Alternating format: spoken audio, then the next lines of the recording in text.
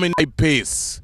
So you know what has been happening here. Today is going to be no exception. Both teams have been even in terms of the bowling attack. This track, it sets up nicely. And maybe it's a good day for the Leeward Islands tropical wave.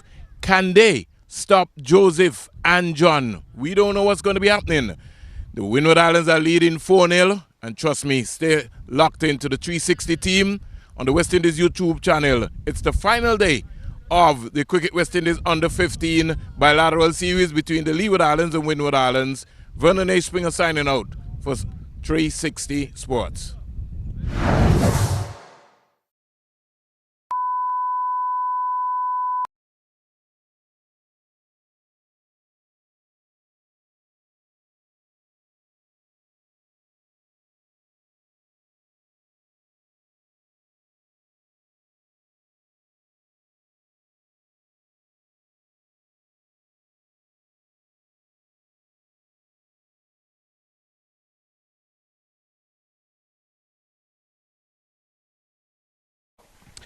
And so we're back here at the Coolidge Cricket Ground. We're about to begin. The Winward Islands again winning the toss in this encounter, and they elected to field first. They've asked the Leeward Islands to bat.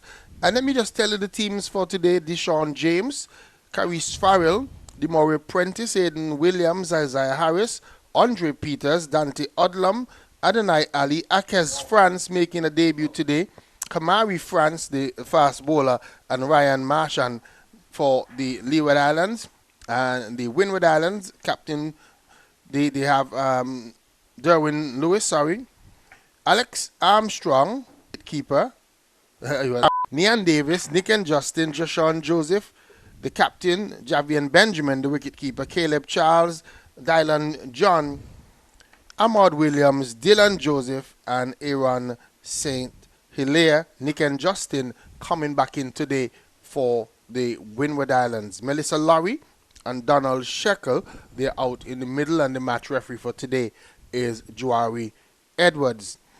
So, toss won by the Winward Islands on the 15, and they elected to field first, and they seem to be going for the jugular, maybe wanting to again try and limit the Leeward Islands to a small total and look to win this bilateral series by a 5-0 margin. They lead 4-0 in the series, and they've looked the better team in all the matches against the Leeward Islands. There were patches when the Leeward Islands had opportunity. One of the game they lost by 30 runs, and we thought here in the commentary position that if they had supplied themselves just a little bit more in key areas and got some contribution from some of their players, then they would have been in a situation where they could have won that game. We see the openers for the Leeward Islands going out, and they've stuck with the opening pair in James and Farrell for the Leeward Islands. So we see Deshaun James and Caris Farrell, the two players going out for the Leeward Islands, and they've opened the batting for the Leeward Islands in all the matches here in this tournament so far. Vernon Springer has journeyed back alongside me, and he's in the commentary position, and we're both here ready for this Easter Monday clash between the Winward Islands and the Leeward Islands here in this super, well, it's a 50-over encounter, the Rising Stars under 15 bilateral series. Morning, Denmore, and as you rightly said, I was the management staff of the Winward Islands. Will be looking to bat today. It really would have been able to give Armstrong and John and Hilaire and Williams an opportunity. I think they would have exhibited and done everything else that they wanted to do. But more so, when you're dealing at this level, then more with development, you have to be able to look to figure out, you know your bowling is your strength. And in this competition, only one person has really dominated. Armstrong has looked good, a couple of the players that look good, but the set would have been set for him. Here goes Joseph to James, pitched up, and James just casually, really not in the motion there then more. That was a half volley, and yeah, just looks very lazy early on up. Not looking as if he's very sharp, not looking as if he would have probably come to the wicket quite ready. Got a half volley to start and just lazily played it up onto the onside. James has looked good during his period of time. The captain for the Winward Islands team, he has looked good too. Here is a outswinger.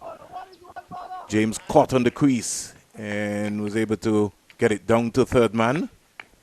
James, I think, can be a good player. He is shaped up well, but I'm not sure if it's nerves or what early on. He doesn't get his feet moving early on in his innings, and he's always a candidate to be dismissed early because he comes out with a sort of lackadaisical attitude, not looking like somebody who is positive, somebody who's there to try and get big runs. Yeah. Well, James also coming out of Nevis based on the level that they're playing on as well. Farrell is under some pressure. He's due for a big one. Again, he is stabbing at the ball and squaring up, really not trying to stay side on. One of the things that Caris Farrell is going to have to understand, he has to allow the ball to come to him. As an opening batsman, you don't need to be going searching for the ball. I think this is where the coaches are going to be key after this bilateral series and the players return to their territories. They're going to need somebody to really work on these things. Joseph is a swing bowler. Here's Farrell again, just stabbing this one into the offside. He's going to run himself out. There certainly was no single there. Yeah, and he was on the march, on the move, and that's what I'm talking about. He has to wait, allow the ball to come to him. You control it. You don't need to be moving, going anywhere. Just allow the ball to come to him. We've seen some poor communication between the Leeward Islands players throughout this tournament. They've had some tragic run-outs. Wouldn't want to see any more in this game. Farrell just needs to stand up and bat. He's got all day. Here is he stabbing at the ball, pass, backward point, gets his first run. He's thinking about the second, but I could tell you for sure, James is not interested. Yeah, they again just make sure that the communication is good between the two batters. James just strolled through for that single, but it was always going to be a single because the ball, even though it got past backward point, it went straight to the field on the boundary. James again just not really looking to lead with his head and his shoulders then more. Just put the bat right in front of the pad, standing up there, and something that he's going to have to work on. The end of the first over, it has brought 2 runs in the process. So quiet start based on what's going to be happening. Both batsmen are on 1, and that's always a situation that you want to feel relieved about then more. Yeah, like I said, both batters are off the mark, and I think this is where the development is going to come in from these tournaments. This is a bilateral series. You would have seen the boys play in 5 games now. Now is an opportunity. There are many notes should have been taken. The coaches should have a notebook with each player's name down and quite a bit of notes taken and things to work on when they get back to their territory. The man who has really been a thorn in almost every time he has bowled, Ali. 8 overs, no maidens, 29 runs, 1 wicket. Ali, 5 not, 27 not. Ali, 4 not, 15, 2. That's actually not Alice. That's not Ali. I mean John. Sorry. John. Gone to the keeper, Benjamin. Looks as if he's played it on. Yes. The bails has come off. Oh, unlucky. Inside edge, casually. And again, this is what we were talking about then more. Yeah, Caris Farrell again, guilty there of not moving his feet, just playing a lazy shot. The ball coming off the inner portion of the bat, and John with his very first delivery. That one swung back. Yes, but he was never to the pitch of the ball, just the bat going there, inside edge, and the bail just fell off. Boom, there we go, Glenmore. Yep, both bails falling to the ground there, and just playing away from his body was Caris Farrell, and his misery continue. He again makes another low score. The last game up at Bethesda, I think he got 26, was his best outing for the series. But you've been saying it ad nauseum. I know that some of the coaches did not agree with us based on some reactions we would have seen and heard. But I think that the Leewards would have to rethink in the future where Curry's Farrell bats, because early on in his innings he's very suspect, doesn't get his feet moving, and doesn't shape up to me like an opening batter. So Prentice has come out. he has looked good then more, but for some reason he just can't get it together. Yeah, and he's been around. I think he was in the last tournament. He was in the last tournament. He's been here for about, this is his third year. Yeah, we've seen him quite a bit, Prentice. This time around, he has not come to the party, and he needs to think about it. Today is my last game opportunity. Let me stay there, bat long, and get a good innings. Gets bang on target again. Yeah, John has been consistent, and he's used the opportunities that he has gotten.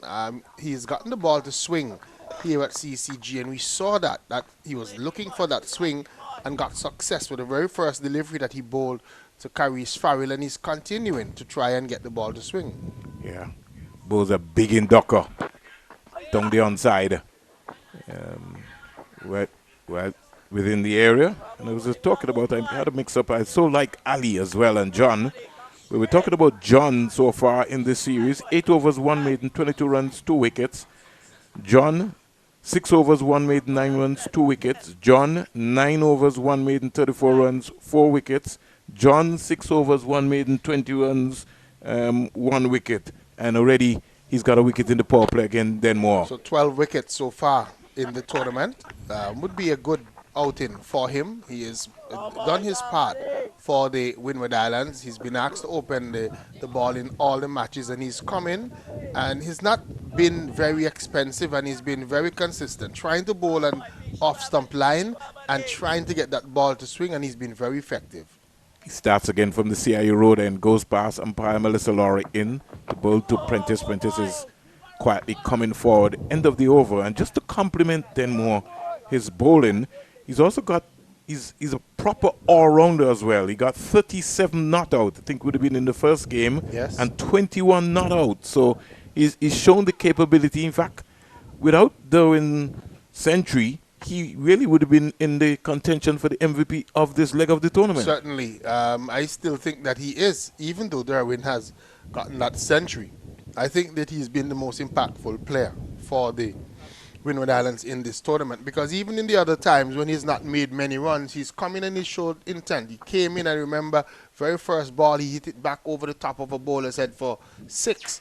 And I believe that if he hangs around a little bit, he's going to get runs. Number 20, the captain, Joseph, is in now to bowl to James, who stands up straight and just plays it. Sort of has a look then more like a Javier Leeward. You remember Javier Leeward from Nevis then more? I remember him very well. He's not just in that. It was muscular like really, but he has the mannerism of a Javier Leeward. Nothing ruffles him. I want to say good morning to Livingston Jabada Lawrence. One of the finest young players would have come out of Nevis as well.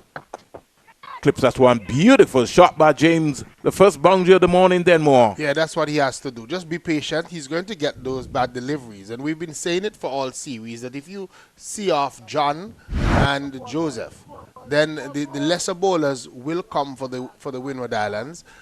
Even though I like Nian Davis a whole lot as well. But I think that the Leeward Islands has to get through these the power play. They've lost 1 wicket. They don't want to lose too many more, and when they get the bad deliveries like he did on that occasion, put it away. Lovely shot by James. That'll give him some confidence. Gets a short delivery now and punches it down to the wide third man area. Gets a single, gets off strike, goes to 6. Now brings Prentice, who's on naught. You can't look good at this level then more. You have to get runs. Yeah, Prentice is going to really need to come to the party and make sure that he gets some runs. You can have all the gears, you can have all the support. It boils down to you. You have to believe. You have to search your mind. It has to be a mindset. Something I feel that at the younger level, the coaches are not really working on in terms of developing the players, their mindset to the game. Prentice again stabbing at this delivery because he's playing around the ball then more. But what we've seen, and even showing a little bit in this tournament, is that the coaches too get too competitive. When I say that, meaning like for me, the last 2 games where the Winward Islands chose to bowl, having already won the series, I thought that they should have really been looking to give some of their batters who have not gotten an opportunity to make plenty runs to come in here. Prentice almost playing one onto his stumps there. No balance at all then more, simply because if somebody bowls you a length ball, back of the length ball, then your right foot, you have to get deep into your crease. He was just walking, just standing up on his crease and nearly got an inside edge onto his stump. And during the interview, the Winward Islands coach said out in Betters that they wanted to see what the players could do bowling. They did see that, and I'm not sure what the objective is today. Bowling again. Here is Prentice just squeezing this one out. Seems to have a problem then more with his running, his grips there. Because just for a moment, the butt stuck, also the footwork as well there. Fundamentals. Yeah, the turning. The fundamentals. So a lot of work needs to be done on the fundamentals. The fundamentals of running between the wicket, turning. How do you turn and still see the ball and not be tying up yourself, not running over your equipment, that kind of thing. These are fundamentals that has to be taught, and again, things that should be in the coach's notebook. Yeah. So at the end of that over, Prentice finally gets off the mark. And the score is 9 for 1. Farrell back in the hut. Bowled by John. I don't know how many times John would have picked it. He's been suspect to those type of deliveries all series. Here comes John in now to bowl to James. And James is looking to try to play a ball square. He would be advised to play the ball up the V. No need to try to...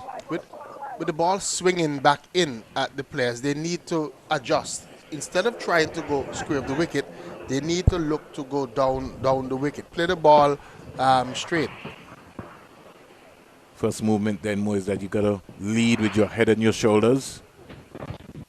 He's just turning this one into the onside, picking up a very easy single. Prentice not backing up then more. It could have been a lot more sharper. By the time he reacted, he realized like James was onto him. Got to be walking at the non-strikers end. You got to be moving. You can't be static. So good morning to the folks. But I like the way that he made the adjustment and played that one up, trying to play it up on the onside. Prentice driving, beautiful shot. That's a good shot, Denmore. He came across and punched it, and a big save by John off of his own bowling, parried it. Yeah, but Prentice looks upset because John knocked that one down. He has to understand, okay, I played a good shot, good feeling. It's cricket. Get over that and get back into a frame of mind of batting. Not all your good shots are going to score runs. This is going to be a good contest. Prentice is two, waits for John. Just turns this into the onside. Just for a while, John thought that he had a chance of picking up a leg before. Umpire Melissa Laurie signals leg by. I think the ball is swinging quite a bit. And in order for him to probably get a leg before with those deliveries, he might have to start it a little bit wider, maybe just about the off stump. Not one started on the stumps and was heading towards the leg side. Dominican all-rounder. Dominica picking up a gold medal last night at the Carifta Games. Congratulations to the Commonwealth of Dominica. Yeah, getting that gold medal in the javelin. Squeezing this one out is James down to the third man area. That good position, good head position just a while ago. Then more good textbook position there by James. He has good potential. I've seen it all series. What he needs now is the patience, not to get carried away, not to play too many shots too early. Just score runs and stay at the crease for a little bit. Beautiful Yorker length delivery. Kept out, well played in the end. He was falling over, but the most important thing is that he had a nice straight bat, and they were able to come through for a very comfortable single with the ball played down to mid-on. Joseph picking it up, and at the end of over number 4, the Leeward Islands, who were inserted by the Winward Islands, are 13 for 1. James is 8, Prentice is 3, Farrell is back in the pavilion for 1. Yeah, and just to comment again on that Carifta Games medal for Dominique, I think he's a defending champion and he won it for the second year in a row. And Antigua's Malik Francis, who was the under 17 champion in the javelin, moved up to the under 20 and got himself a bronze medal at that stage. So Saw some good to fireworks, then more in the 4x100 meters. yeah. Almost upset for Jamaica. Didn't. Yeah. The only thing they might have won would have been the under 20 girls. Yeah, you gotta get the baton around. If you don't get it around, and if you don't, the way that teams are practicing these days, if you The don't, Bahamas look good then. yeah, they look a well-oiled Yeah. machine, and Yeah, they The Golden change Girls, over. we're Yep, almost seeing the glimpses of the Golden Girls coming back. yep. They look good. Their changeovers were absolutely beautiful. Can't take it out of Trinidad either. Yorker length delivery. And so this has been good bowling by Joseph, because one of the things that they've picked up is that Prentice likes to walk across the crease then more. You know, he's not waiting. His first movement is to get across. He doesn't go back. He just walks across the crease. And you can see Joseph working him out and want to maybe just dismantle those stumps. One of the things that you would have learned in the bilateral series is that the players learn the tendencies of others. So they would have seen Prentice 4 times before this one, and they would have noticed the way that he has batted. They probably would have discussed him in the dressing room as well and how they're going to bowl to him. And Joseph has been consistent. Earlier he was shaping the ball away from Farrell and James. Now he's trying to get it to come back to Prentice. Again, Prentice is almost like a LBW candidate. Then more he's in playing around his pads, not keeping that head position and looking to come straight down the track. He's still looking to go square, which is into the mid-wicket area. He's got to look to hit the ball up to mid-on, especially in the line of where the ball is, and allow the ball to come to him. Joseph is trying to get him out leg before or bowled. He's attacking those stumps. Goes past some pile shekels into Prentice. Prentice is made the adjustment, waited on that one, then more played with nice soft hands, and the ball went down to third man because John has pulled out his second slip. So there's only one slip in Armstrong. Yeah, John tends to not be a captain that stays attacking for too long in terms of people in the slips. I mean Joseph. Joseph, correction, yes, thank you. Joseph to James, J to J.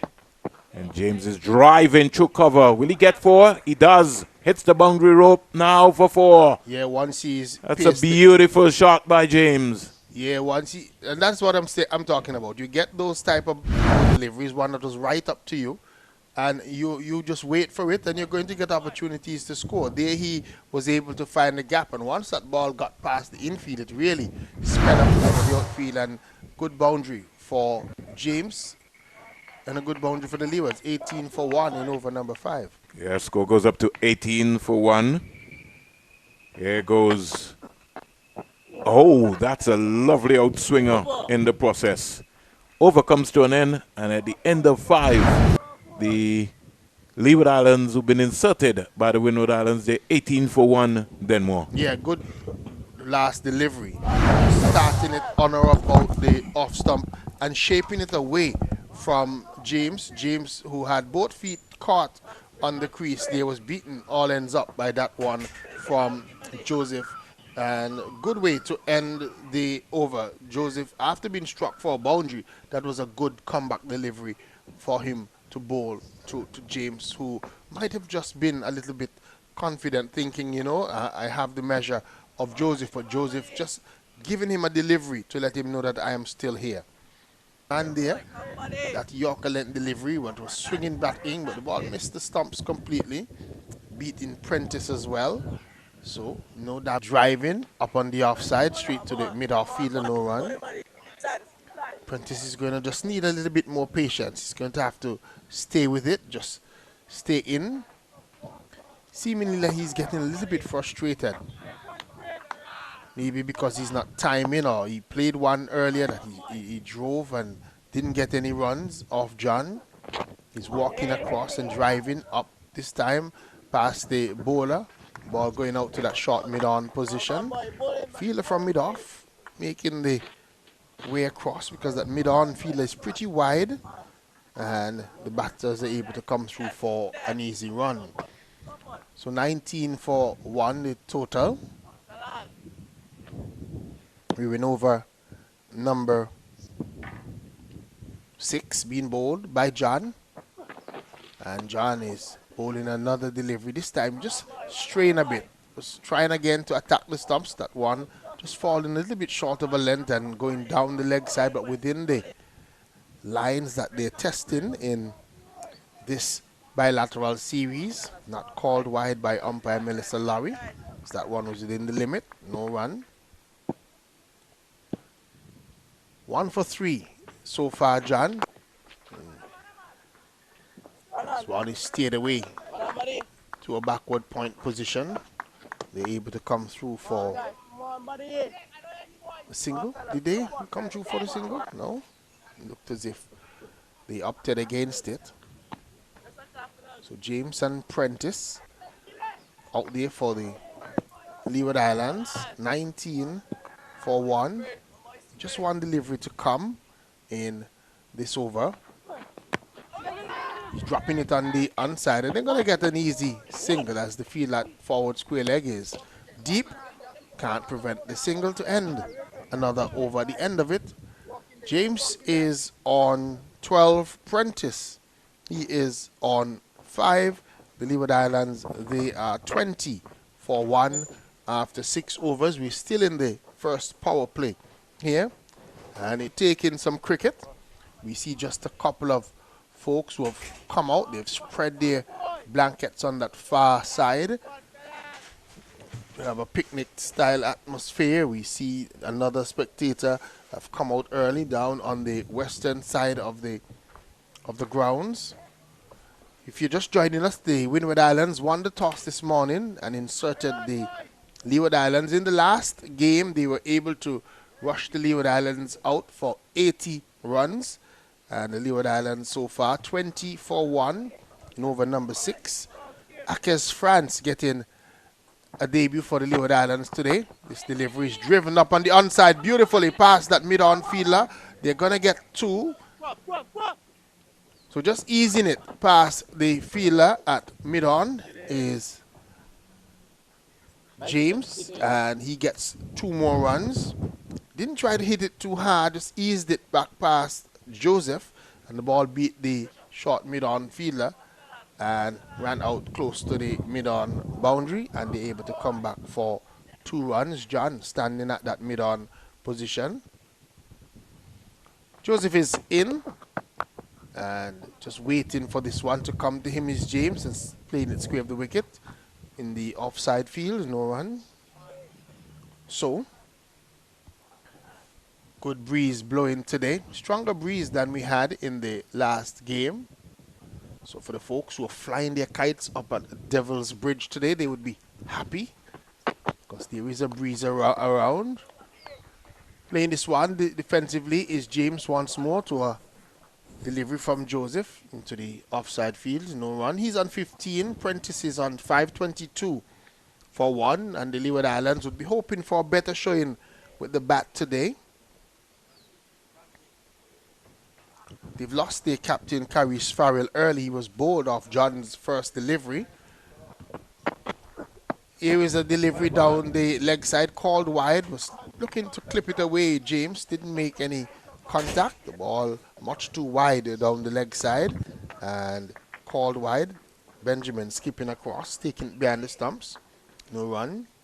So there's lots to do here in Antigua and Barbuda. If you're listening to us in Antigua and Barbuda on a Easter Monday, it's a picnic day. Folks flock to the beaches. There are lots of folks who are doing camping.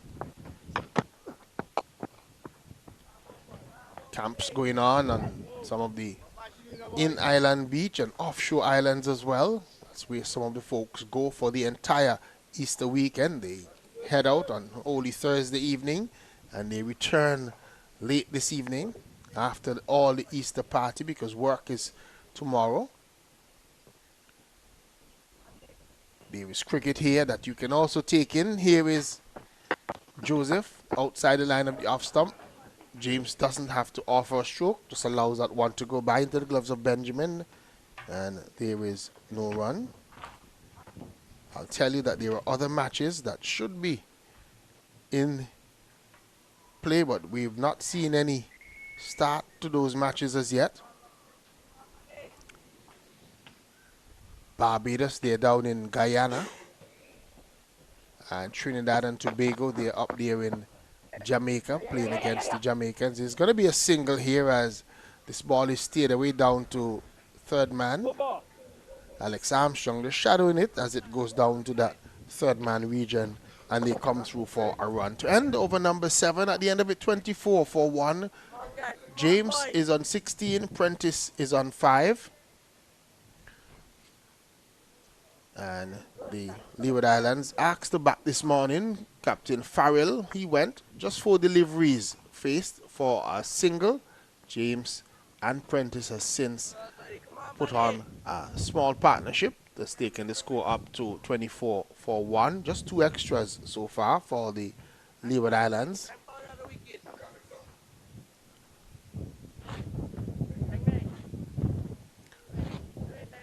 So John, I was just having a look at him while he was feeling at that mid-on position. He just seems to be favoring one of his legs slightly. I'm not sure if he's carrying a slight injury.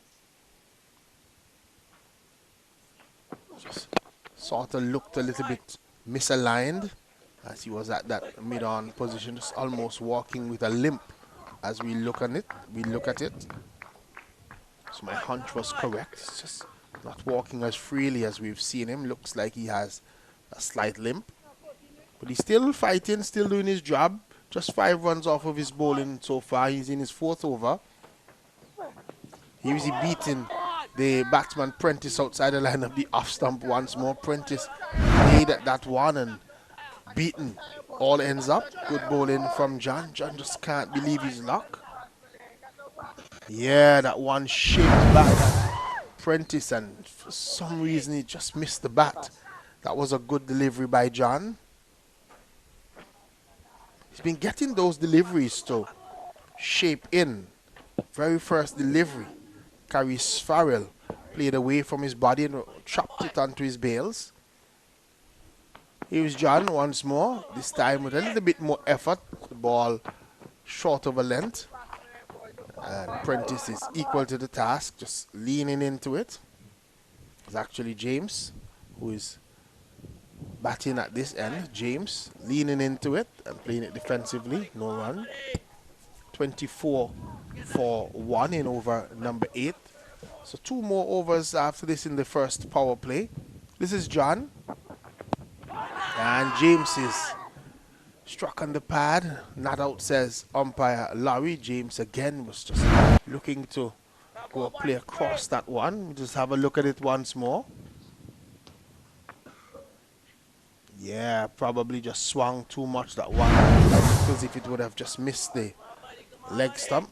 Good decision, I thought, on that occasion by umpire Melissa Laurie. John once more, still looking to be effective with the swing. James is equal, playing this one up on the onside. Bat just seemed to be spinning in his hand just now as he played that one.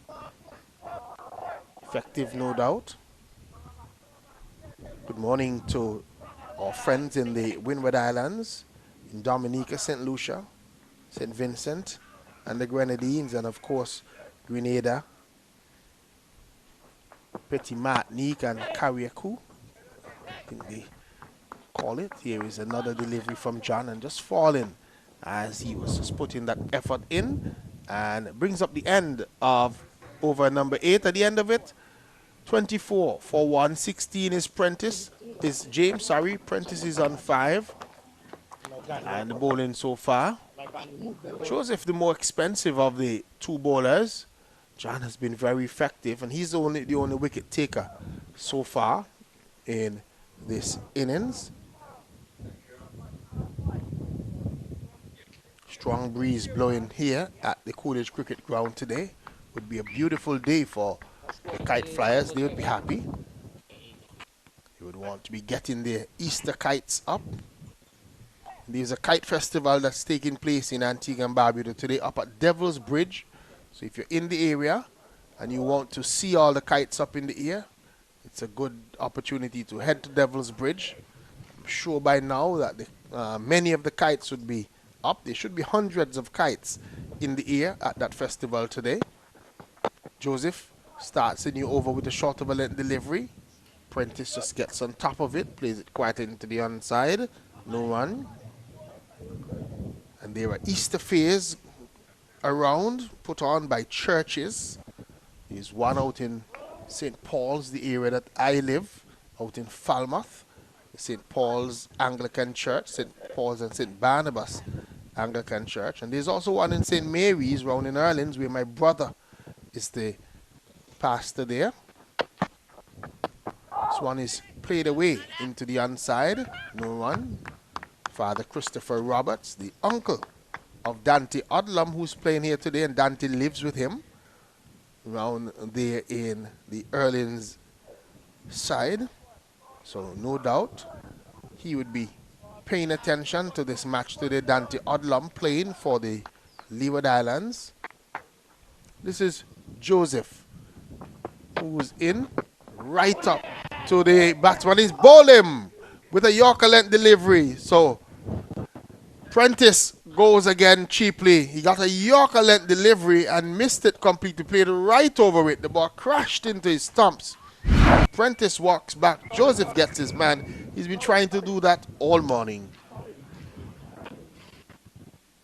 Yeah, that one right up to Prentice and just had a little bit of shaping from leg to off and crashed into the stumps as Prentice just couldn't get the bat down. He was literally walking forward towards that one. Naughty stroke by Prentice. He's back in the pavilion. Leeward Islands losing their second wicket. They're now 24 for 2 in over number 9.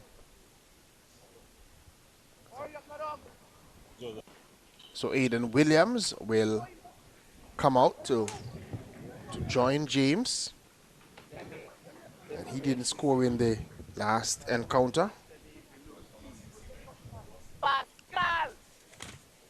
Yes, we're just making sure of his number. Aidan Williams, number 16, yes.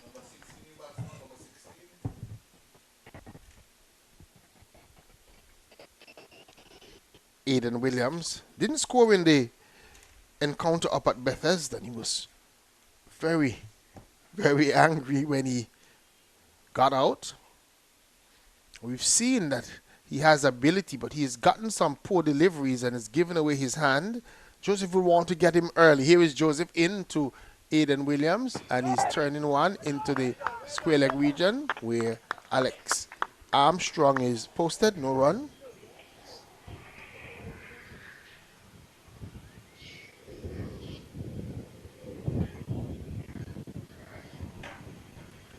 So 24 for 2. Both batters back in the pavilion has been bowled. Joseph once more and flashing and missing one outside the line of the off stump is Aidan Williams. His eyes lit up there when he saw that one a little bit wider, a little bit fuller from Joseph. Didn't make contact though. Joseph has removed the slip for Aidan Williams. He has a wide third man. He has a point, cover, extra cover, mid-off, mid-on. Short mid-wicket and a man on the fine leg boundary. Here is he in. And Williams comes down on a pitched up delivery. Just plays it into that short mid-wicket position. And there is no run. Brings up the end of a successful over from Joseph. An over in which he got the wicket of Prentice. His figures, 1 for 18 or 5. And the Leeward Islands, they're 24 for 2. So some of the fans have come in, and these are regulars. We've seen them almost daily throughout this tournament. Fans who have come out, that looks to be Barbara Arundel. She's an ardent cricket fan. Any type of cricket that's playing in Antigua and in the environment, she's definitely going to be there. youth, senior, doesn't matter. She's out for the cricket. John is going to continue from the northern end. A delivery right faced his 27th delivery. He's on 16. We're in over number 10, 24 for 2. So Leeward Islands have to be careful, especially with the loss of wickets. We see that when they've lost wickets at regular intervals, they don't tend to score heavily. James gets a delivery that is driving on the bounce to the fielder standing at short.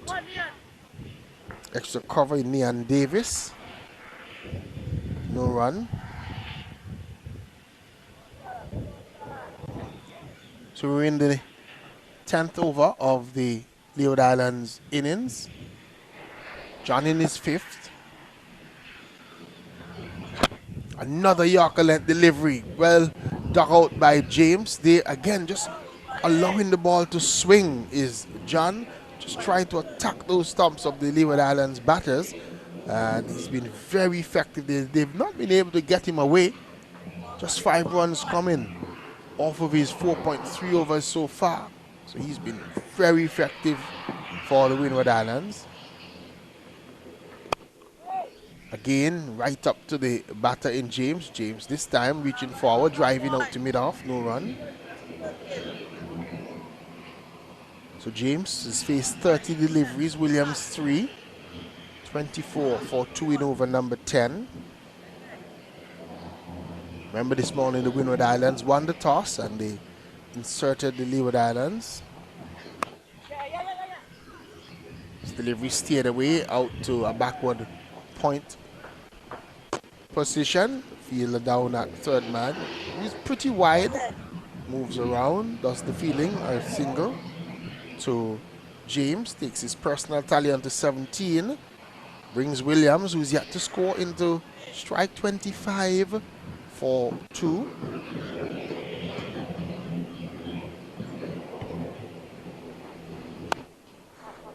John is driven up on the onside by Williams and overpitched deliveries. Again, was just searching for that Yorker.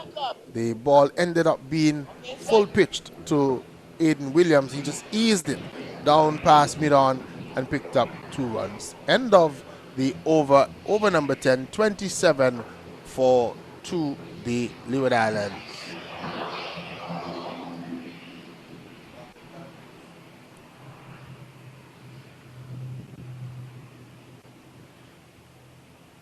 (27 for 2).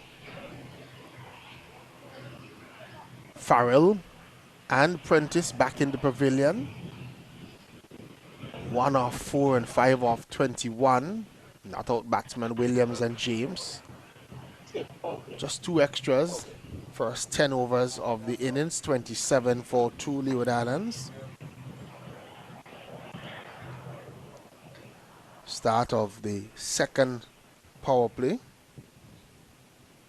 Joseph is going to start his 6th over, which we've seen him do in all the matches. The rules say that the fast bowlers can bowl a maximum of 6 at the start before they have to take a break. Joseph just trying to make sure that his fielders are in the position that he wants them. Begins to move in now. Right up to the Leeward Islands batter in James. Again, he just continues to try and attack those stumps. We saw that delivery that this missed Prentice. This was right up to Prentice. Was angled in, but then just shaping away after it pitched and literally dragged Prentice all out of his crease as he was walking forward. Bowled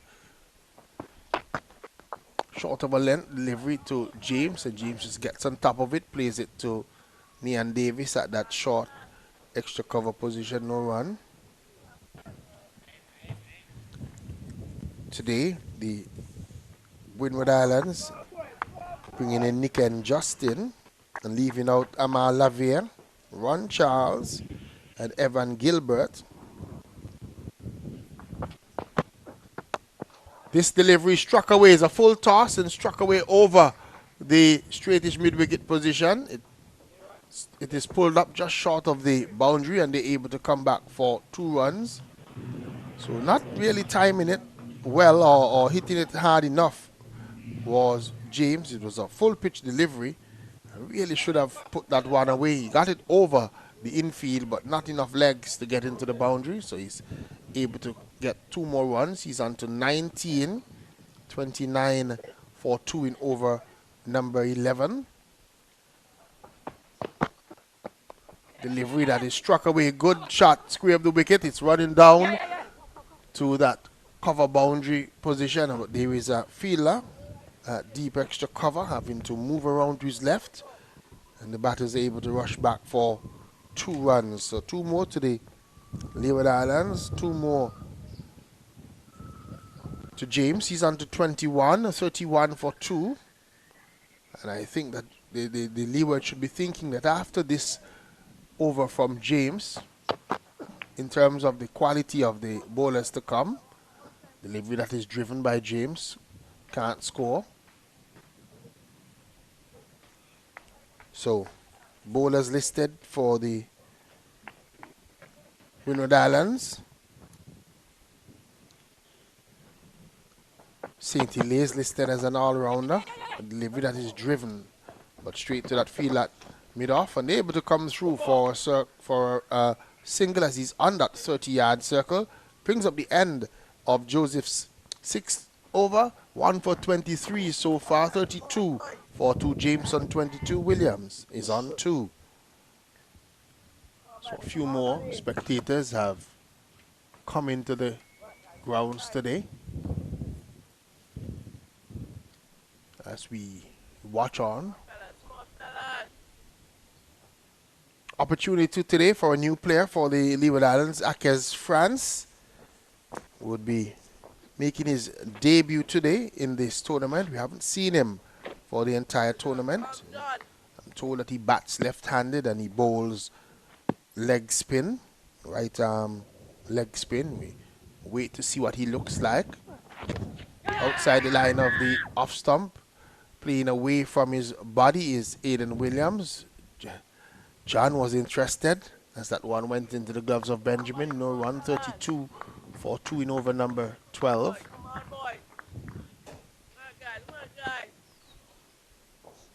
So Isaiah Harris, Andre Peters, Dante Odlum, Adonai Ali, Akez France, Kamari France, and Ryan Markham to come for the Leeward Islands. Bouncing outside the line of the off stump from John. No stroke offered by Williams. He's on 2. He would want a good score today, Aiden Williams. And James, who there, James it is, that's on strike. And he's driving hard back past the bowler, but can't score. As the ball goes straight up to that mid-off fielder, who is pretty straight. And there is no run.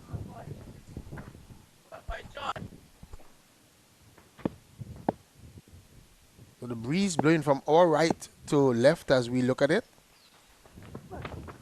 Outside the off stump, and James is playing away from his body to a delivery that was much too wide to be playing that stroke.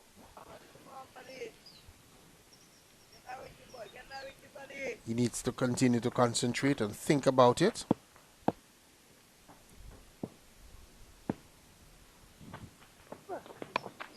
He's easing one into the onside field again. Can't score, as good fielding there in that short mid-wicket position. Looks to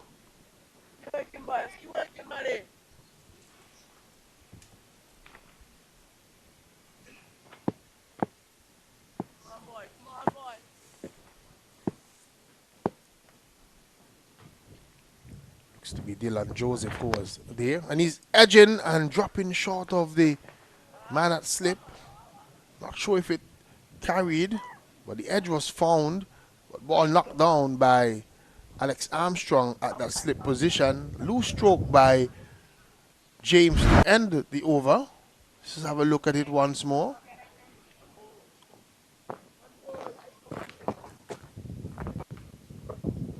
He looked back nervously at that one. But he survives. He's still there on 22 of 43. Williams, who has just faced 4 deliveries, is on 232 for 2 after over number 12. And we're going to see a bowling change here for the Winward Islands. Coming on to bowl is Saint Hilaire with the number 9 on his back. So number 9, Saint Hilaire, A1 Saint Hilaire. He's listed as an all-rounder. Nian Davis is listed as a batting all-rounder. First delivery from Saint Hilaire is played away into the offside field. Just taking his eye off of the ball at that critical moment is the captain, and allowing the batters to steal a single. Just trying to adjust his fielder that's on that boundary. Saint Hilaire with a full pitch delivery that is played away out into the mid-off region for another run to James.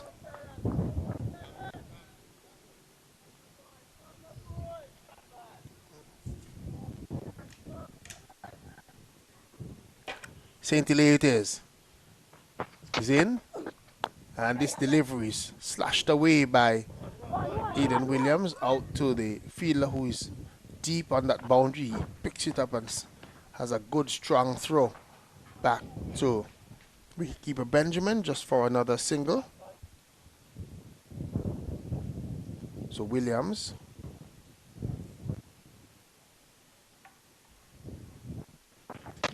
and James said he's clipping this one into the onside.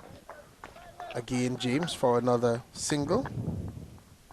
And so they have to make sure that with these lesser bowlers that they don't give away their wickets, the Leeward Islanders, and still look to try and keep the scoreboard ticking over.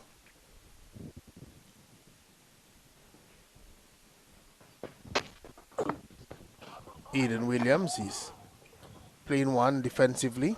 Just shadowing the ball is Saint Hilaire as it runs out to that mid-on fielder, John. No run.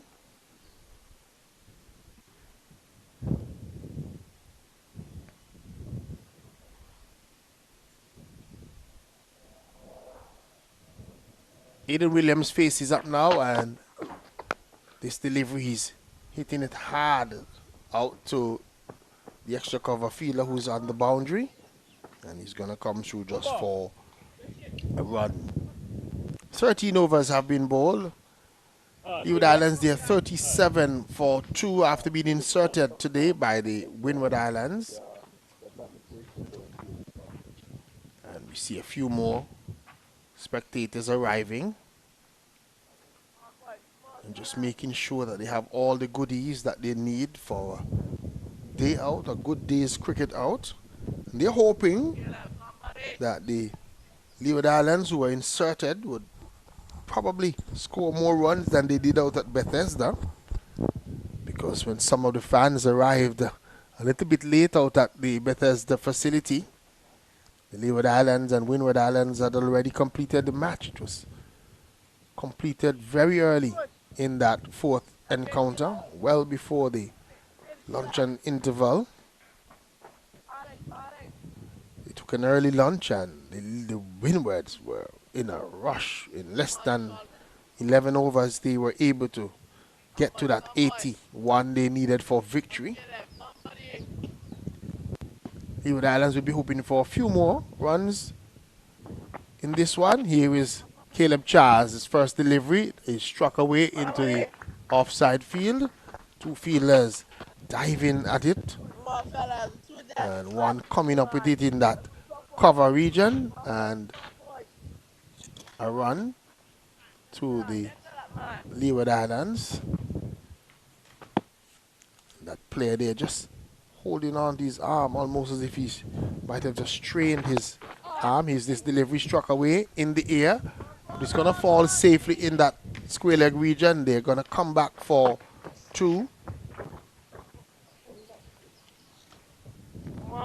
2 more to James, 2 more to the Leeward Islands total. It goes up to 26-40 for 2, the Leeward Islands. It was Saint Hilaire who would just probably just stretched in that cover region. Delivery that is steered away into the offside field from Caleb Charles' bowling, and there is no run. Again, we see Caleb Charles with that unique action, doesn't use the left hand much, just more of a sling type bowler with his right arm.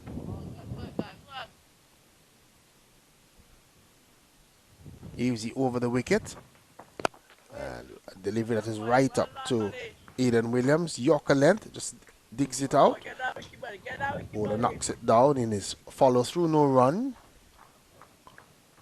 So James is on 26 off 48. Williams 6 off 9, and James would be hoping that he can go on to get himself a good score.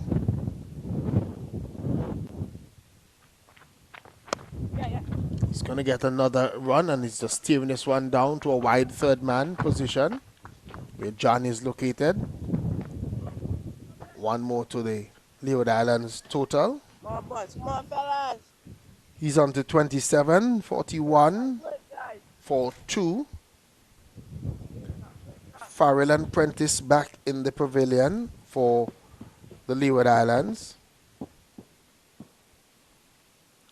This is Charles, and leaning forward and playing it back along the pitch is Aiden Williams, the batter for the Leeward Islands, to end over number 14. At the end of 14, 41 for 2. So we have a few spectators in the main stand below us, where we are located on the southern end.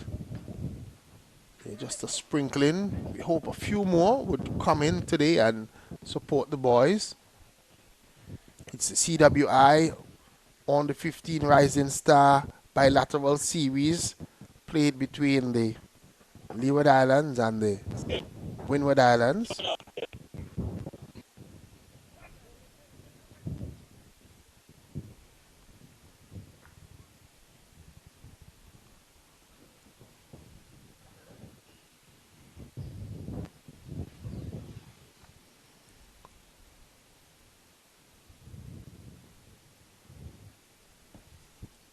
Just had a slight hold up in play. As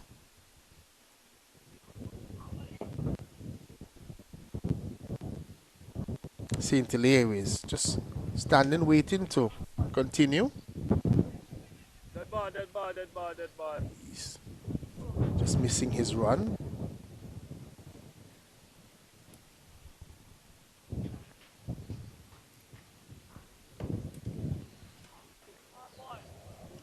Helmet was brought on for wicket keeper Benjamin. His delivery is right up to Aiden Williams. He's driving hard, but straight to the field at mid-off. No run.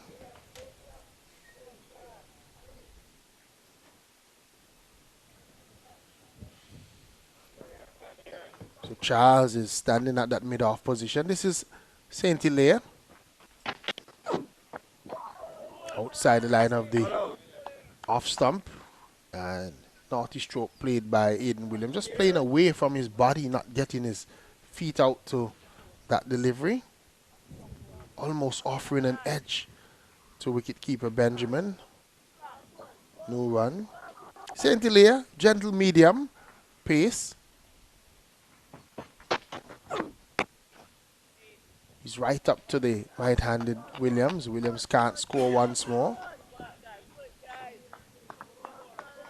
Williams just has to be patient. Can't get frustrated by not scoring.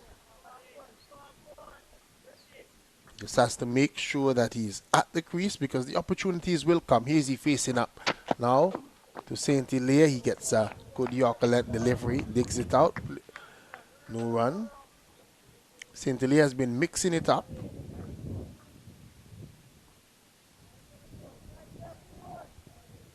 Doesn't have the pace that we would have seen from John and even Joseph at the start. He's bowling a wide delivery down the leg side. Benjamin tumbling across, takes it and went up into an appeal, probably just to throw off umpire Donald Shekels. Shekels signals wide. It was very wide down the leg side.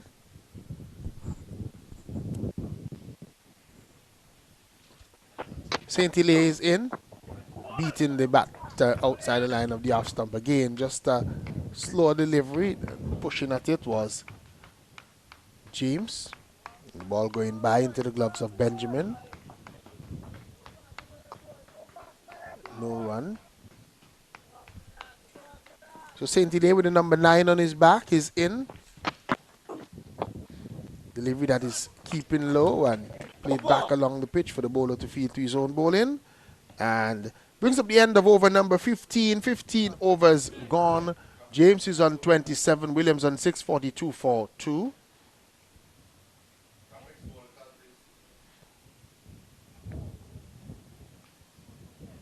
Bright sunshine and the bowling so far. The wickets shade between John and Joseph at the top. But look at John's economy rate there, just on the 2. Really bowled well at the top. And St. Hilaire and Charles are hoping that they can continue this good bowling by the Winward Islands so far in the first 15 overs. 42 they've limited the Leeward Islands to. And the Leeward Islands have lost Farrell and Prentice. Winward Islands just a little bit slow maybe in the outfield today in getting the fielders in place. This is Charles continuing. Short of a length delivery to Aiden Williams, who leans forward, plays it defensively. No run. Come on, boy. Come on, buddy.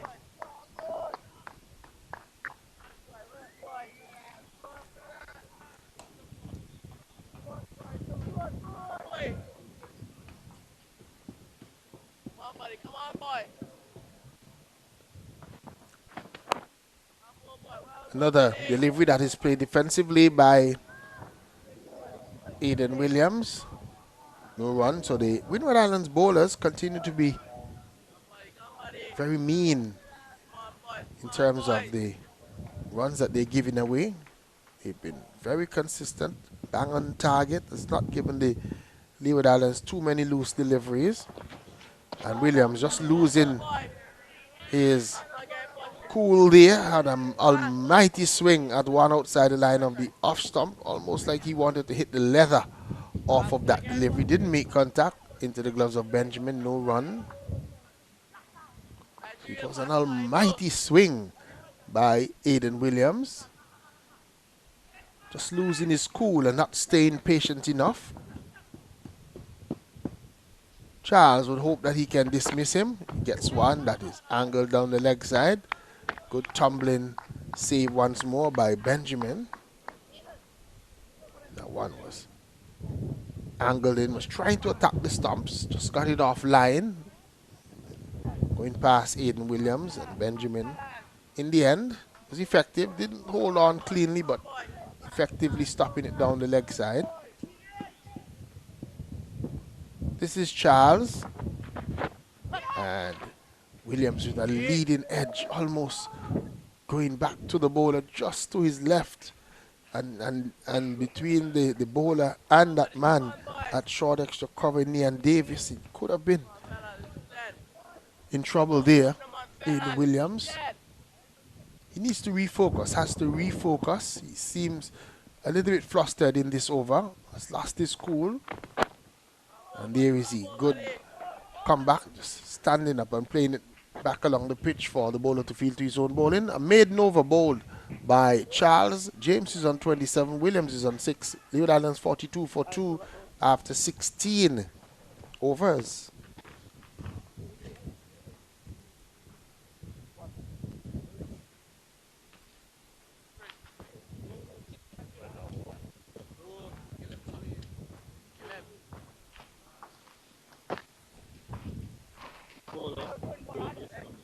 Looks like we're going to see some spin.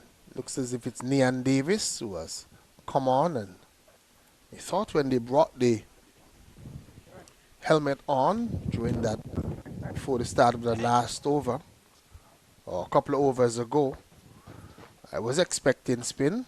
So with the helmet on now, behind Benjamin, wait as Davis, Nian Davis, a player who I think is a very good off-spin bowler.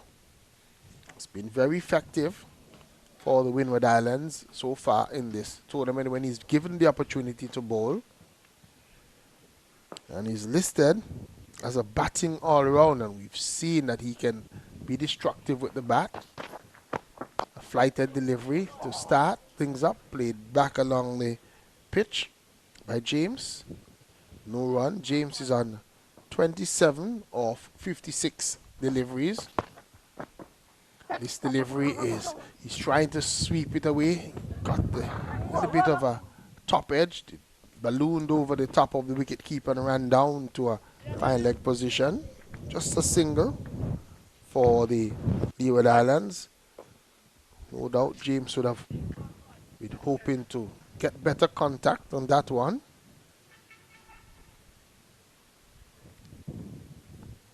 This is Davis. Gets a flighted delivery, does Aiden Williams, and picks up a easy single as he just eases it past that man at that short, straight mid-wicket position, out to the mid-on region, long-on region, no, and for one more.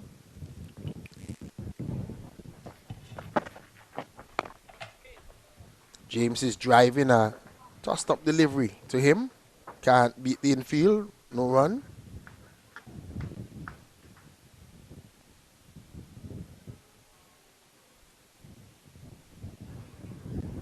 So Nian Davis batting all-rounder with the number 18 on his shirt.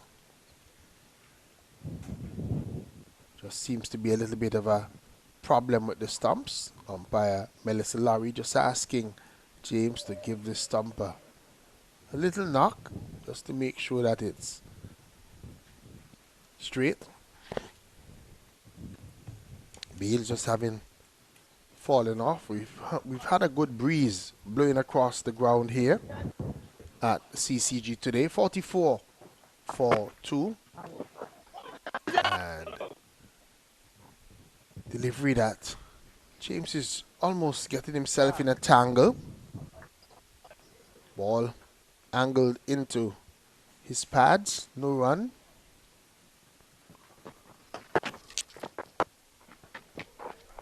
Davis is flighting once more and driven back along the pitch by James to end an over. Just 2 runs coming from Davis's first over.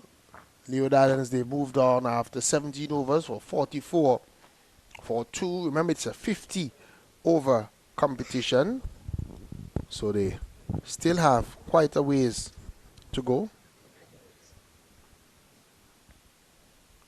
Still some 33 overs to come in this innings for the Leeward Islands. We've not seen any of these two teams bat all the 50 overs yet in the tournament. Windward Islands got the closest. They were 11 deliveries short of 50 overs in match number 3.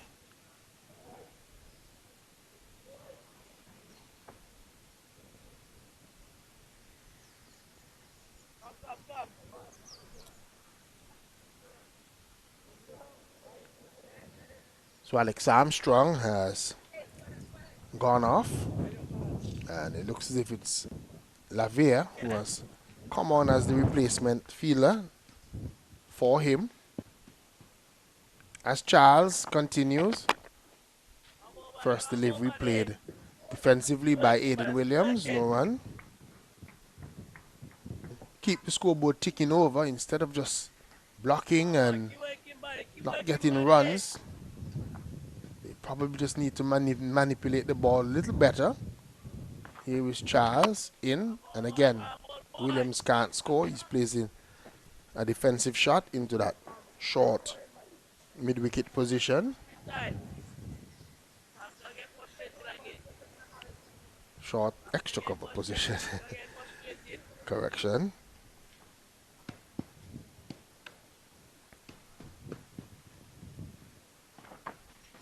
Here is Charles, and wanting a single is Aiden Williams, and he's gonna get it as the ball was knocked down by the left-handed Dylan Joseph in that straightish mid-wicket position, but the ball went away from him, and so the batters were able to come through for the 45th run of the innings.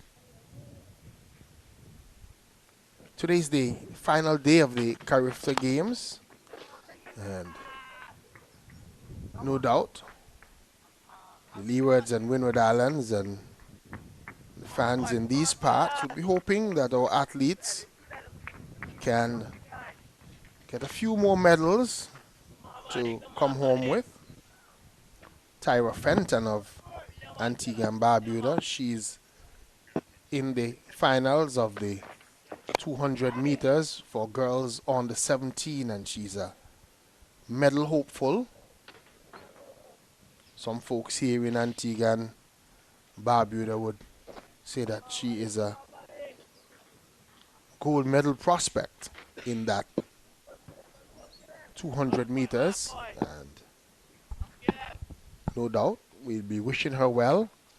This is Charles, and Aiden Williams is going to get runs. He gets a boundary, as that one was just clipped away as it was badly lined, and just clipping it past the wicket keeper and down to the fine leg boundary for 4.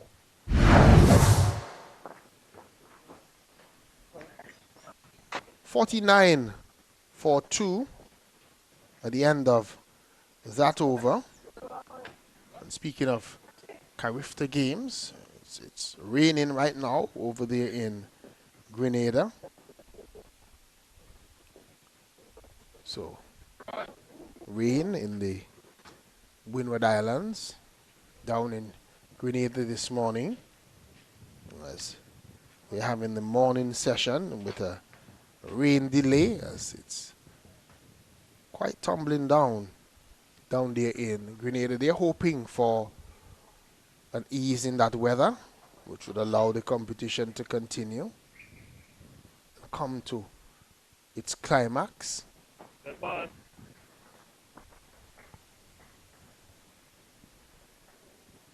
Williams is on strike. He's on 8. 32 is James. Struck that boundary off the last delivery of the last over. So he's just creeping up, continues to go. Williams faces, he's on 8. Nian Davis is in, and he's out. Whitechapel just straying off of his crease is the player there in James, and what a way to be out. He just walked out of his crease as Nian Davis was about to bowl, and for the second time in this competition we've seen that type of delivery there, that type of dismissal, correction there, and what a way for James to go out. The Leeward Islands are now 49 for 3 as we're going to take a short break. We're going to take a refreshment break, and when we return, Leeward Islands will have a new batter at the crease to join Aiden Williams.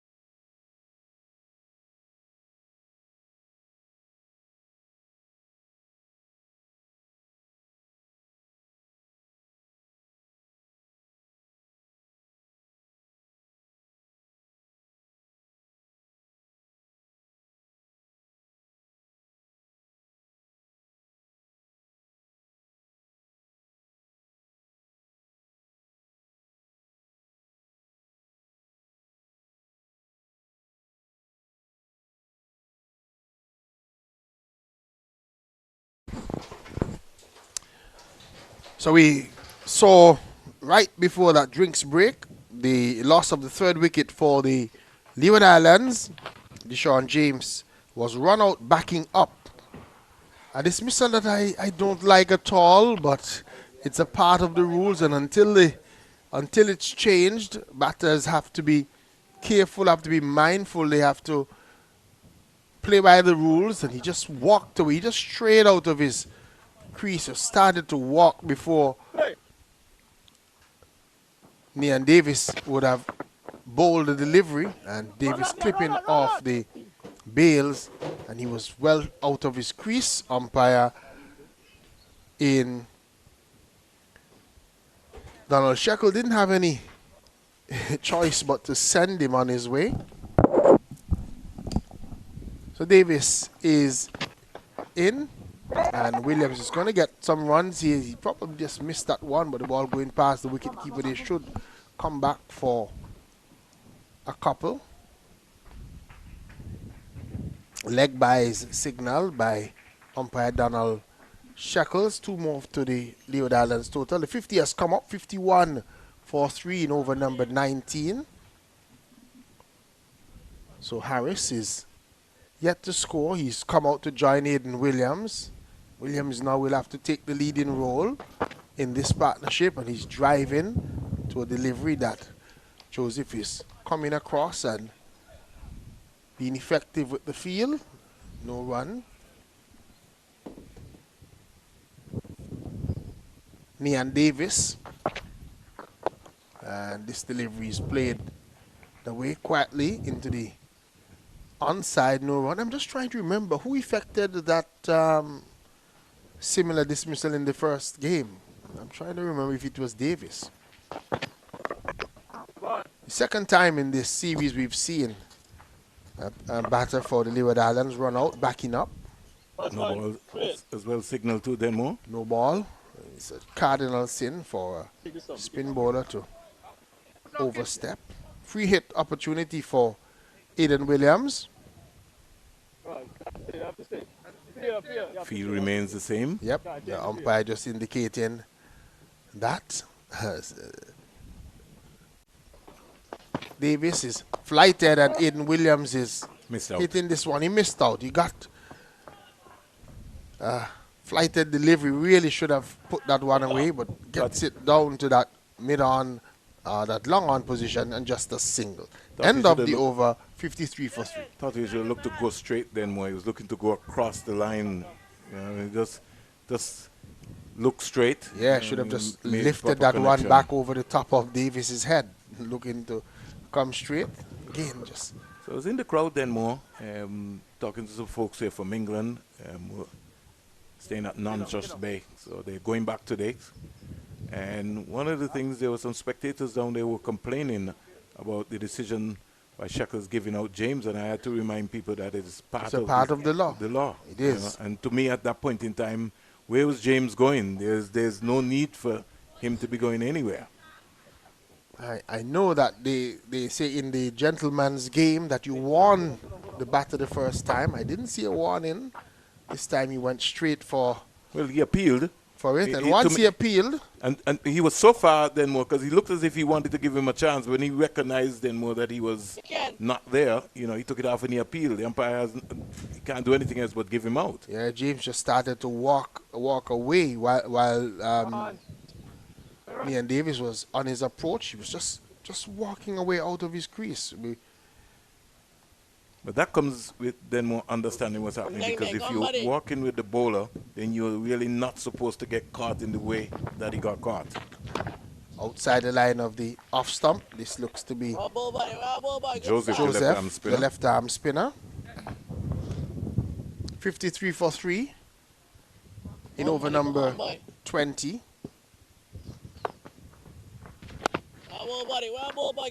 Played quietly back along the pitch for Aiden Williams. Joseph feels his own bowling, no run. Like I said, I'm not a fan of the, as we call it, the Whitechapel. Sweeping is Aiden Williams. He's going to get a couple of runs, or should get a couple, but he only get one, as The running has just been Yeah, lethargic. they were a little bit hesitant. There's no intensity in the running then more. You know, they're just casually just going. And I think because of that, that's why the batsmen just seem so idle. You know, if they're playing with intent, looking to turn ones into twos, you know, Come on, boy. you'd have a different approach. But they seem to be just contented to just either defend or just get a single. So Aiden Williams just coming down having Come on, a buddy. Come on, buddy. chat to Isaiah Harris, Do that, guys. Do that. dreadlocked batter for the Leeward Islands. Has shown good potential. You see driving, delivery that was angled into him with that left arm from Joseph. Joseph left arm around the wicket. Get the ball. Isaiah Harris he will have to hustle as he was called through. Well done, buddy. Again, just guilty of watching the ball and not paying attention. Didn't know where the ball went. He was Come on, buddy. looking Come on, around buddy. rather than listening to Aiden Williams, who was calling him through. But in the end, he got home. Boy, dang, dang. Still no play. Then more in Guyana. No. We have playing Jamaica, Trinidad and Tobago, 14 for 2. So we had 55 for 3, some 20 overs. So we still have another 30 overs to go. Then more. Lots of opportunity for the Leeward Islands batters to come in and look to get in and get runs. James had a good platform, started well. Scored some 32 of 64 balls. Farrell 1, Prentice 5. We will now be down to Williams and Harris. Yeah, Williams and Harris. Especially Williams, I believe he needs to get a good score. We've seen from him that he has the ability, but he's gotten some soft dismissals. One of the games he got a rank long hop and found a lone fielder in that mid-wicket position.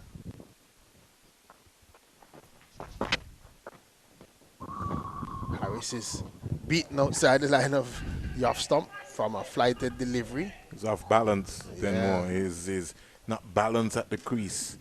Something that he's going to have to work on, especially his feet movement. If you look at him, With a flighted delivery, this time he's driving, gets it through the extra cover region, but there is a field on the boundary, so just a single. A lot of these Leeward Islands batters, they tend to walk into those strokes rather than standing up and playing them with a good platform. and that has to do with your movement then more in terms of how you shape up and you being balanced at the crease. If you're coming forward and you heel. If you're coming forward and you're toe, then more your knees already locked, so you really can't move. Aiden Williams is driving over the top of the bowler.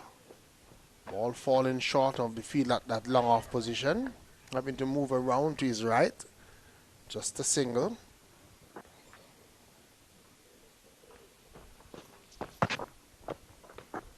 Beaten again outside the line of the off stump is Isaiah Harris, pushing at a flighted delivery from Nian Davis.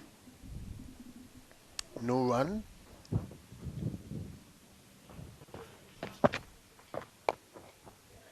Harris gets a delivery that is cutting back at him from the off spinner, and he's playing it quietly on the pitch to end over number 21, 57 for 3. Isaiah Harris is on 2, Williams is on 11. Would you consider this an improvement in terms of the batting of the Leeward Islands in this match? 57 for 3 at 21 overs. But then I don't know if you want to call improvement, because in the first game they scored 77 or 32.2 overs. In the next game they scored 137 or 39.3 overs. The third game 156 for 9 or 43 overs, and at Bethesda they were dismissed for 80 of 23.2 overs. Don't know if you want to call that an improvement. They're close to batting more overs than they did in Bethesda. In the context, I'm talking about the batting first. The other two games they were chasing. They batted first in Bethesda. They were out for a meager score of 80. But the way that they lost wickets at regular intervals in Bethesda, and were all out within, what, 24 overs or so.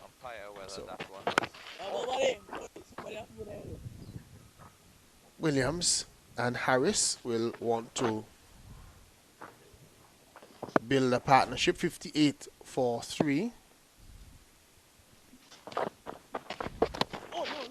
Harris is trying to get one down the onside. The ball just balloons away. I think the decision that you were talking about, Denmore, was Isaiah Harris was the player who was involved in it. Hilaire, St. Hilaire. That was the incident for 33. So, again, this is what we've been talking about. Might have had another one. Did he not have another one then more with Nicholas Hero? I'm trying to remember. I know that we've had similar in this yeah, but they have series. They have to stay in their creases then more. They do. Ball that is driven back hard by Aiden Williams. He's going to get a single as Joseph, the left-arm spinner, couldn't field to his own bowling. The ball went out to that long-on region. Just a single. Harris faces up now as Joseph is around the stump. He's going to get some runs here again, just clipping this one past the wicket keepers, running down to the final leg region. Will not have the legs to go into the boundary, but they're able to rush back for 2 runs. 2 more to the Leeward Islands, 60 for 3. We're in over number 22 being bowled. We're back at the CCG. We were out in Bethesda.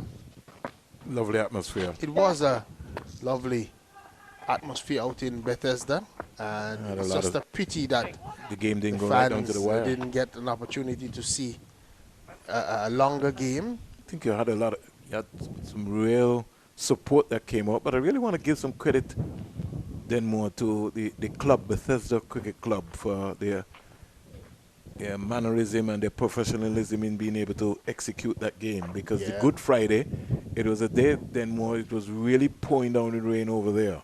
Mosai Thomas also was over there to kind of give them some assistance. Banky and Anthony Martin. The only person I was sorry that I didn't really see for that day then more, we didn't see Gavin Tongue. Don't know if he's on island. I haven't seen him in a while. Yeah. Gavin, if you're listening, good morning to you, my brother.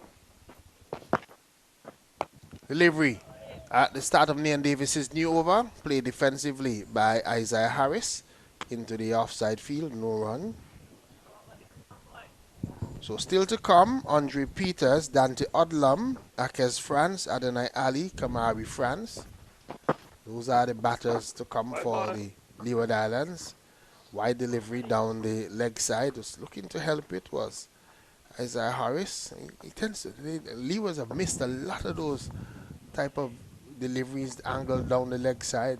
Not making the Windwards pay. Here is another delivery that Harris is missing, and the ball going into his pads and going into the offside field, no run. He's not leading with his head then more. He's just in a standing up position and just the hands going. Got to lean into the ball. Harris is driving off the inner portion of the bat. It goes down to a fine leg position. Not where he was expecting that one to go. And didn't make contact by his signal by the umpire. So again, missing. I think Benjamin was unsighted because he was already up then more rather than being down. He has to stay down, especially to the spinner. He's taking a shortcut. He's not going right down. And in fact, it's almost like he's unsighted then more because he's like peeping to look around. Has to be in the right position so he can see the line of the ball. Notes for the Winward Islands coaches, or the Winward Islands coaches. For Benjamin.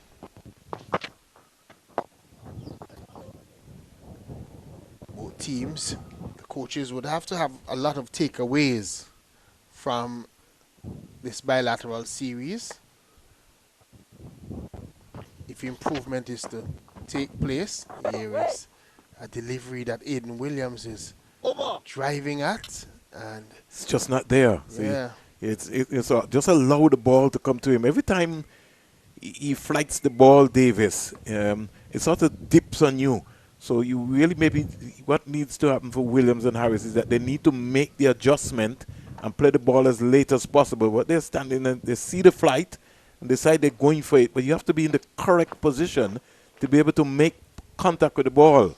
4 overs, 8 runs for Davis. So he too has come and continued the meager pickings for the Winward Islands bowlers. Joseph is at that far end to continue. Come on, buddy. Come on, fellas. 65 for 3. Deshaun James carries Farrell and Demore Prentice back in the pavilion for the Leeward Islands. Harris is pulling one into mid-wicket position. There is Fiedler on the mid-wicket boundary. He's very comfortable Denmore in playing the ball in that area simply because he's a bottom hand player. So anything short, Harris is going to pounce on that. So far in the series, he's got 33 from 35 balls, 5 fours, 1 6, and 23 from 40 balls, 4 fours. So he's shown the inclination to bat long.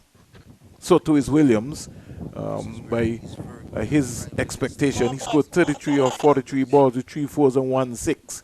He'd want to be able to turn this 14 into a big one today. Yeah, he needs to turn it into a big one. I think that he's been there long enough. He should have been. He should be in at this time. Again, Harris is looking to pull a short of a length delivery, but this time knocked down in that straightish mid-wicket position. Maybe needs a cricket bat then more. Playing it quietly. Again, into the onside, no run. You know, sometimes it's amazing then more how we take things for granted, right? I try to lift some of the bats of some of those under 15 youngsters. Here is he out, caught, Ball driven caught. straight back to the bowler who takes a low catch. Joseph takes Isaiah Harris. He goes for 8. Leeward Islands losing the 4th wicket. They're now 67 for 4. Isaiah Harris goes, ball and caught once more. Yeah, look at the position in Denmore. Never moved anywhere, just the hands going. Didn't get it. There was no head movement, no feet movement. Had he leaned into that Denmore, that would have been able to be going past the bowler. Just almost like it hit on the bottom part of the bat, low down on the end. And another soft dismissal again as Peters comes out. Yes, Andre Peters. number 5, Andre Peters.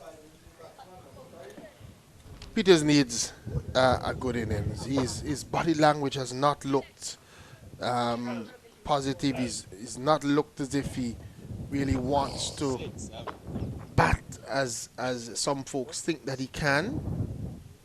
We've not seen the best of him in this bilateral series, but he has an opportunity today to come out and to really play his best innings. Well, go back then more. There's a school competition, or there was a high school competition which took part right then more. Jacko and Athanez and company demonstrated that they are stamping their name. I could look to figure out how many times I would have seen maybe Andre Peters' name. He's not featured very much in terms of the batting in the school cricket. His first delivery is just steering it into the offside field. And there is no run. 24 overs have been bowled. Peters yet to score, just faced 1 delivery. Aiden Williams is on 14. Leeward Islands 67 for 4. I've always said to folks then more, and I know you're a teacher. If you don't dominate at the primary school level, we can't expect you then more to, when you come to the Cricket West Indies level, to dominate. You have to dominate at the primary school level, and you have to move up in stages. It's about life. And sometimes I think that, you know, we don't understand preparation starts at whatever level that you're in. That's where you have to dominate. That's where you're great. I certainly agree with you.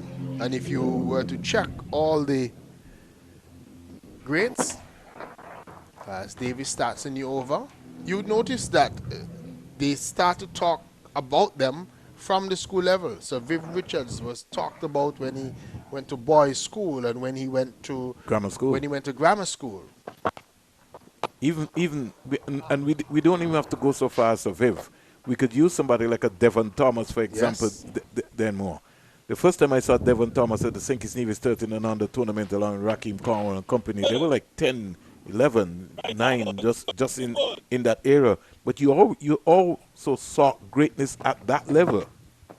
I certainly agree with you. You is a delivery that day. There's an appeal. Remember, I told Davis. folks I saw Kyron Powell at 9 years old score 100 at the 13 and under level. Same thing with Devon Thomas. So you look and when you start scoring 100 at 9 years old, 10 years old, people are going to look at you. And I'm just saying that when we saw Kyron Powell right here at this facility in the Stanford yes. T20, He announced himself. he announced himself. Remember, he hit one all the way over into the pool. I think a guy called Curtis Roberts would remember him very well. His delivery is driven up on the onside by Peters. Can't score. He's yet to get off the mark in this inning. 68 for 4. And Peters wanting a run. That should have been an opportunity, but again, just not sharp enough, the Leeward Islands. So the end of the over has come up. Just a single of Davis's over. 68 for 4 after 25. So we're halfway there. Look at the And bowling look at the figures. bowling. Joseph, 6 overs, 1 maiden, 23 runs, 1 wicket. John again, 6 overs, 3 maidens, 8 runs, 1 wicket. St. Hilaire, 2 overs, no maiden, 6 runs, no wickets. Charles, 3 overs, 1 maiden, 9 runs, no wicket. Davis, 5 overs, no maiden, 9 runs, no wicket. And Joseph, 3 overs, no maidens, 10 runs, 1 wicket. But the 5 economy maidens rate, so the far. economy rate of the bowlers have all been very good. Williams driving sweetly. Then more. That's a proper cricket shot. It is. And like I'm saying to you, Williams is in. So he needs to now stay in. He's faced, 42 deliveries. So he's been at the crease for a while. He should have already figured out what's going on. Needs to find somebody to bat with him. They have to build a partnership. And if I was the team management today, then more, I'd be entrusting in them for them to try and bat 50 overs. Don't mind what score you get today. Just bat the entire 50 overs. I certainly would agree with you. The Leeward Islands, though, we have not seen them try anything in terms of their batting lineup. They've sent the batting lineup in the same order every game, and they've not tried anything. I would have loved to have seen them probably even give Dante Odlam an opportunity to come a little earlier and try and build an innings. Say to him, we want you to go in and bat for quite a bit. The players who were expected to dominate, then more just never dominated. Prentice just looked good. You can't look good at this level. You have to get runs. Good, looking good is not acceptable. Leaned into that, Williams, and just delayed it. And just stayed very low in playing the ball. When you're playing the spinner, I think that might have been Lewis there, guilty of not stopping that. Yeah.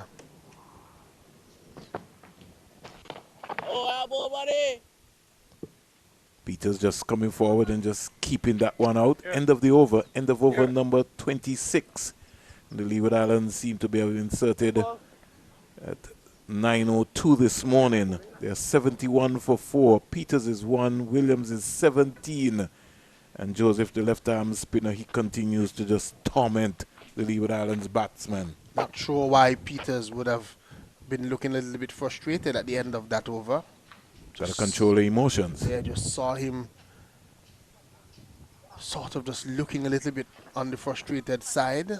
But he's very early in his innings, just faced 8 deliveries. So he's just come to the crease. He has to be there for the long haul, not be frustrated. And I think what you find is happening as Williams just leans into this and hits it down to long on for an easy single. Then more is the level of fitness, the level of match preparedness coming into this tournament. And with the absentee of not having tournaments, this is the kind of performance that you're going to get from the Leeward Islands. Stroked into the offside, Peters, a lot more relaxed in that shot. Yeah, a lot more relaxed. And I would just love to see him just relax and enjoy the game, enjoy playing.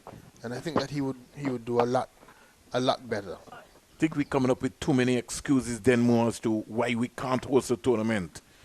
We know what's happening in the islands. We know we're playing cricket. So if there are only 3 countries playing U cricket, then you have your U tournament. That's just as simple as it is. So if Antigua, St. Kitts, Montserrat, Anguilla, whoever are the countries that have an organized youth program, you slate your tournament around that. One of the things that I've not seen though from these franchises and associations and so on is a concrete plan, something that is written, something that myself and you can take up and read as to how we're going to develop the cricket at every stage. And I think until we get somebody actually writing it down on paper and then giving them something that they have to implement, we're always going to be saying the same thing over and over, Springer, that we have to find a way for the tournament to play. But there is nothing that tells us that there is intent, that there is anything that shows that the Leeward Islands board in any way wants to develop the cricket, because we have not seen a development plan. We've not seen anything on paper that you can take to sponsors, that you can take to anyone to suggest that this is what we want to do. So Just been informed then more that Alex Armstrong has sustained a concussion injury.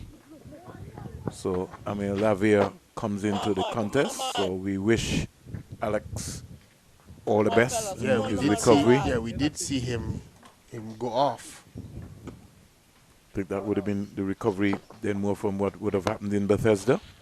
Yeah, I was surprised that that he was selected to play today, especially. Well, he even batted in that game today. Yeah, but with that sort of injury, as you rightly said, then more. Here's Williams hitting this one down the ground, but I think he gets away with it. It lands. No need for that one. Williams, he was not into position again, and no need for that shot. And that's what I'm saying, that Williams tends after a while to just give his hand away. He plays some sort of shots that you wonder where did that come from. Peters again getting a flighted delivery, not doing enough with that delivery. Should have really hit that one away. Peters needs some confidence. Intent anyhow. Then more sweeps this one, doesn't get it away. Now he doesn't need to worry about that. He just needs to think about the next ball. What he needs to think about there is that that one came off the middle of the bat. That was sweet. So just think that how did that feel on his bat? Turns it into the onside and gets an easy single. Couldn't help then more but listening you. We'll continue the conversation about development. Development then more is not competition. Development is using the human resources that you have accessible to you. So let's use Antigua and Barbuda, because that's the base. When you don't use an Eldine Baptist, when you don't involve and have a Kenneth Benjamin, when you don't get a Sir Richie Richardson involved, I'm not saying as coaches, but as mentors. But you can't get them involved unless you have something for them to do. And that is the point that I'm saying. When I'm talking about that, the associations have not shown us that they have anything that they want these guys to do. Because Richie Richardson, Eldine Baptist, Kenny Benjamin, Dave Joseph, Sylvester Joseph, etc., Curtly Ambrose, all of them, they live here. And they're always here. But you have to have something for them to do. Golf has found a way for Sir Richie to have a golf tournament and charity and all of that. Cricket can find a way to utilize these guys, but you have to put something down on paper and say, this is what we want. Richie Richardson, we want you to walk with this development document, go to a sponsor and says, this is what we're going to have, the Richie Richardson development coaching program or whatever it is you want to have. But you have to have something that suggests that it is a serious business and not just a talk shop. A talk shop. Davis around the wicket, the ball to Williams, who comes quietly forward. And it's a trend then more. It's not only in Antigua and Barbuda. It's happening in Barbados. It's happening in Jamaica. It's happening across the region where we don't want to involve the past players. We are looking for the past players to say, well, what are they doing? Why they don't come and help? But it comes on to what you're talking about then more. Misfield there from Lewis again gives Williams an easy single. It comes on then more to what you're talking about. The governing body has to have a plan. Yep. Must be. If there is no plan, we're wasting time. It's like what we're calling spinning tap in mud. It is the same thing as like how it works in schools. We work with what is called a curriculum. And the curriculum is updated from time to time to meet the modern trends. And it has to be the same with sport. There has to be something that everybody's following. So that when you pick up the document in Antigua, pick it up in Nevis, pick it up in St. Kitts, pick it up in St. Martin, pick it up in the Virgin Islands, it is the same. And don't tell me that the children won't learn, right? Because again, the talent is spread all over. You go to Nevis, you're going to find somebody there that would have gone all the way to the top level. Same too in St. Kitts now. Same thing in Montserrat. You find people who would have been there, done that. So I'm saying that if you don't have something that everybody's singing from the same hymn sheet, what is going to happen is exactly what is happening now. Everybody comes from a different hymn sheet, and then you try to put it together to get a song, and you're not getting the arrangement correct. 81 for 4. Joseph continues. Peters is squeezing this through cover. You get a couple of runs. In fact, it might get a boundary. Yeah, that's a beautiful shot. That was well played. Yeah, if he has that type of timing, he just needs to get some confidence. That one, elegant. That was an exquisite shot. It was driven with timing all along the ground. Yes, the field out on the boundary should have done a lot better in terms of saving that one. But the timing alone of that one from Peters was absolutely beautiful. He needs to continue in this fashion. Gets another delivery and just leans onto it casually. Like to see him play with some intent. Hit that down the ground for a single. It's been there. It's in the air long enough. Somebody like Peters now, after this tournament, somebody needs to get him and say, hey, you know what? You can actually bat, you know. So let us put a definite program in place. Find that bowling machine that his dad used to have when it's small. If the engines need a little tuning up, find somebody who can fix it and get him on it. Make it a deliberate action that you try to help him. Here was a delivery which sort of turned him right around. There was no proper feet movement, but he got a leaning edge. It went past first slip.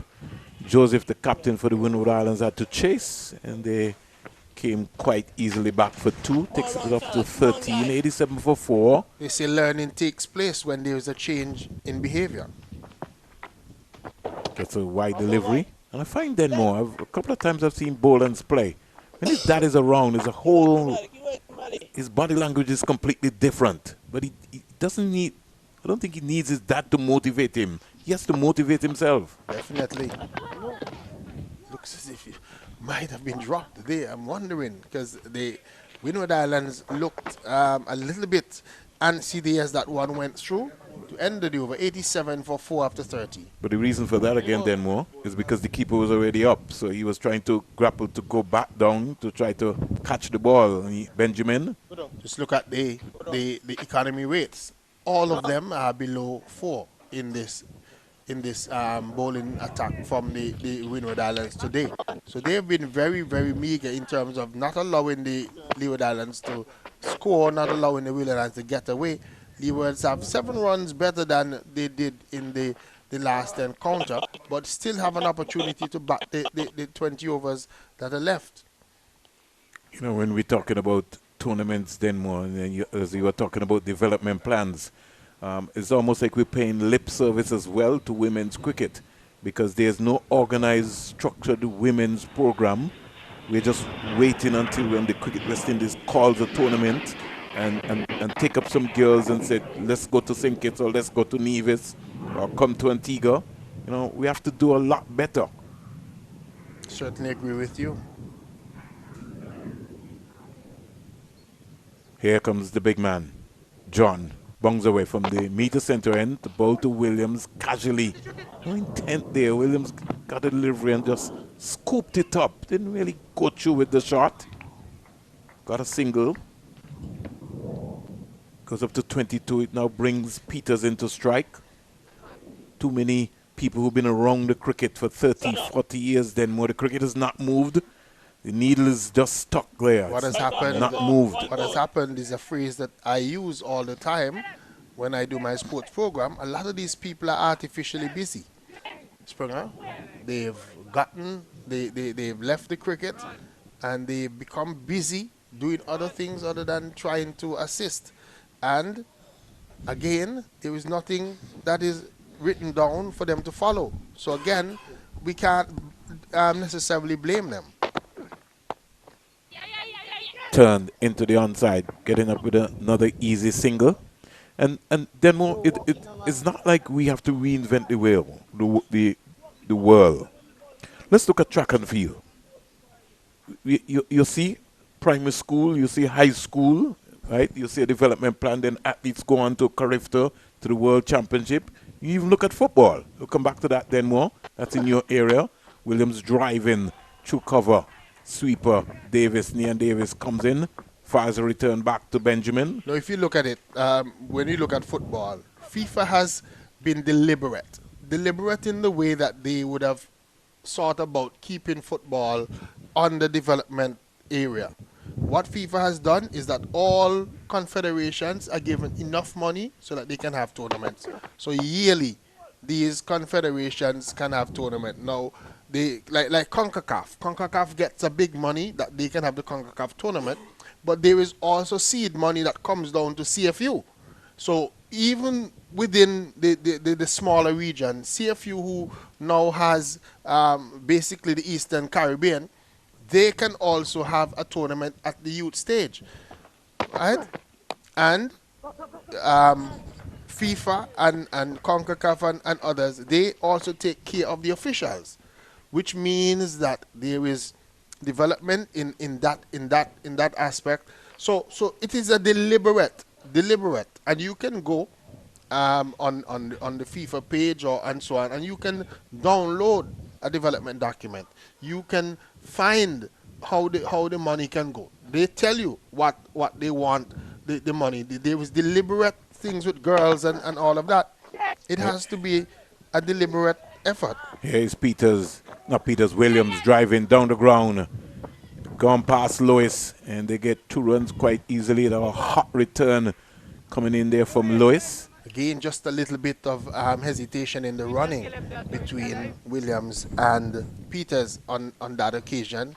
It was a delivery. It left the bat in the air from Williams, but it was hit straight over the top. Well, it's like a check drive. A check drive. And I feel sometimes, especially when he gets to those deliveries, he can actually go through with the shot and hit that ball for a maximum or even for a boundary.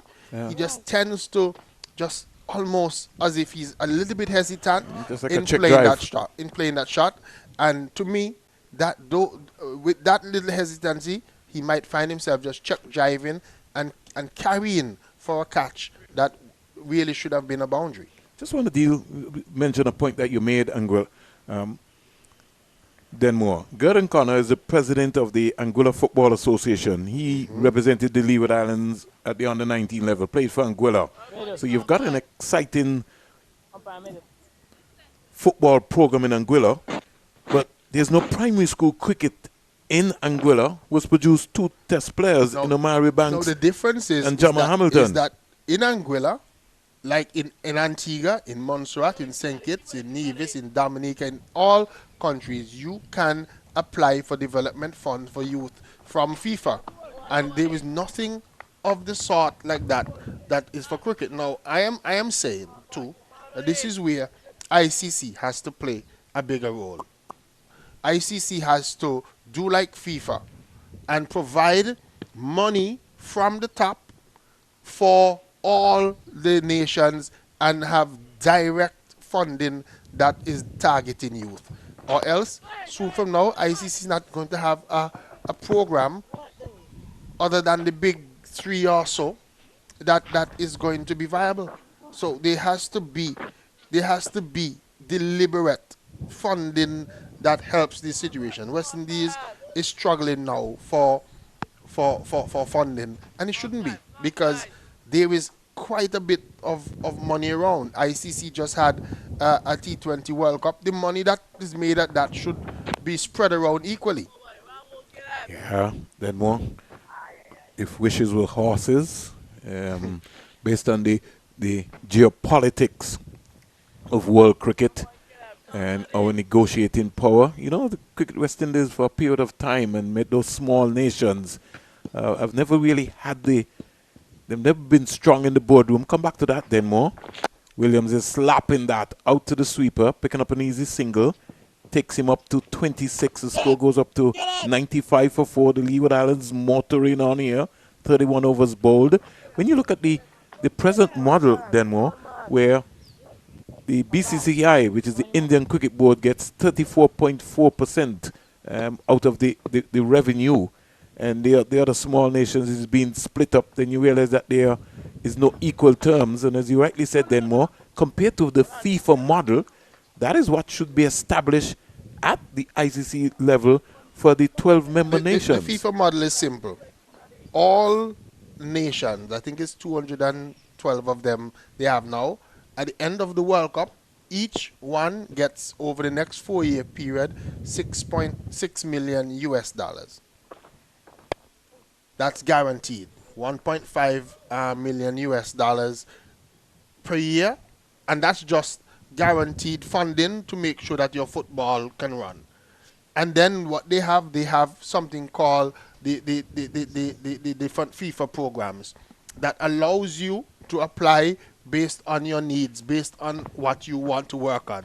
Because in different areas, they're going to need different things. There's direct funding for refereeing, there's direct funding for youth development, there's direct funding to support even you having a tournament, there's direct funding to help your inter-island league, right? So what happened is that FIFA is making sure that with the money that we have, there is no need for FIFA to have 50 billion on the bank account and football is dying. So what they do is find a way to spread it around equally among everybody in terms of their contribution, because there are some nations who don't necessarily need the money that FIFA gives to them, but it is still available and it assists. And then the smaller nations like ourselves who really need it are still able to keep our programs up and running because the funding is made available. And there needs to be a similar type situation when it comes to cricket.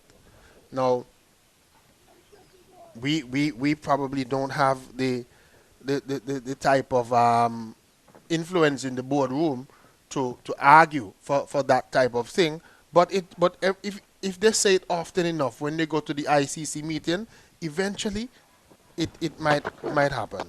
Certainly might happen. Here's Williams driving past Joseph at cover. Somebody And could run be in out. trouble. Somebody could be in trouble. Suicidal. Somebody could be in trouble. Masterful piece of feeling there by the captain, Joseph. And the communication line broke down between Williams and Peters. You never run on a misfield. And Peters goes back stranded. Wasn't backing up. Wasn't in the game. Yeah, not even close. in that run out. Joseph was diving to his right. He knocked the ball down, even though the ball had gotten away from him. He was still able to, from on the ground, throw that one out. Again, not sure where Williams and or Peters were going because that ball was driven. Just use the word. Remember you said it's either yes, no, or wait. They needed that wait in that occasion. Look, the ball is going straight there, just enough. Wait.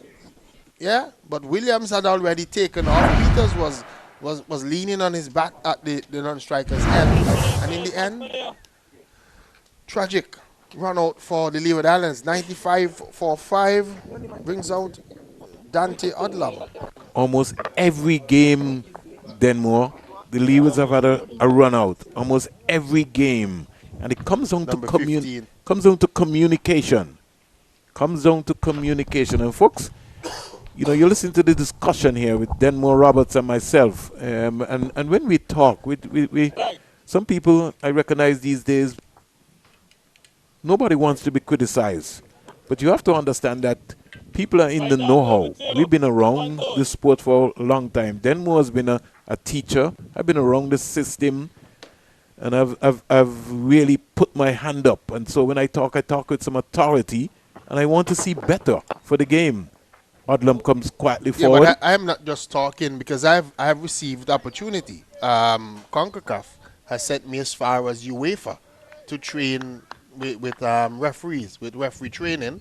And I've done work with FIFA across the Caribbean. I've conducted referee training in St. Kitts, in Grenada, in Dominica. I've gone as far as Curacao in the Caribbean region to do. I've worked over in Jamaica before. So it is because I have seen how it can work. I've been a part of youth tournaments in terms of football and so on. So it is because I've been around. I went as far as Switzerland. So for training. So I'm just saying that it is possible. Of course, it is possible. Another slow delivery there from John to Odlum. I know we like to talk money. Yeah, Odlum has come out and he has an opportunity today. He was saying to me after the game up in Bethesda that he was hoping that a couple more players would have hung around with him to give him an opportunity to bat. He has an opportunity today. He has Aiden Williams with himself. He would need to get in and get a good score. Just needs to bat all 50 overs. Stands up straight and defends that one. And he's come out on the tragic loss of his teammate, his friend, Andre Peters, the son of Orlando Peters. And he certainly has support today. I looked outside and I saw that he has his whole family with him coming out to support him today, Dante Odlum. So he would want to perform in front of them. I'd like to see Williams backing up. Turned very quickly. They got to think about looking to get two there. Yeah, the intent not there enough, Denmore. Yeah, I think Williams is probably still thinking about what happened with that last run out with Andre Peters, and they just have to communicate better. I've been saying it the entire series. I wonder what dialect they speak among themselves. When I say dialect, just meaning that the communication just seems to be a little bit off. The 3 words that you speak about, yes, no, or wait, have not seemingly been a part of the vocabulary, and they have to work on that because we've seen too many runouts for my liking for the Leeward Islands. 96 for 5. And, you know, we're talking about tournaments, Denmore. I'm saying almost, we're in the Leewards. Almost every government department has a Ministry of Sports and a Ministry of Education. The Ministries of Education and the Ministry of Sports should be the one responsible for the Leeward Islands under 15 or under 17 or under 19 tournaments. That's a conversation that needs to take place at the board level and at the governmental level. The associations should be responsible for the senior team. But when it comes to youth development, a conversation needs to take place with the Ministry of Sports and the Ministry of Education. They have the budget for it. Here goes Joseph. Clipped away by Williams. Will he get a boundary? He does. Hits the rope now. Lovely shot offline. And he just helped that one away. Aidan Williams. 100 comes up for the Leeward Islands. That's actually Dante Odlam who played that shot. Sorry, Denmore. Clipped that one away. Sorry. I'm robbing your partner, Dante. sorry, Dante. I robbed you of your boundary there. Yeah, and he really played that one well. It was a badly lined delivery, and he just helped it over the square leg region, picked up a boundary. Well, his family would be excited with that boundary. And he did show some inclination then more over at Bethesda, that he's got some ability. And I did tell you then more, I didn't know it was your family, but when I did tell you in a couple of the trial games yes. at the Bullet Sports Club, he really batted properly, hit the ball down the V. Well, I know in coming up that he was into bowling, but in speaking to him, he's indicating to me that he's enjoying batting more now, and he thinks that he wants to concentrate a lot more on improving his batting more so than his bowling. But I was saying to him that he needs to, just do both at this early stage. You see what happens then more when you get an exposure. Had a stint in England. That would have opened up his eyes. He would have been able to now look now and see, well, listen, if Denmore is a batsman, I think I can bat more than Denmore. So it gives him that sort of opportunity. That's why he's maybe thinking that way. He just punched one down to long on for a single. Brings Williams back into strike now. Caleb Charles, he's a big, strong guy. Loose shot there by Aidan Williams. No need for that. He could just leave that alone. Over comes to an end.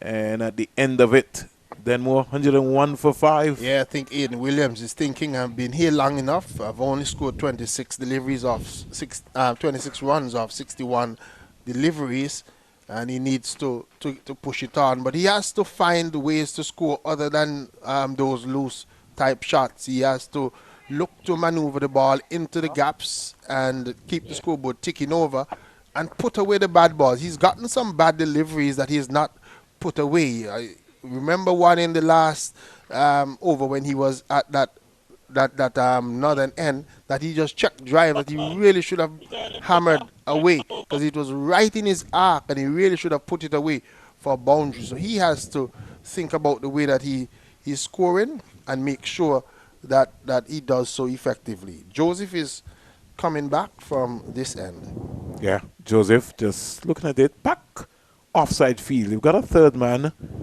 You got a cover mid-off. They put in a sweep on the offside. Mid-on, mid-wicket, square leg. Feel it down on the far leg boundary. I want to say good day to the female scorers on the manual scoreboard. Ooh, inside edge there. That ball darting in at those stumps. Yeah, Dante probably just misreading that one. Looked as if he was looking to leave it alone. The ball taking the bat, coming back at him. Just going past the stumps though, down to that fine leg region. So he has to be careful as to look at what Joseph is doing and be very careful on how he approaches him. Nova and Gale, I think they have got a female with them today. Over on the manual scoreboard, Mr. Black is so relaxed now that he doesn't even have to worry about that. He knows that, that side of the area is taken care of. Yeah, he had 2 females on there this morning. I'm now seeing a gentleman and a female on the manual scoreboard. So we say good morning to them, that crew over there that does a good job. Short ball stands up straight and punches that to cover. And when we're talking about then more about the overall development of the game in the Caribbean and who we want to enhance, we have to start with the groundsmen. How do we treat the ground officials? These guys here, I want to talk specifically about the guys at Coolidge because it's a lot to cover then more. The practice areas on the side here, the practice nets in the back, got to come back and deal with it in the middle. We have to be able to make them feel part of the system. And we're talking about ecosystem. Everybody is important. Loose shot again by Williams. Just not patient enough, running out of some patience, and I think that has to do with the level of fitness. And that comes too from the fact that he's not finding a way to get the singles. So because he's at the crease soaking up dot deliveries over a period of time, he tends to think that he needs to play those shots to score. Punch down the ground, gets an easy single. It's gone past Derwin. That's a poor effort there from Lewis, Derwin Lewis. Yeah, he has to stop that ball. Yeah, was trying to be spectacular. No, he has to come across and stop the ball. And the captain is very upset. That's a basic stop. Got to come across, stay on your feet, and feel the ball. He was going for the spectacular, just trying to pick it up and tumble over, but he missed it completely, and the ball carried all the way into the boundary. Aiden Williams wouldn't mind that because he gets a boundary. Now takes the score up to 106 for 5 again. Once again, Kadeem Phillip, Soldier, all those guys at Coolidge, an excellent job. White ball going down the onside. I want to say some credit also to the folks at the Sir Vivian Richards Stadium, Norville, at the ARG, Anthony Merrick, Musai Thomas, all of those guys. They're preparing for the regional 4-day competition that comes up on Sunday. Yep. Then more we're going to be at it again. Yeah. Williams driving again up to Lewis. This time Lewis properly gets himself into position. And the keeper, I wonder what he was trying then more. Yeah, he was just, I don't know. He was, again, going for the fancy. He's upset then more. Going for the fancy when it's not necessary. Just gather the ball, but he was trying to flick it onto the stumps, almost giving away additional runs. He also has he's forgot his helmet because he's aggravated that he didn't hit the stumps then more. Yeah, but I don't think that there was any opportunity for a run out. Scorecard so far, James run out for 32, Caris Farrell, Ball John for 1, Prentice, Ball Joseph for 5, Isaiah Harris caught and Ball Joseph for 8, and Peters run out Joseph for 16. Williams not out 31 from 66, and Odlum not out 7 so far. 108 for 5, 15 overs to go then more. They have to bat 50. Yeah, they need to make sure that they bat for the additional 15 overs. But they also want to score some runs, maybe get somewhere in the region close to maybe 180, 190, and see if they can put some pressure on the Winward Islands batting today. Here's a delivery from Caleb Charles. Williams missed out. That is his strong area. He really should have put that away. In the end, he only just got a single, so he's still there. Again, when he gets those bad deliveries, he really has to put those away. He's been missing those, and that's probably part of the frustration that he's having, that he's missed the poor deliveries. Not for 17 is Caleb Charles. Odlum. Just Williams not. He's turning around. Odlum was advancing. Well, I think the fielder shot mid-wicket sort of gained some grounds there, so Odlum had to get back into his crease. Williams also saying, look around, pay attention. Yeah, but they have to communicate. They both have to.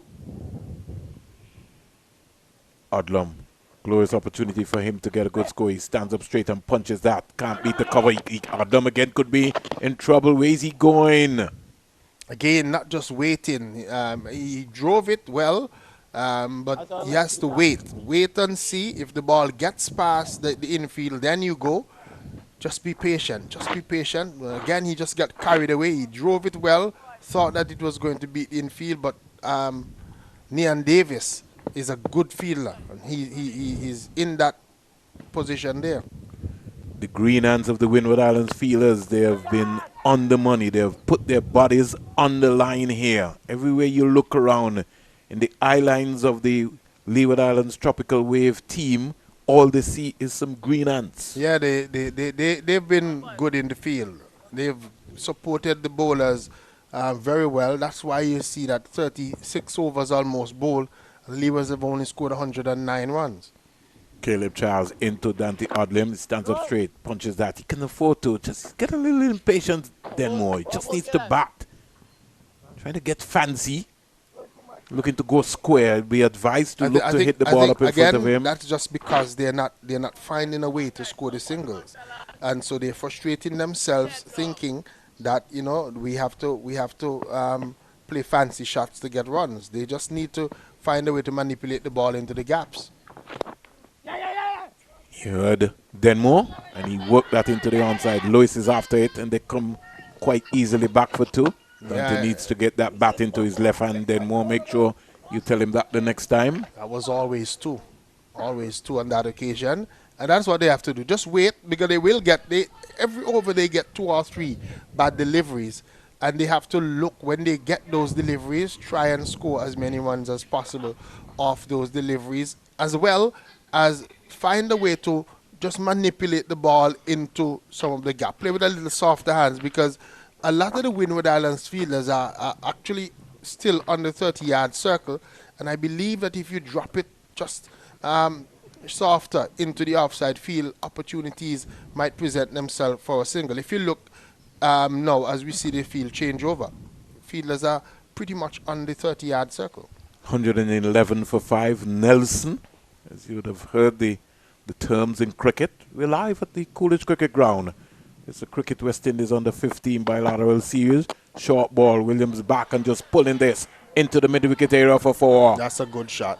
And that's what he's supposed to do. When he gets those poor deliveries, those loose deliveries, he has to make them count. He has to put them away. And that one, he got on top of it, didn't try to overhit it, but he got it hit well, timed it well into the gap.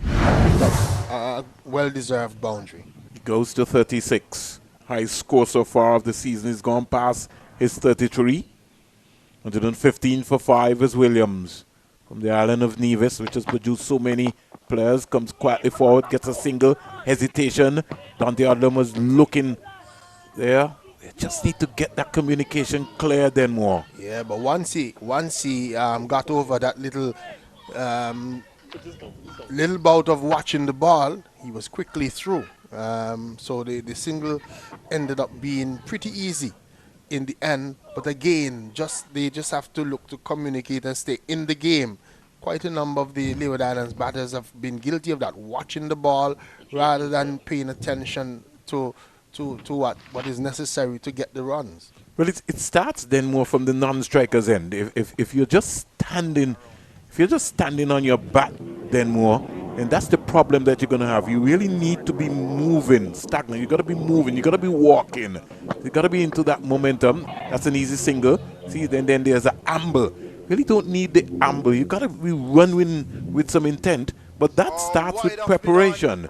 We're asking too much of these players then more, simply because the coaches have only had a week to prepare them for a tournament. Yeah, but you know that I would feel that these are things that they should have already learned at the school stage. So by the time they reach here, it should almost be second nature. Here is Dante driving. In fact, Williams driving in the air and dropped. Yeah, it carried to the field at that mid-off position, and he put it down. Yeah, John is upset. John is upset. Yeah, Joseph is upset as well. He's having a look at him.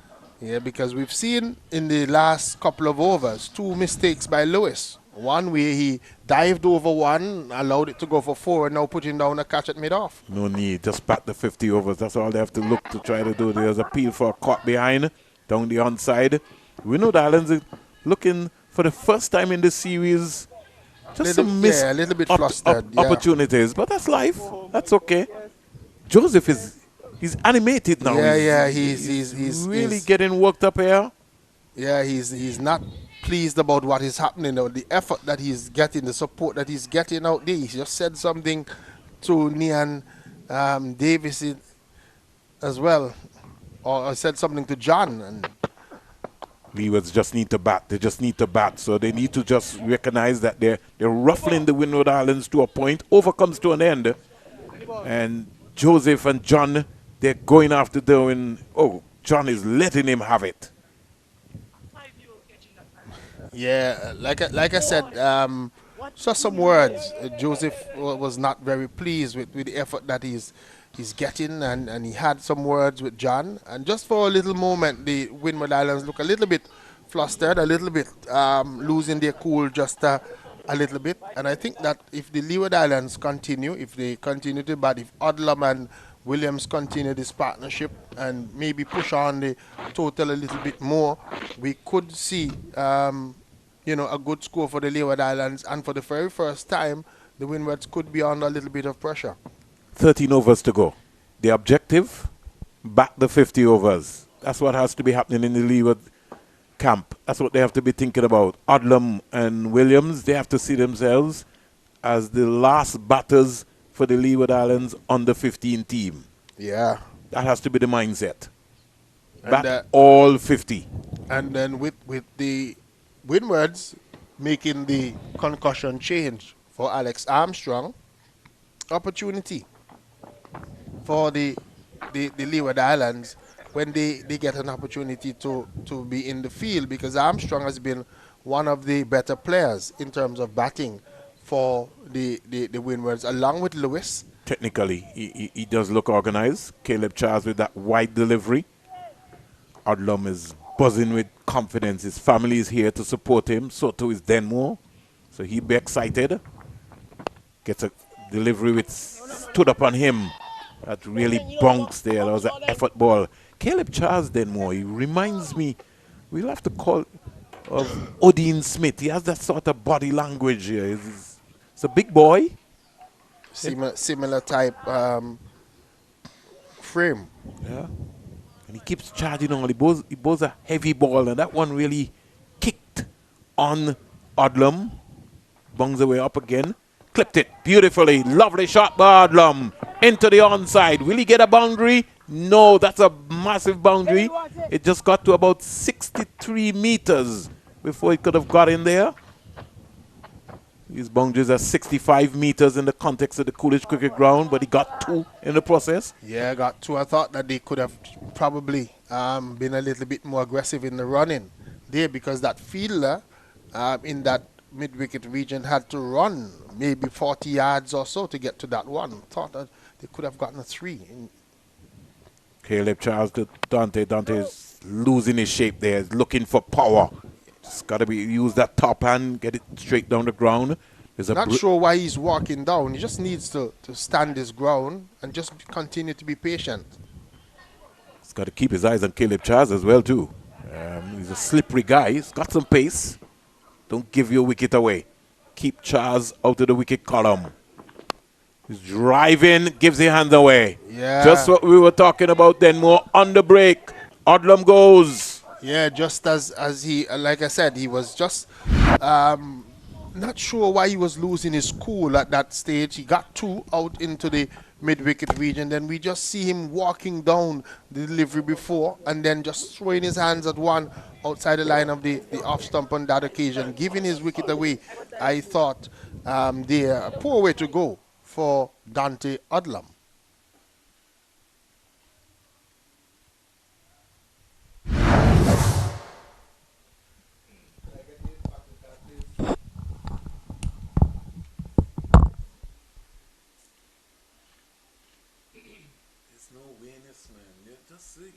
Just settle down. Settle. Anything spectacular happening, Carifta? Not happening. Rain was coming. Oh, wow. Yeah, but it's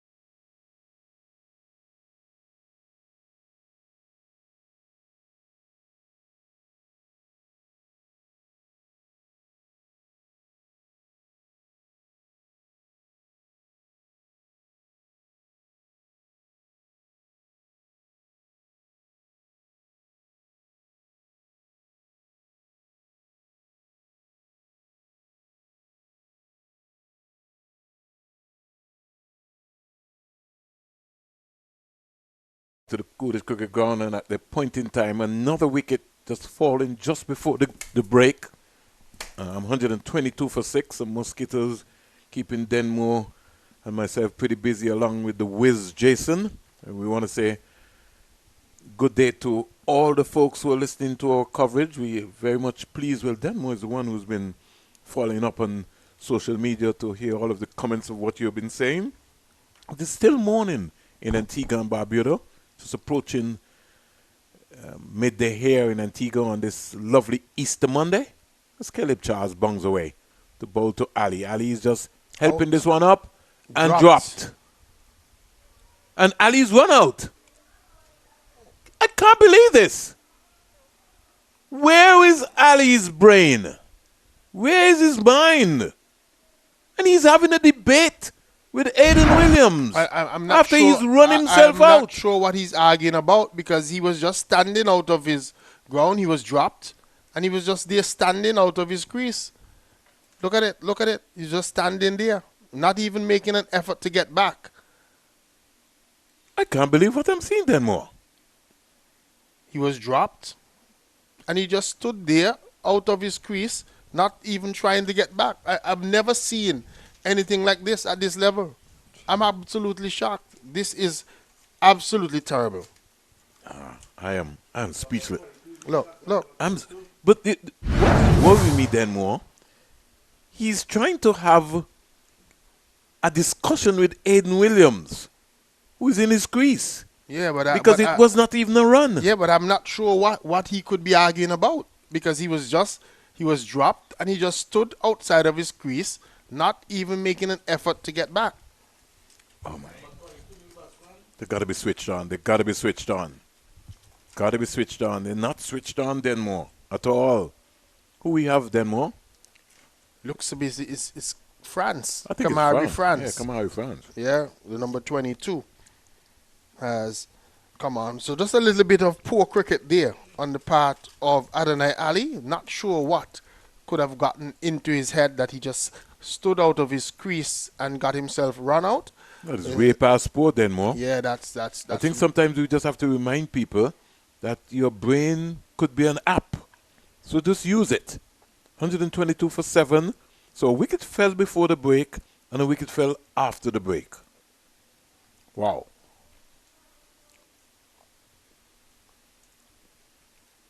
Yeah, not a good period of play there for the Leeward Islands at all.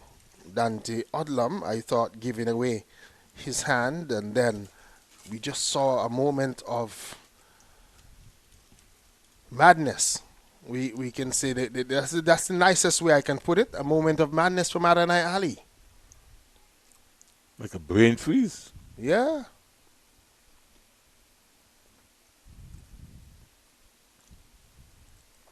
Williams working it into the onside. Again, there's hesitation. The communication not clear at all. Yeah, but again, not 2 runs, because the fielder coming off the mid-wicket boundary was onto the ball before they even finished the first run.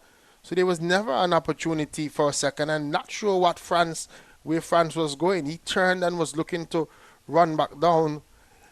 In the end, the throw was well over the top of Benjamin, so all is well that ends well.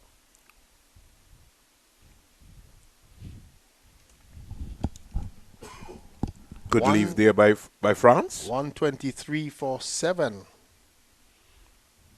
23 for 7. And Leeward so far in this championship, Denmore, the most overs that they're batted have been 43 overs. They are now 38.4 overs. So can they bat 50? That's the big question. Denmore is not a batting man, so I can't bet him a sugar cake. Another soft dismissal again. France gives his hand away. He just lobbed the ball up to the fielder short mid-wicket, who came quietly across and took a simple catch. Yeah, not very, not a good look. I'm not sure what he was trying to do there on that occasion. The bowler was coming around the wicket to him, almost bowling into his blind spot, and he just it up into the air for an easy catch. So Leeward Islands slide in now. They're losing their way about them a little bit. And we see the Martian coming out, the number 6. Ryan Martian, the number 6, and the Leeward Islands losing their way. Aiden Williams will have to find a way that he can farm the strike. He's going to have to farm the strike because clearly these batters seem not to be very good in terms of their batting. And I'm surprised that Akez France is going to come at number 11 on his debut. I've seen him play with the bat, and I think that maybe I'm wrong. That he probably could handle himself a little better than some that I've seen so far. 3 wickets have fell, then more, within at least 7 deliveries. Yeah, and we should say all 3 soft dismissals. Dante Odlum just playing a loose stroke outside the line of the off stump, unnecessarily giving his hand away just before the water break. Then we saw a moment of madness where Adonai Ali got a short delivery, pulled it, it was dropped at square leg, and then he just stood up outside of his crease trying to argue with Aiden Williams and got himself run out. Didn't even try to get back into his crease. And then we saw France coming in and not looking the part in terms of tail end batter and giving an easy catch in that straightish mid-wicket position. And just when, from a moment when they were 5 down and we were talking about batting all 50 overs and getting a good score, the Leeward Islands looking as if they're going to be in, again, well short in terms of the runs that they need to put Windwards under some pressure. So, 123 for 8.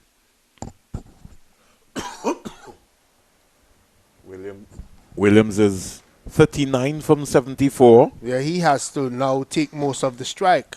And he has to also look to try and score.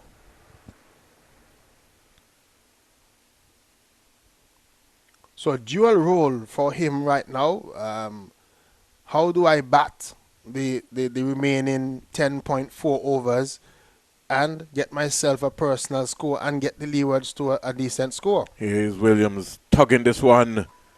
Scoring past the fielder, deep backward square, down to the boundary for 4. Yeah, but the fielder there at least trying to make an effort of it. That looks to be, is that Neon Davis who is out on that boundary? Yes, he is. He was looking to make a catch of it. The ball fell short of him and bounced past him and into the boundary for 4. Over in Jamaica, Trinidad and Tobago batting first at 67 for 7 of 20.1 overs. So not a good look score there at all from Trinidad and Tobago in that contest. And the scores have been very low in that game. I'll come back to that then more. Yeah, low in that series over there in Jamaica. I think in the last game, Trinidad would have scored 183 for 9. Jamaica 144 all out. In another game, Trinidad made 86, Jamaica made 47. 40. Yep. And then they had another game, Trinidad 102 for 8, Jamaica 96 for 9. So, hey, it's been mixed all around. But here, Williams is on 44 march, and what can he do to support Williams? Comes quietly forward. Nice flighted delivery. Where's he going? I just don't understand the concept anymore. Everybody wants to run. We should send him to Grenada. What do you think, Denmore? I'm not sure. We probably need to check out the language that they're speaking, because clearly they're not understanding each other. So we have to look at what is happening. And again, it's just a communication issue. Let's look at the scorecard then. Understanding, yep. James run out for 32. Farrell bowled John for 1. Prentice bowled Joseph for 5. Isaiah Harris caught and bowled Joseph for 8. Peters run out Joseph for 16. Odlum caught Lois bowled Charles for 13. Ali run out Hillier without scoring. France caught Lavia, the substitute, Bull Davis without scoring. Wow. Pretty interesting. Here comes Davis. He comes in now to bowl to Williams. Williams is driving. Again, Marsham is not paying attention. He's not backing up. You have to back up. You have to move. He's like reacting after. Single to Williams. Goes up to 45.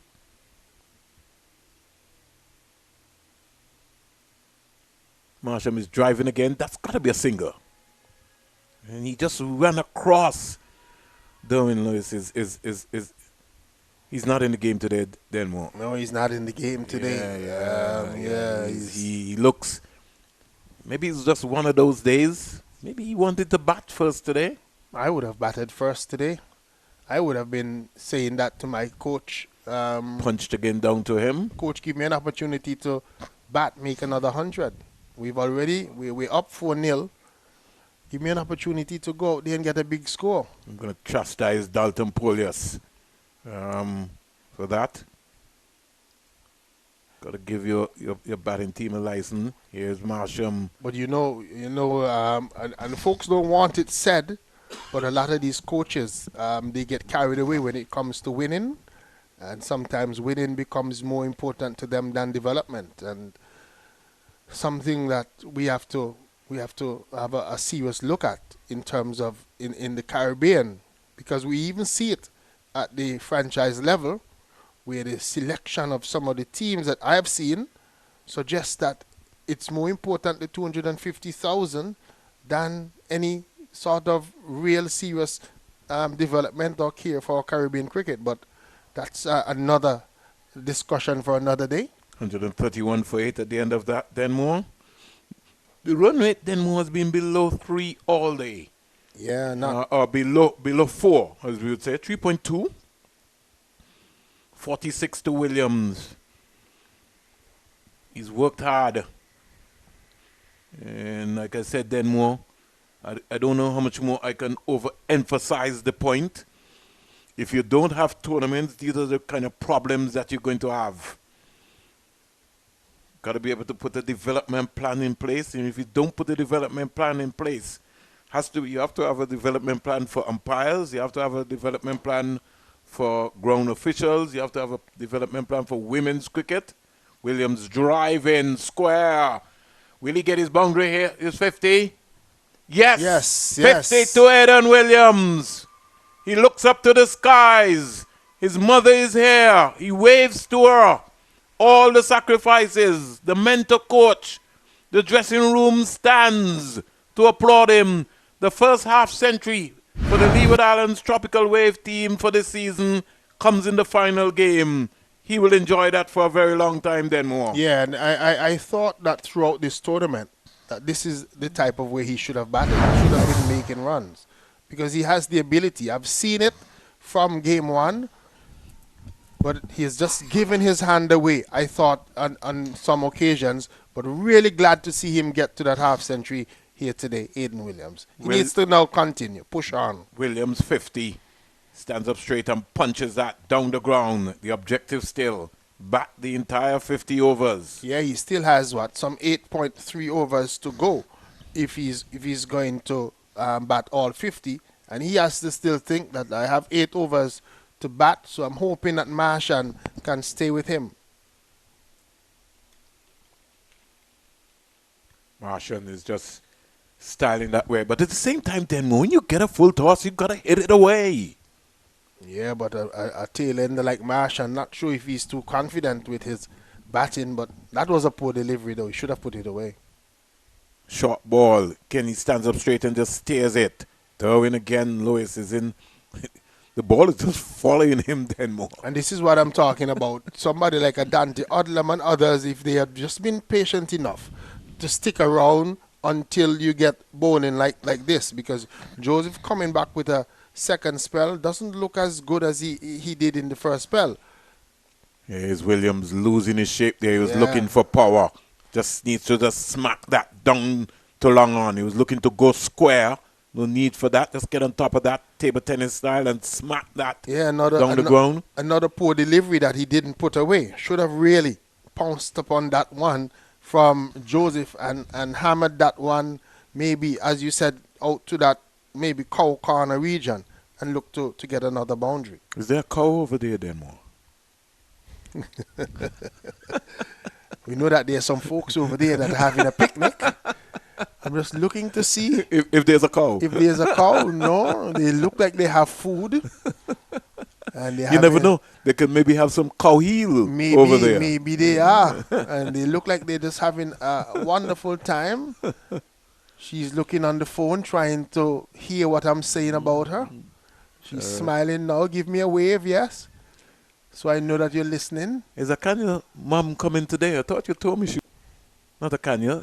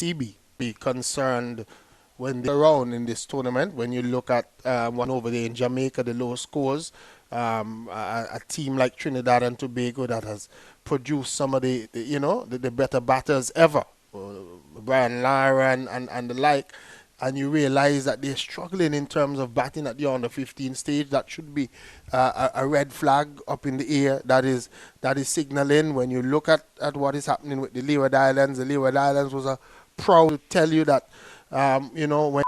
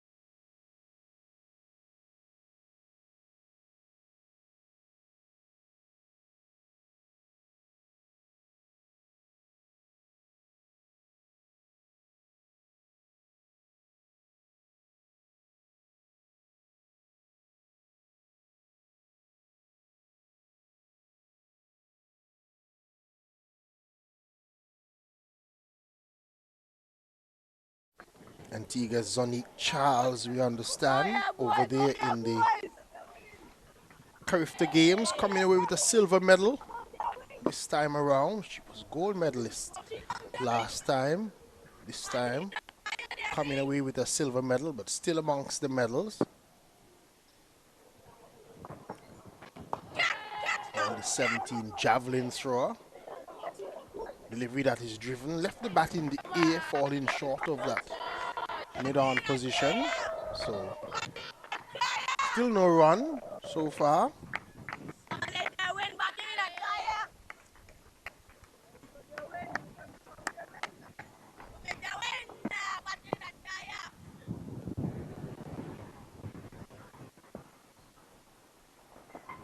This is Ali. This one is hit high up in the air. There's a fielder settling under it, and he drops it. Who was that fielder there that had the opportunity?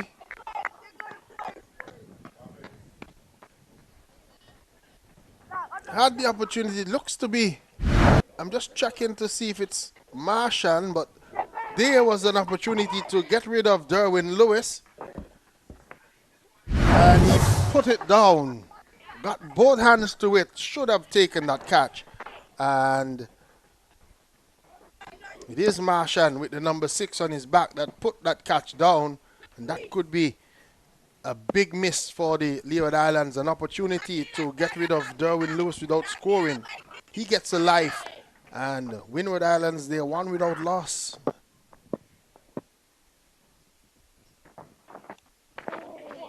Lavier is steering one down to a wide third man position. Gets a single.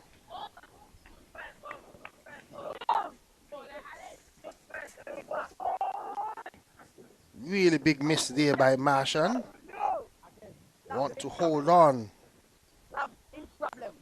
to those kind of catches. He called for it, got under it, got both hands to it, but he put it down. So, Derwin Lewis gets a chance. And he was on naught. He's now 1.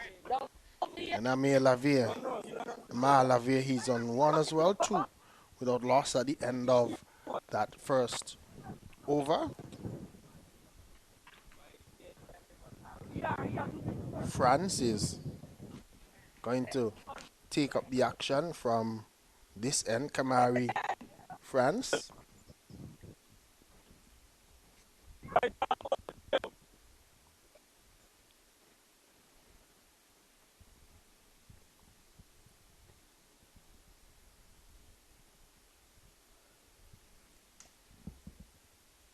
France with that little hop as just before he gets into his delivery stride. Starts with a wide delivery down the leg side. No run.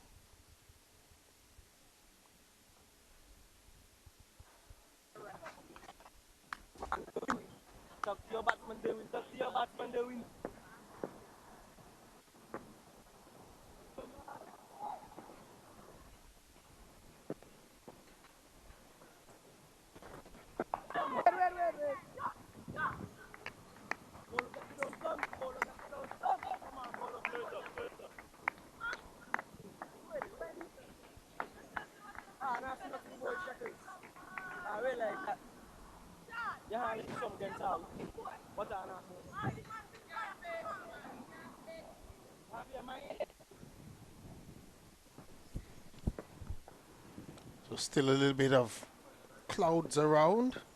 Sun is trying to peep back out. Here is France once more. Beaten outside the line of the off-stop, not taken behind.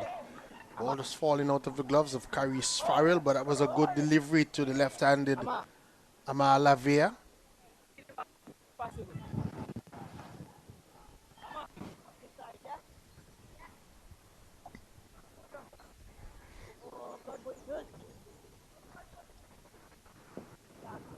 Lavier given the opportunity to open the batting to the Alex Armstrong. He's a concussion substitute. Lavier was left out of the original squad today, but regular opener in Alex Armstrong left the field of play, and then the match referee indicated to us up here in the commentary position that they were making a concussion substitute. So you would see on the scorecard that Lavier is in, replacing Alex Armstrong. Wide delivery down the leg side, having to tumble across is Caris Farrell, who knocks it down. One more to the total, 4 without loss in over number 2. That has been the difference between the Windward Islands and the Leeward Islands bowling. The Leeward Islands bowlers tend to be a little bit ragged at the start, giving away some extras, some wide deliveries. Kamari France decides he's going to change his line of attack. He's now right arm around the wicket, but still bowling it wide down the leg side, and he looks a frustrated lad.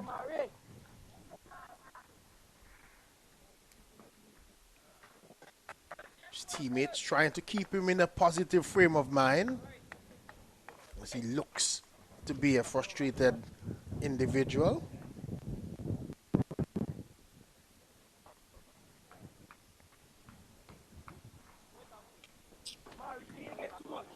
He's going back over the wicket. I think he's most comfortable. Time Lavier leans forward, plays it quietly out into the offside field. No run.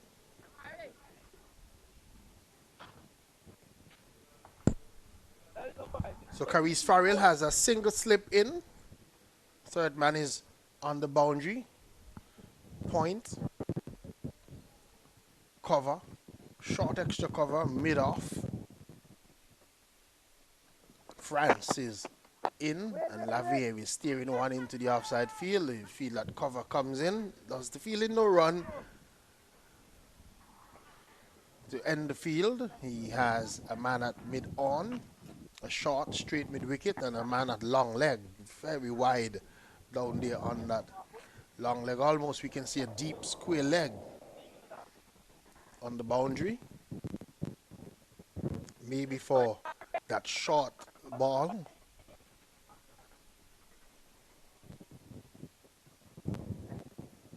So the Windwards need 138 for victory and to complete the 5-0 sweep over the Leeward Islands. The Leeward Islands would need to get 10 wickets if they're going to restrict the Windward Islands, because you would tend to think with 50 overs to bat, the Windward Islands should be in a position that they can win this game, and based on what we've seen so far, they are the better team between the two. So just another run to end France's over. 6 without loss. We've had 12 deliveries bowled so far, 2 overs bowled. We just keep our eyes on that eastern side. There is just a little bit of cloud cover that's drifting towards us here at Coolidge Cricket Grounds. The ground staff, they're just standing by. They're on alert, because they too are watching that little cloud that's drifting in. Here is Ali, start of a new over. He's driven into the offside field. No run. He would be disappointed with that catch that was dropped off of his bowling by Marshall of Derwin Lewis. He lured Lewis into a false stroke, and then just given that chance there by Marshall, who put down what should have been a sitter. This is Ali in, and looking to turn it away is Lavier. The ball falling at his feet. Excitement there just for a brief moment from the Leeward Islands fielders. No run.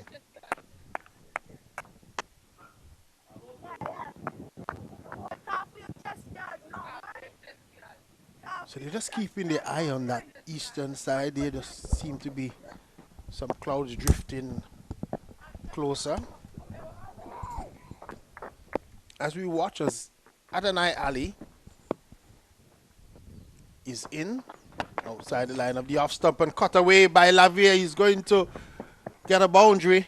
He does hit the fence now. It was short and wide, and he just leaned on it and cut it down into the ground past that backward point position and into the boundary for 4.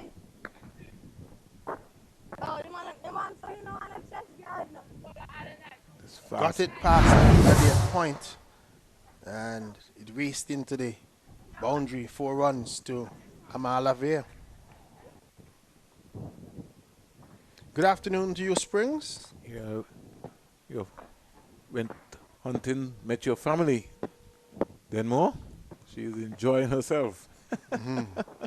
Should be. It's a good day out. They're out to watch some youth cricket. And it's always good to support the youngsters when they're coming through. There's so many spectators around, man. I was over under there by Elaine Turner's tent. I have 2 Americans who have now moved to Antigua and Barbuda. They've been coming here for some time. They're enjoying the cricket. They're learning the game now. They're now citizens of Antigua and Barbuda. I'm just glad for the outing. Here is be beaten outside the line of the off stump by a good delivery from Adonai Ali.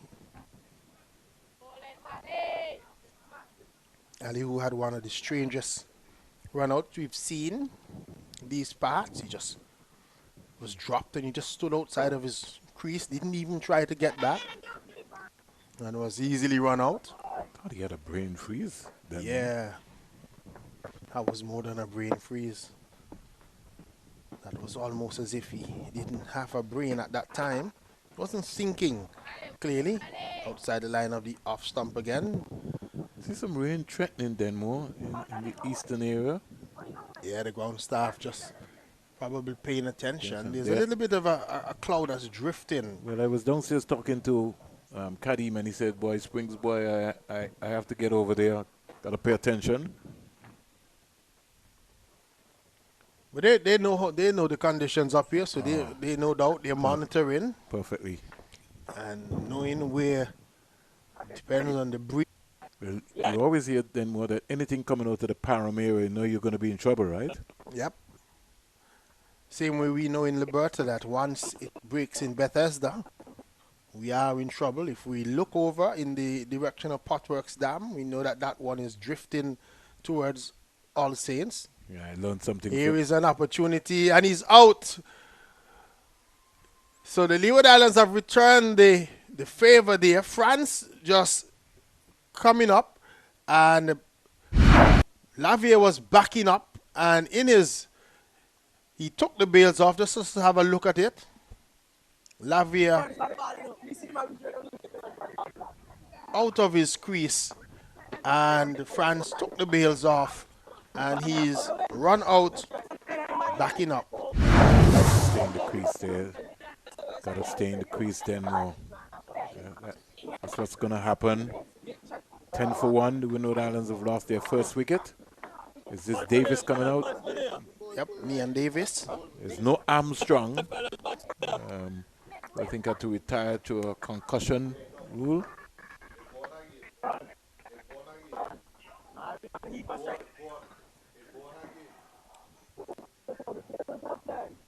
Breeze has been very strong out there, Denmore. Yeah, it has been a strong breeze today. East to west. It's giving our camera crew a very torrid time here today. It's a struggle. It's a struggle today. So try and keep those cameras grounded and keep them under control. France will start a new over outside the line of the off stump again. For the day, Caris Farrell, he's dropped quite a few out of his gloves. Just doesn't seem to be in it yet. Caris Farrell behind the stumps. The target is 138, Denmore. You think we have a game on here today, Denmore? I think so. I think so, but would have been even a more game on. I'll tell you after this delivery from France. Had Marchand take that sitter off Lewis. But Lewis knocked one right up in the air. I saw that. Marchand had the opportunity to take the catch and dropped him. But you could see then more that just how he was swirling around with the breeze, that he just was not comfortable at all. Yeah, but he called for it because I think there was another fielder who was coming in his direction. He cleared him out, called for it, but then got both hands to it and put it down. That was the wicket that they needed. Yes, they needed that. Another wide delivery from France. So France has been struggling to bowl to the wind. left-handers today, and with the wind. Yeah, it's really kind of pushing him this. It's pushing across him. It's a strong breeze today we have here at Coolidge Cricket Ground. So here is it where now Denmore, the coaching knowledge comes in. Out of maybe had France come around the wicket now to the left-hander. Yeah, but he went around the wicket for one delivery and he bowled it even wider. So he came right back over. Yeah, he's pushing the ball down. This is what the game comes with. That's the beauty about sport that the conditions change every day and you have to adjust. So, Amal Lavia run out, backing up. And he's the only wicket for the Winward Islands. And it has brought in Nian Davis, who's listed as a batting all-rounder. He certainly can bat Denmore. He certainly looks good. He hits the ball, Very hard and far. Yeah, had a good cameo innings over there in Bethesda. Anything within his area, trust me, it's going to go.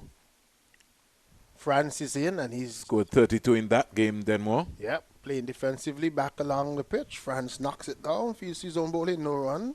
But Denmore, I was going to the scores and I'll just give you an analysis. If you look at the Windwards, outside of the 100 from Derwin Lewis, we have had Alex Armstrong with 32, Dylan John with 37, Derwin Lewis with 28, Joshua Joseph with 27, Ahmad Williams with 26, Amir Lavia with 23, Dylan John 21 not out, Alex Armstrong with 47, Jovan Joseph with 29, Nian Davis with 32, and Ahmad Williams with 32.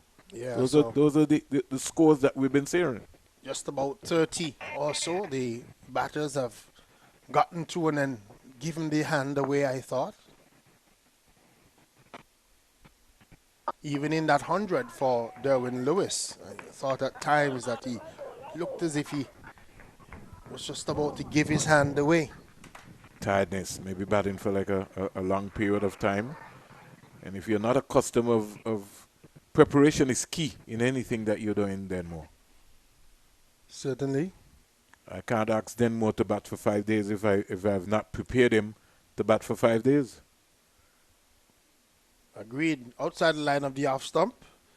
And France looks a lot more comfortable bowling to right-handers, especially with that breeze blowing across him.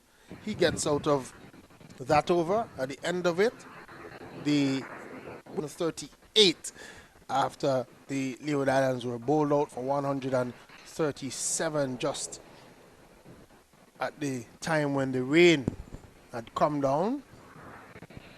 The final wicket to go for the Leeward Islands was that of Akes France. He came in, flashed at 2 and flashed and just stepped out of his stump, then was over his crease and was stumped. Adonai Ali starts a new over. Derwin Lewis squeezes this away into the square leg region for a run.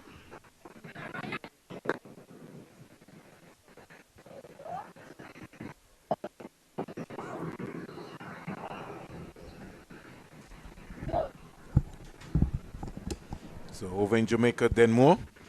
Trinidad and Tobago dismissed for 74 of 23.2 overs, and as we speak, Jamaica under 15 at 25 for 3 of 8.3 overs. Yeah, low scoring continues in that series there. I know that the Jamaicans seem to have had a problem with the Trinidad and Tobago spin bowler, especially in that first encounter. They didn't read him, Denmore. And to me, again, it was something mystified for them, as if like they've never seen that sort of bowling. And in that 74, Denmore, there were 16 extras, 16 wides. And in fact, it was the second top score. Yeah. Mungrew got 24 for Trinidad and Tobago. And Hugh Turner, he picked up 5 for 19 from his 6. And Zachary Buchanan, who we saw last year at Denmore, Yep. he had 3 for 9. And Reggie McGee, Reggie McGee, he just had 1 over. But we had Rhyme Livingston, who was among the wickets, and a fast bowler, 2 for 24 from his 5. So I think we're going to have a game on there, Denmore. 25 for 3. Certainly, there's going to be a game on there. Game on here as well as this delivery from Adonai Ali is played into the offside field by Nian Davis, he's playing a little bit more circumspect today than he did out in Bethesda. In Bethesda, he was very aggressive and was looking to push things along. They got to that 80 made by the Leeward Islands in what? 10.1 over. 1 over, so just... There's no Alex Armstrong in this team today, so I guess maybe that's why the responsibility falls on his shoulders. Forced away into the offside field, can't beat the infield. And the difference is, in terms of the run-in between the wickets in the Windward Islands and the Leeward Islands, even though Davis was coming looking for a run, didn't get himself past the point of no return. And so once Lewis said no, he was able to get back into his crease pretty easily. He's driving over the top of mid-off, and they get just a run. Here is an opportunity for a run out, and he's diving, making his ground again. Communication a little bit poor. I'm not sure where Lewis was going because the ball was right next to the fielder, and Lewis took off for that second run, and Davis had to struggle to throw. Coming from deep was wayward to the wicket keeper and allowed the Winward Islands batter Nian Davis to be able to dive back into his crease and make his ground. 15 for 1.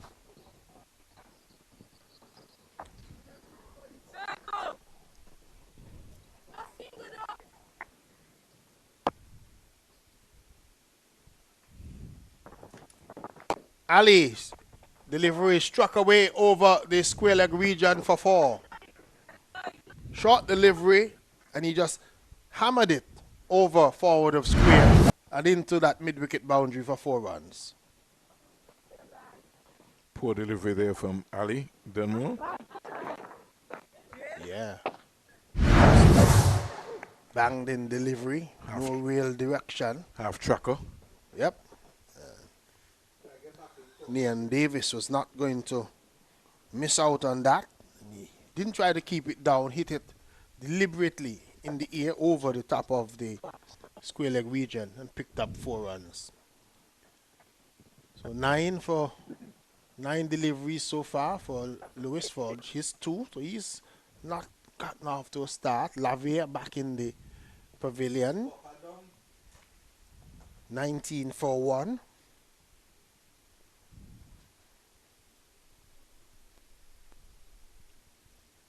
France starts a new over, wide of the off stump. Umpire Shackles, sort of, you could almost hear his brain thinking there. Farrell looked at him as well as wicketkeeper very nervously, thinking it might be a wide, but France gets away with that one.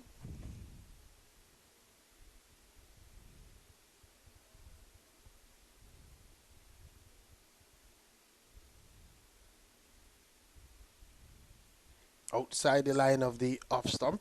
Again, just looking to force it away is the left-handed Derwin Lewis. Not making contact. Caris Farrell juggles it behind the stumps. holds on, no run.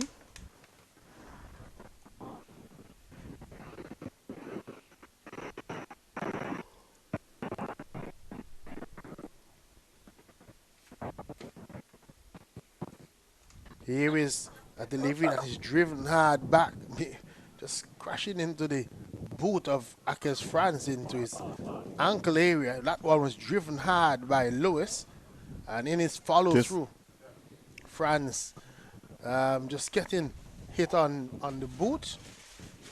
Strong boy. They were looking maybe to see if he needed a physio. He's back on his feet, but he's just going to go to the physio just to make sure that she has a look at it. Make sure that he's okay. So we just have a slight hold up in play. 19 for 1. Lewis is on 2. Davis is on 6.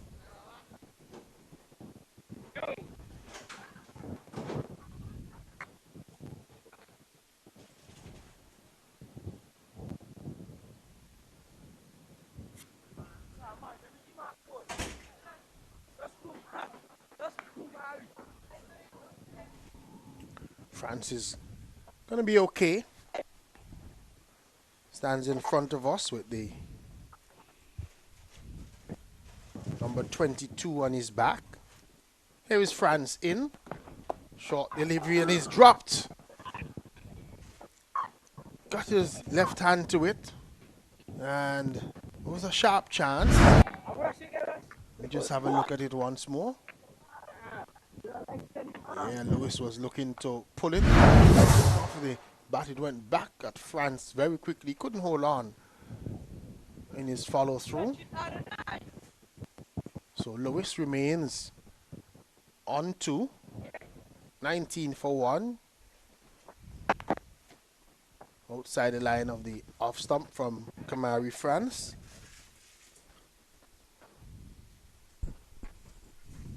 Allowing it to go by is Williams, is Lewis.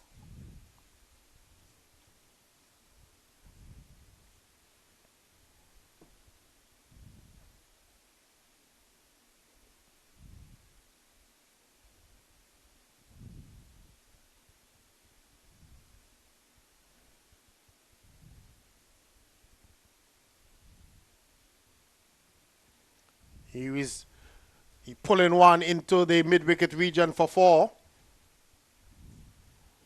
It was a short delivery.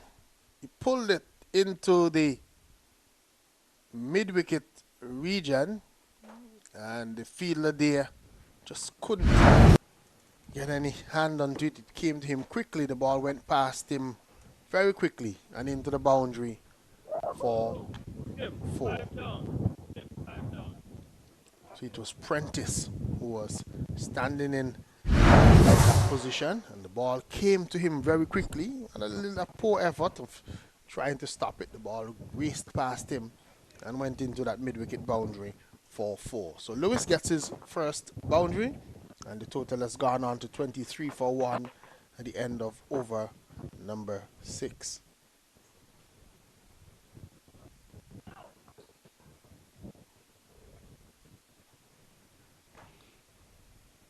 So in the context of the game, then more, just going to some figures then more, talking about how the pace bowling for both teams have dominated the contest here. The Winward Islands fast bowling unit, which would have included Joseph, John, Lavia, Charles, Gilbert, and Hilaire, bowled 119.5 overs between them, 21 maidens, 396 runs, then more 26 wickets. Yeah. I think that has been the strength of the Winward Islands attack. And the consistency that they've shown as well. Not just that the fact that they've got no wickets, but they've bowled well. They've tried to bowl one side of the wicket, and they've been very consistent. They've swung it.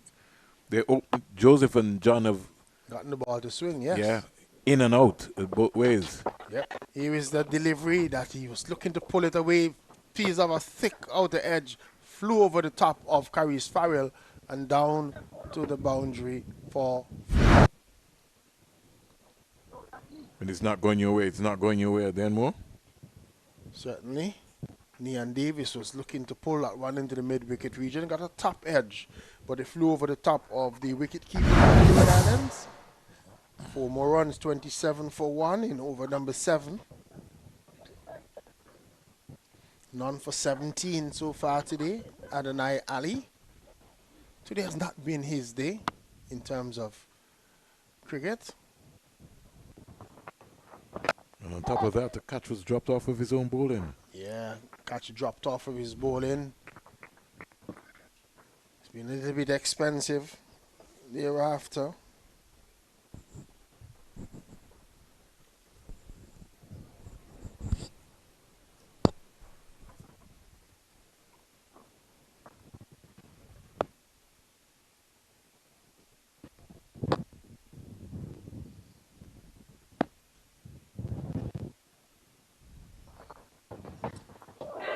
Loose shot outside the line of the off stump by Nian Davis. Caris Farrell seemed to have been the only player who was interested in that one.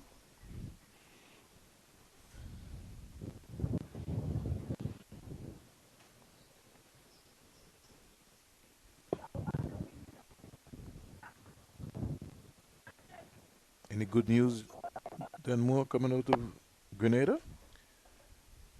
Another medal for Antigua and Barbuda. Zonique Charles in the javelin, picking up a silver medal. This time around, she was defeated.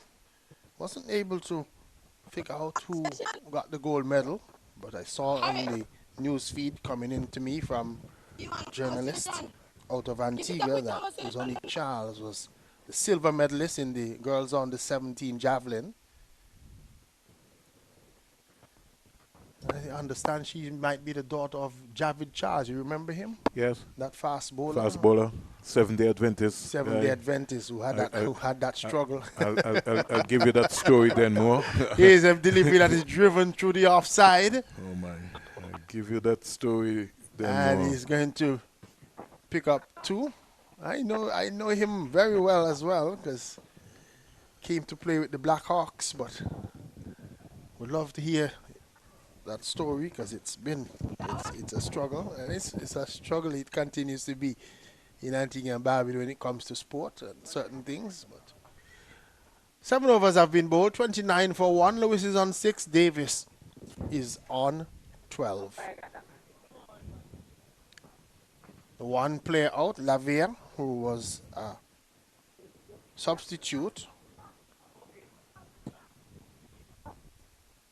was run out, backing up by Kamari France as he just strayed off of his crease as France was in his delivery stride, and France took the bails off. Umpire Shackles had to send Lavier on his way. Talking about the John, Dylan John Denmore, 37 overs, 6 maidens, 100 runs, 10 wickets. And Jeshan Joseph, 32.3 overs, 6 maidens, 129 runs, 8 wickets. Here's a delivery squeezed into the offside. And Yeah, they're gonna get a couple of runs. And more overthrows. The ball just coming straight back to Caris Farrell, and for some reason he didn't take it. Not sure what's going on with Caris Farrell today.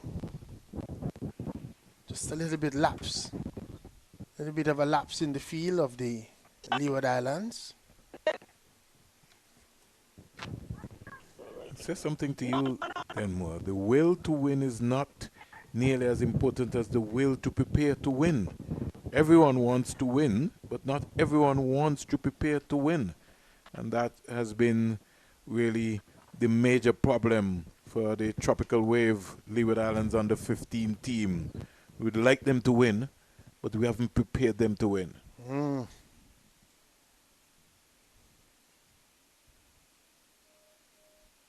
France has looked impressive, Denmore. Continues to try his best, and here is a delivery that almost took the stumps of Neon Davis. It took the inner portion of the bat, went past the stumps, went down to a short fine leg position. Wasn't interested in a run. Neon Davis, as Caris Farrell was scrambling to get onto that one.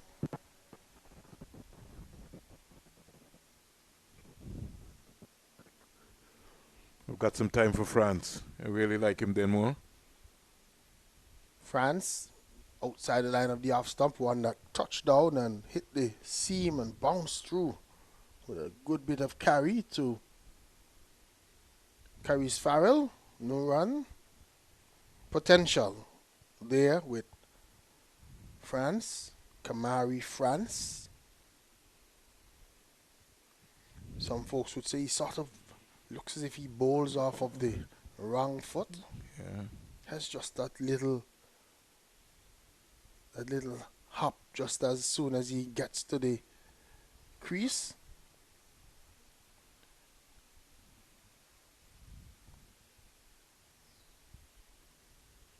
Before this game, played 3 games, 21.1 overs, 2 maidens, 79 runs, 7 wickets so far. And he's already bowled 4 overs here in this track. His best been 4 for 42, 9.1 overs. Always still running in. Kamari France. Here is delivery that is short of a length, and Neon Davis would have wanted to do a lot better with that one by finding the gap. He was cutting it, but got it straight to that fielder. In the covers, no run. Score remains on 32 for 1. We're about to have the completion of over number 8. 138. 138 is the target number. So good afternoon to Sonia Tuckett. And Davis is driving back along the pitch. France feeds to his own bowling, and there is no run. End of over number 8 has come up.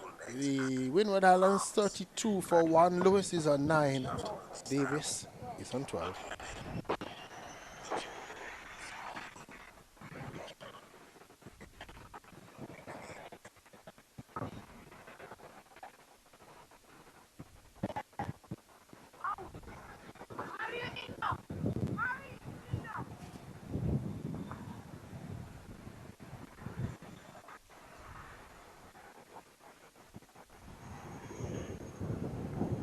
Sonic Charles throwing 46.27 meters in the on the 17 girls javelin for that silver medal.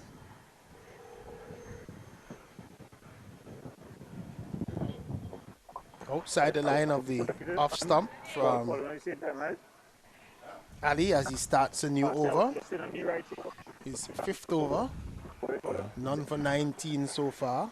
Aiden Williams, then more. We haven't seen him yet. But he's both on 21 overs in this series, 111 runs, 9 wickets. So he's been up there to complement him with his half century today. 51 not out, 84 balls and 4 fours. But it is Ali. One of the bright sparks that we've seen in the Leeward Islands team. Ball him! So Ali cleans up Lewis. It was right up to him. He played all over it. Off stump knocked back. The danger man has gone for the Windward Islands. Ali bowling Lewis. Clean bowl him. And Windward Islands, 32 for 2. Darwin Lewis back in the pavilion. He's gone. Today he only scored 9. Yeah, a wicket that they needed. They needed that wicket badly then more. He was dropped earlier off of the same alley. And he's finally done some justice.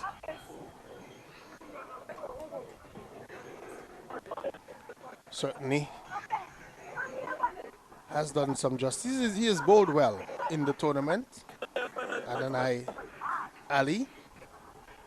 And the good thing is that Lewis didn't really make them pay today because he was dropped on not. A catch that was dropped by Marsh, and the ball just was up in the air, and the way he approached it looked as if it was swirling with the breeze that is blowing here. Got both hands to it, but he wasn't able to hold on. But Lewis didn't carry on for much longer as Ali gets his man. This time he got one right up to Lewis. Lewis played all over it. Got his off stump knocked back. His figures won't, before this game, won't indicate how well he has bowled Denmore. 21 overs, no maidens, 80 runs, 4 wickets. So he very well could maybe end between 5 and 6 wickets at the end. 32 for 2, Ali.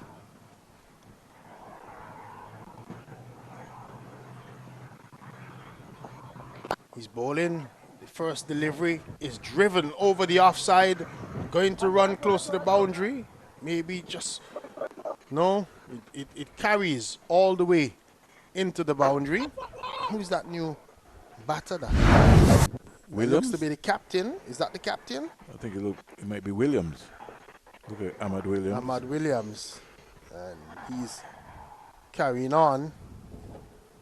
Yes, Ahmad Williams is carrying on in a similar fashion what we saw him in that game up at Bethesda. He was very positive in his stroke play. And that first delivery from Ali, he's driving it into the extra cover region and picked up 4. Half volley. Put away.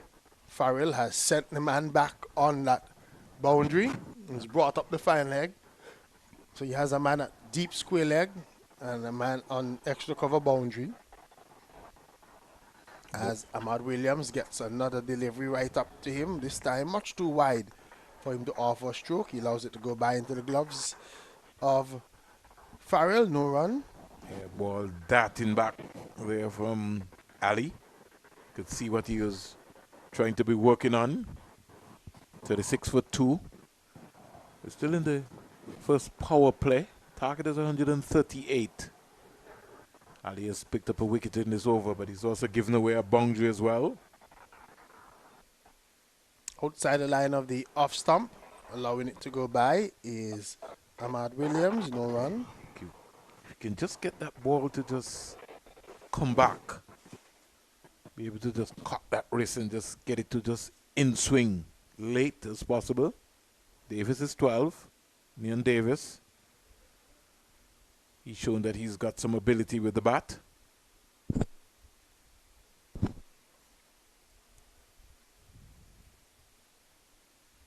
Here goes Ali. In now to bowl to Williams, who's driving. Fielder at cover there. Look like Andre Peters. Misfield for a while, but no runs. 9 overs completed. 36 for 2. Yeah, 36 for 2. At the end of 9. Williams on 4, Davis on 12. Repair job needed now for the Winward Islands. They have to consolidate.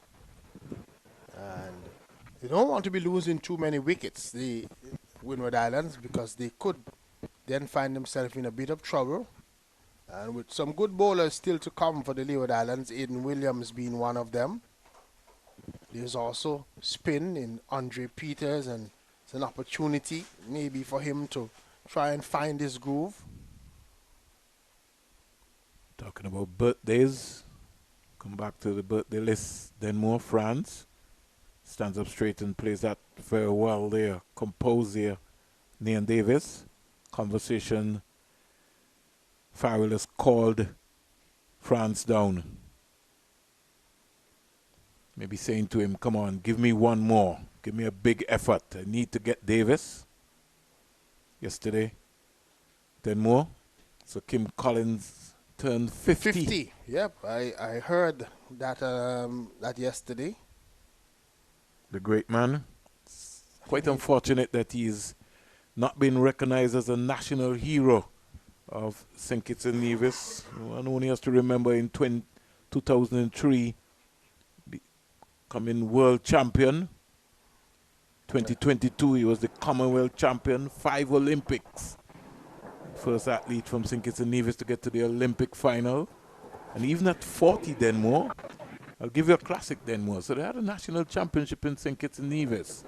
And everybody was boasting about all these young guns, Adams and Jason Rogers and company.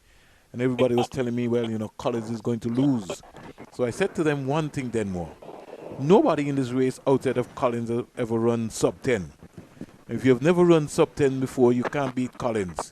Collins broke the national record that same night then more. Yeah. And even at 40 then more, he was one of the first athletes over 40 in the world to be still running sub 10. He's done his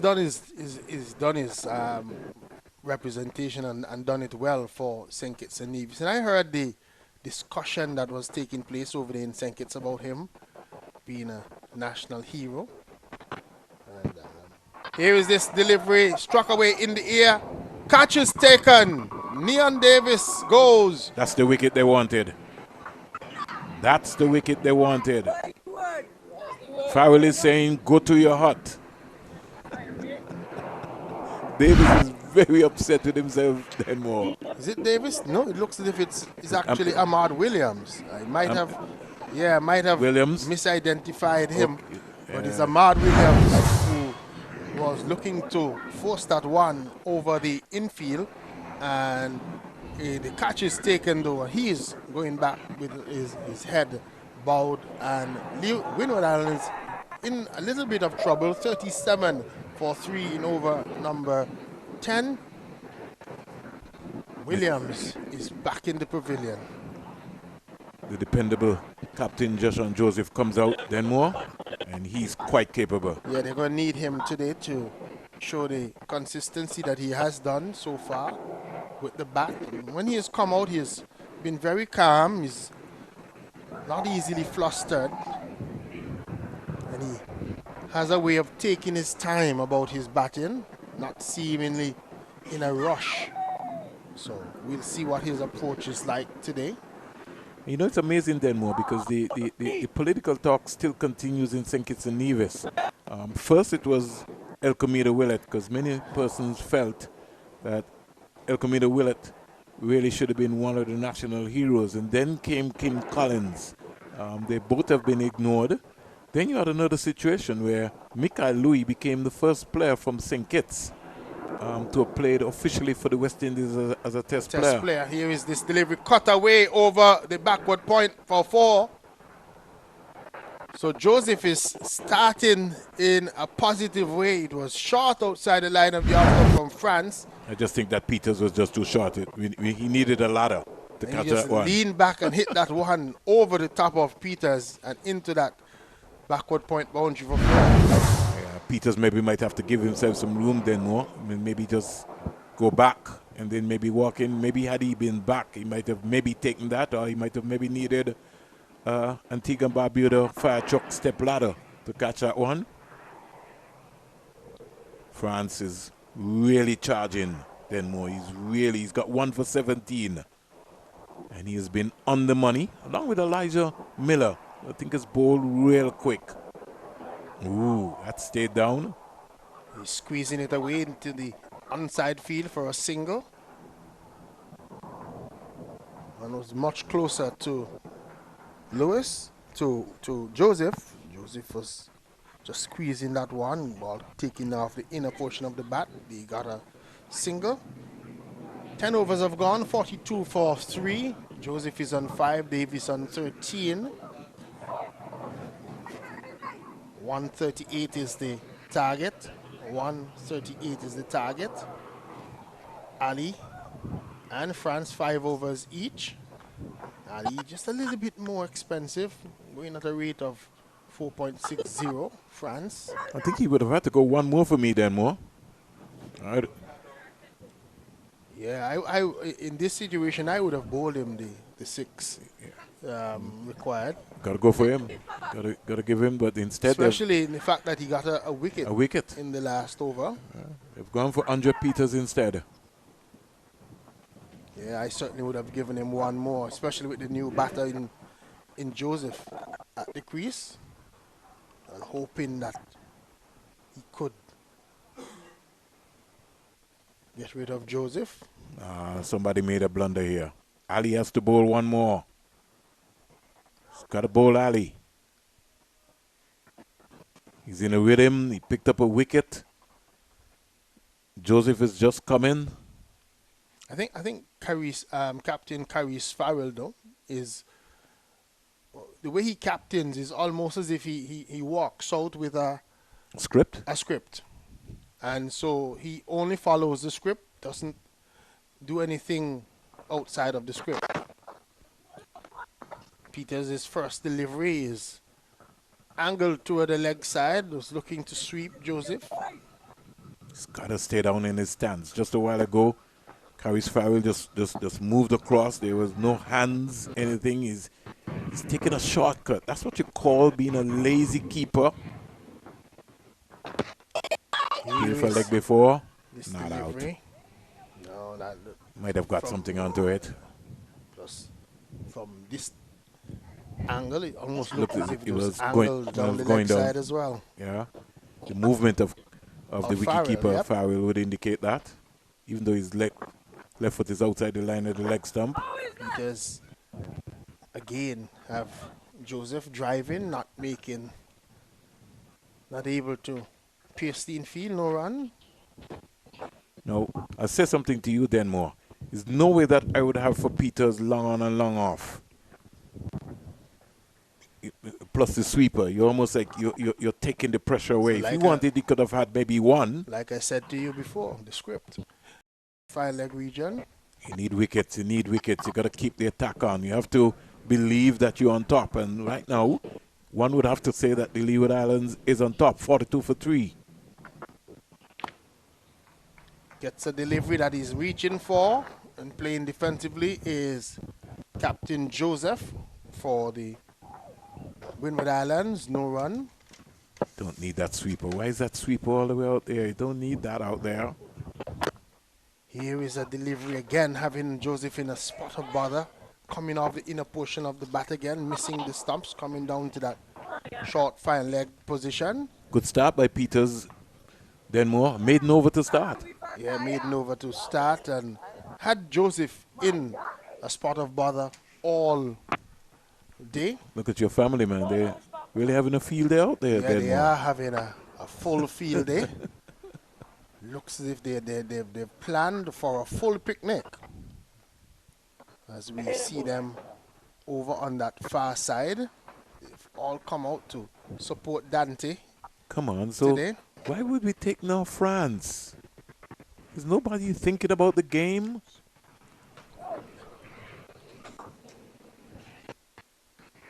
So we're going to have another bowling change for the Leeward Islands.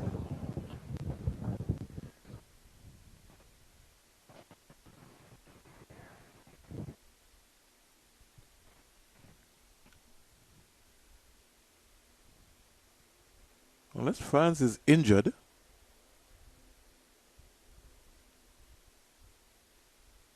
Aiden Williams is going to bowl. France would have had one more for me then more. Yeah, you just asked him. He's got to come back with one more. But Williams, Aiden, who will be for this with a bowl 21 overs, 111 runs. He's got 9 wickets. One maiden to complement that. Full toss to start. Clipped away down to the long leg region for a run. Over at Bethesda, he was pretty expensive. His 3 overs cost 26 runs. He was roughed up over in Bethesda. Yeah. They went after him in that run chase. He just didn't have the answer, didn't know what to do. I don't know how you feel, Denmore, but I just think that fielder is wasted. And Flashing and missing outside line of the off stump is Joseph to a pitched up delivery, no run.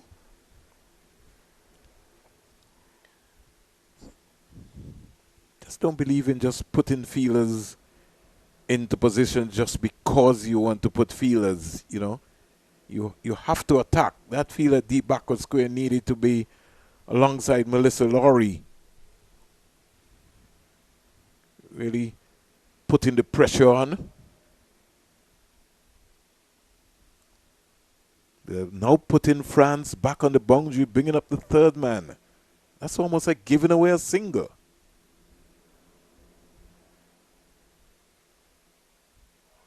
Bowled He's him. ball him. Angled into him, played right over it. Joseph missed it completely. The middle stump is knocked back. And the Windward Islands losing their 4th wicket. They're now 43 for 4. And the Leeward Islands can almost say that they're on top at this stage of the game. Yeah, but they also have to operate like they're on top as well, Denmore. So if we just have a look at it again, Aiden Williams just right up to Joseph. Joseph played all over that one. Got his stumps knocked down. He made 5, 43 for 4 in over number 12. Captain looked dejected walking back. But he would have done himself proper justice. Like his leadership style, cool, calm. Lives in Barbados, so you could see the maturity of him. He's going to school, I think it's Harrison College. 43 for 4. A name which we have to pay attention to in the future. Left-hander Justin comes out. Aiden Williams has now picked up 10 wickets in the process. So he joins Dylan John, who is on 10 as well.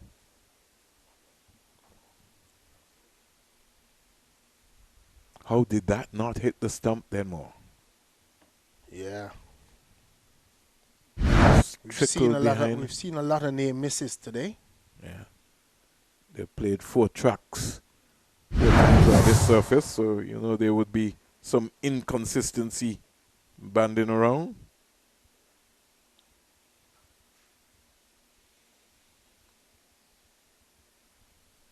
Here goes Williams over the wicket. The ball to Justin. Justin waits on delivery and steers it out into the outside. Over in Jamaica, the end of 18. Jamaica under 15 well on their way to win this one. They are 51 for 4, but stranger things have happened. This is after Trinidad and Tobago were dismissed for 74 in 23.2 overs. Short delivery from Aiden Williams is pulled away into the boundary for 4. Poor delivery. Nick and Justin just got on top of that one and hammered it over the square leg region for 4 runs. It's a poor delivery and given the treatment. Every now and again he feels that he's a fast bowler. He's a swing bowler. So you got to bowl the ball at a fuller length. No need to try and bowl a short ball. It's not becoming. You pitch the ball up. Bowl the ball into the right areas. So 47 for 4 at the end of over number 12.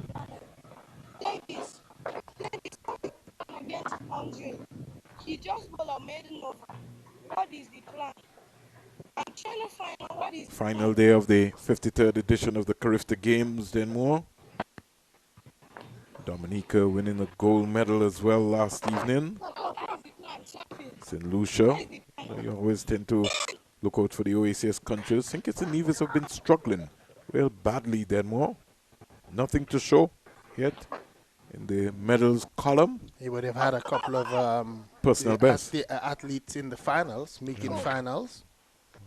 And in a regional competition as big as this, sometimes a personal best is so almost a gold medal. Almost a gold medal, because it's the best you've done. And everybody would want to end amongst the medals. I know.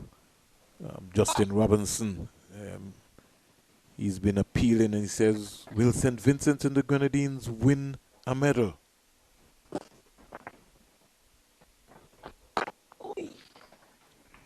I watched a lot of the athletics from across the region online this year.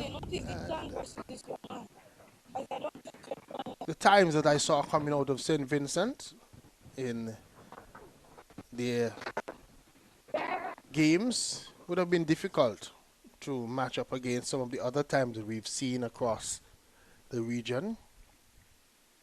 I think they had a best opportunity for a medal in probably the jumps.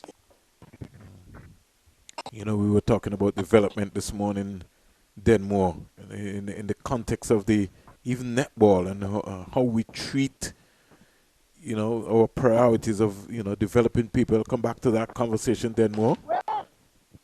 Knocked down, beautiful save there by Isaiah Harris. Seems to be one of the live wires for the Leeward Islands under 15 in this competition. He stayed in the game in terms of the feeling all throughout this tournament. He's been one of the brightest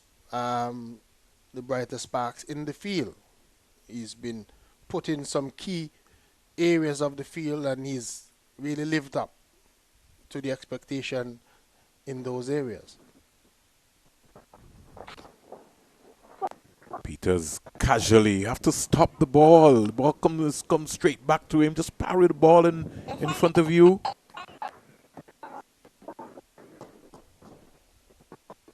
Now we have the Caribbean Netball Association Jean Under 16 Netball Championship coming up, Denmore.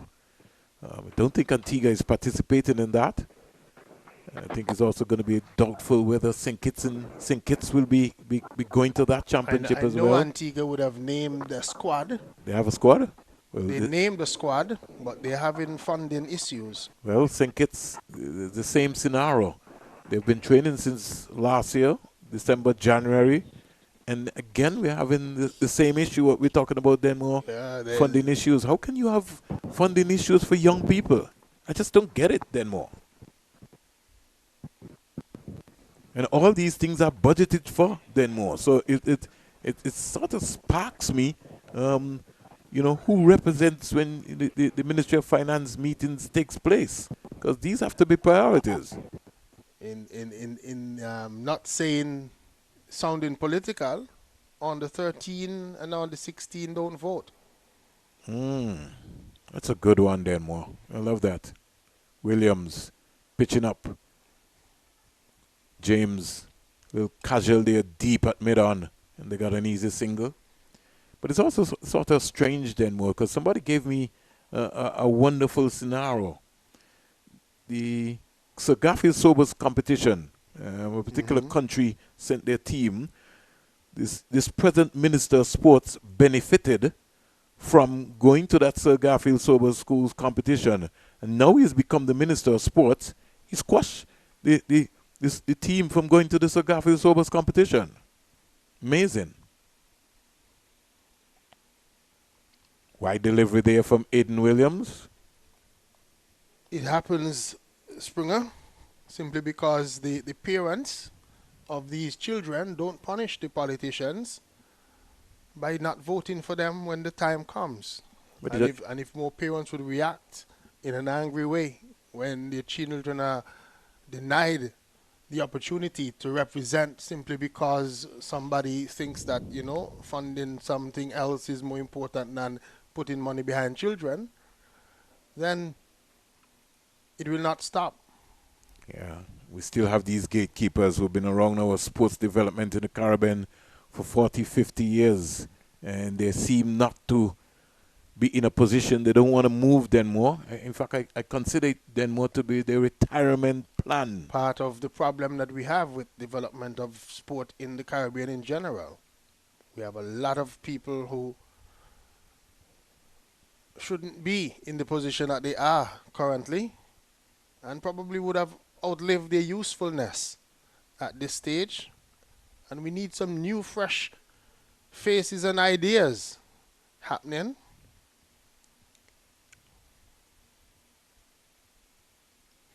Another wide. So Williams. And I'll tell you what something that new, fresh ideas can bring a difference. This year, we've taken some people to the Carifta Games from Antigua, and they're now posting up. All of them who have gone there have ran a personal best.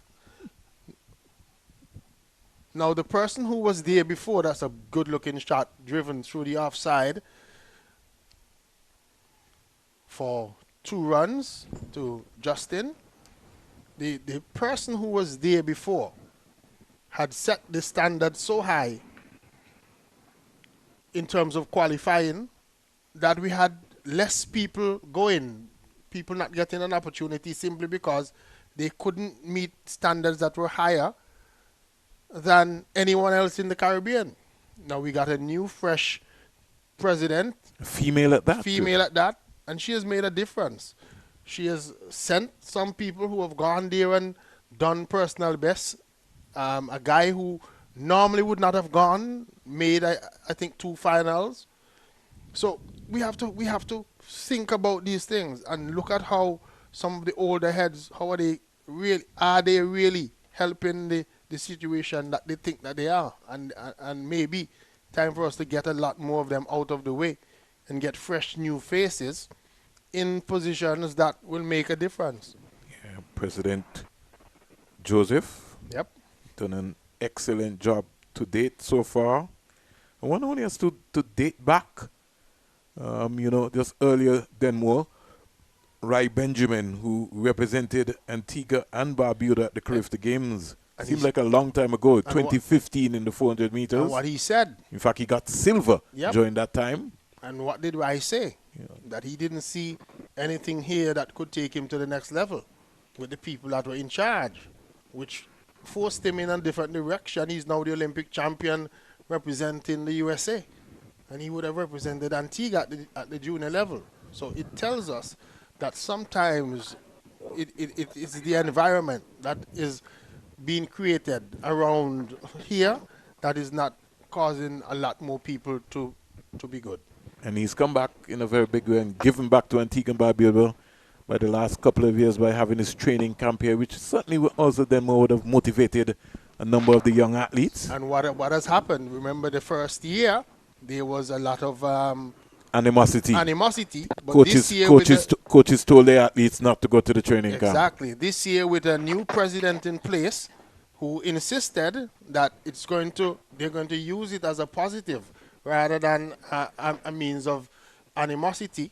We had quite a sizable representation in terms of the people that turning out. But we Badly see a line good delivery shot, there yeah. by Peters, and I don't understand why Peters is bowling that line then more. The breeze is coming from east to west, so why are you bowling a leg stump line? Just can't seem to understand it. He's not had a good tournament in terms of his overall cricket. Gotta think leave his he's- emotions at home then I think more. he's just had, 1 wicket in this One wicket in the tournament. entire tournament. And he's a much better bowler than that. He's a much better cricketer. He's been around the block, we should say. In fact, he's the vice captain of this team then more. He was and he was touted to be the be captain the at the lead start. at the start. But sure, I don't think he showed from the camp anymore. I don't think he showed that he wanted that sort of leadership and responsibility. Farrell did indicate and showed that he wanted to lead. First squad that I saw posted on the WICB site listed Peters as captain. So it shows that he was in the conversation to lead this side. That's the line. That's a much better line. Sometimes I just think he bowls too quickly then more. It doesn't. And what was better about that too is that delivery had a little bit of flight, gave the ball an opportunity to turn. Gotta use it with the breeze. Yeah, so you can get the been, variation. He's been bowling too quickly. Better. Better in length there as well too. Yeah, if you notice too, that little loop just is what made the batsman had a little bit of doubt. So 60 for 4 at the end of 15 then more. Davis is 12. Davis is 17. Justin is 12. Before we take a Paradise or water break, we just give you an analysis of the bowling figures. Ali 5-0, 23-1. France, impressive. 5-0, 18-1. Peters 3-1, 7-0. And Aidan Williams, who's now got 10 wickets, 2-0, 11-1. 60 for 4, 15 overs bowled, extra 7. We take not a Paradise, but the Sani water break after the Leewards were dismissed for 137 or 42.4 overs.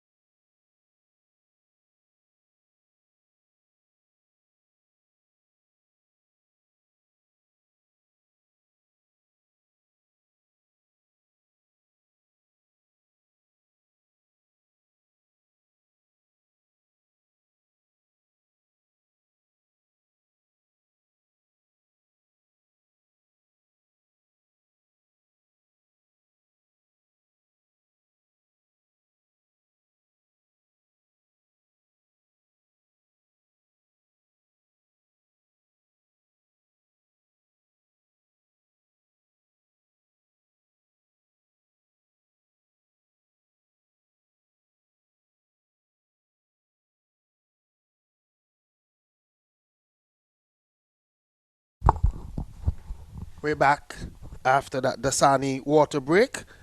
All refreshed and ready to go. Aiden Williams is hoping to continue to get another wicket. 1 for 11 so far of his 2 overs, but he's bowled too many loose deliveries. Starts and stops as the batter in Nian Davis is not ready. Nian Davis and Nick and Justin, the 2 batters in for the Winward Islands at this time.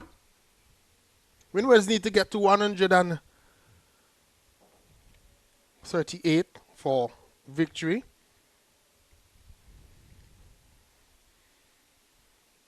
Williams with another loose delivery. Looking to swing it away was Nian Davis, not making contact. Wide called by the umpire.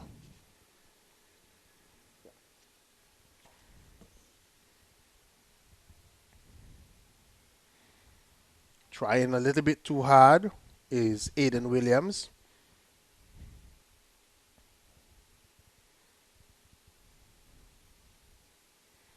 Sprinting in, short delivery on the back foot and punching it back along the pitch for Williams to feed to his own bowling. No run.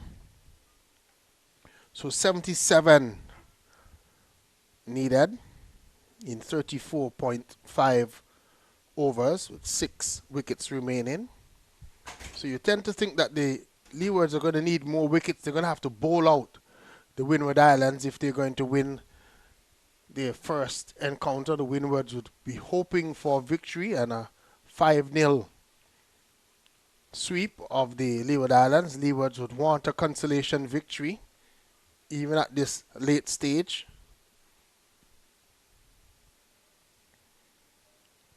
So Davis gets his 18th run, 62 for 4. Brings the left-handed Nick and Justin on strike. Left and right hand combination. Stayed away into the offside field. Can't pierce the infield. No run.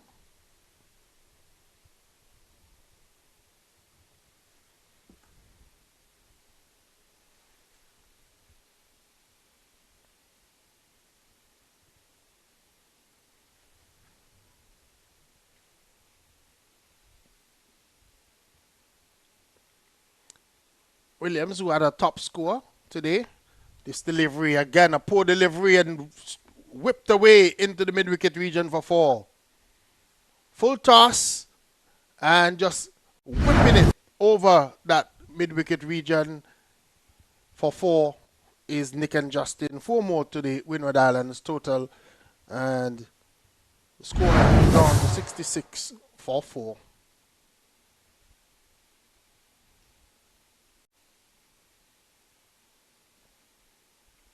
Williams is causing Nick and Justin to play defensively into the offside field. No run.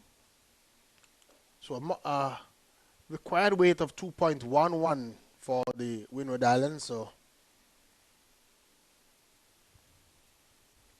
almost pedestrian to get there. You could almost walk it home. Here is a delivery that's beaten Nick and Justin outside the line of the off stump. Not out, says the umpire. It was a slow delivery. And Justin missing it. Maybe just belatedly playing inside the line of that one. Ball bouncing through to Carries Farrell behind the stumps. And there is no run. 66 for 4 at the end of over number 16. So Justin is on 16. Davis is on 18. Justin has gotten to a breezy 16 off 21 deliveries.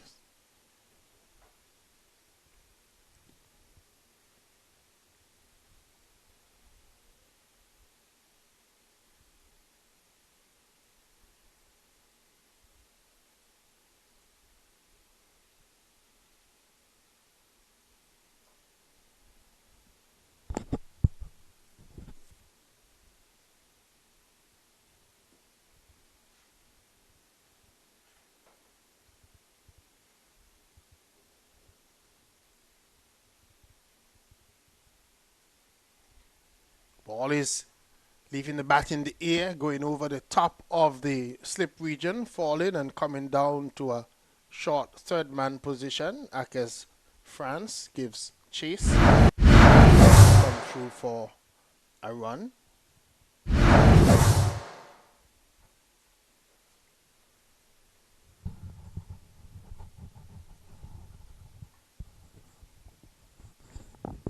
So Justin is facing Peters, and he's playing defensively.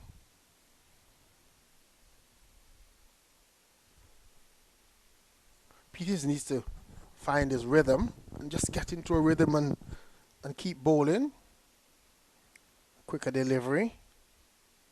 Just looking at the hand coming over a lot faster on that occasion. But this is a hard art to master, leg spin bowling. He's flighting and getting to the pitch of it and hitting it hard over that long on region for 6 is Nick and Justin. He's not going to have any of that. It was a flighted delivery to him from Andre Peters, and he gave it a treatment, hit it hard over long on, 6 runs. Beautiful shot.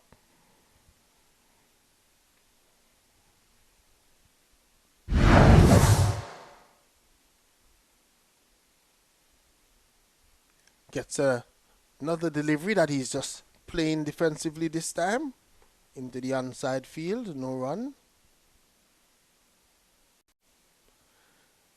No ball called. As Captain Farrell just had too many fielders outside of the circle, so a free hit opportunity.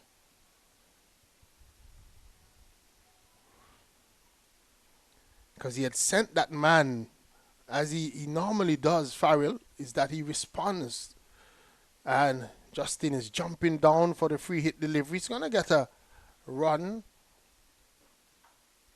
But they're going to get some overthrows as well, as poor cricket being played here by the Leeward Islands fielders.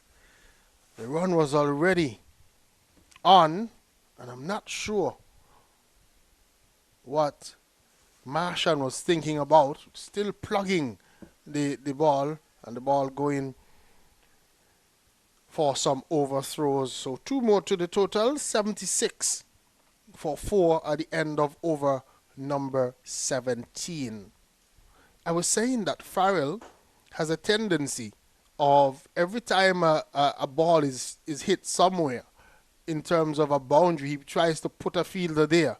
And the fielder was up in the circle at mid-on when Nick and Justin struck that ball for 6, and he sent him back onto the boundary without recognizing that he had to bring in another fielder, and gave away some additional runs for that no ball that was called.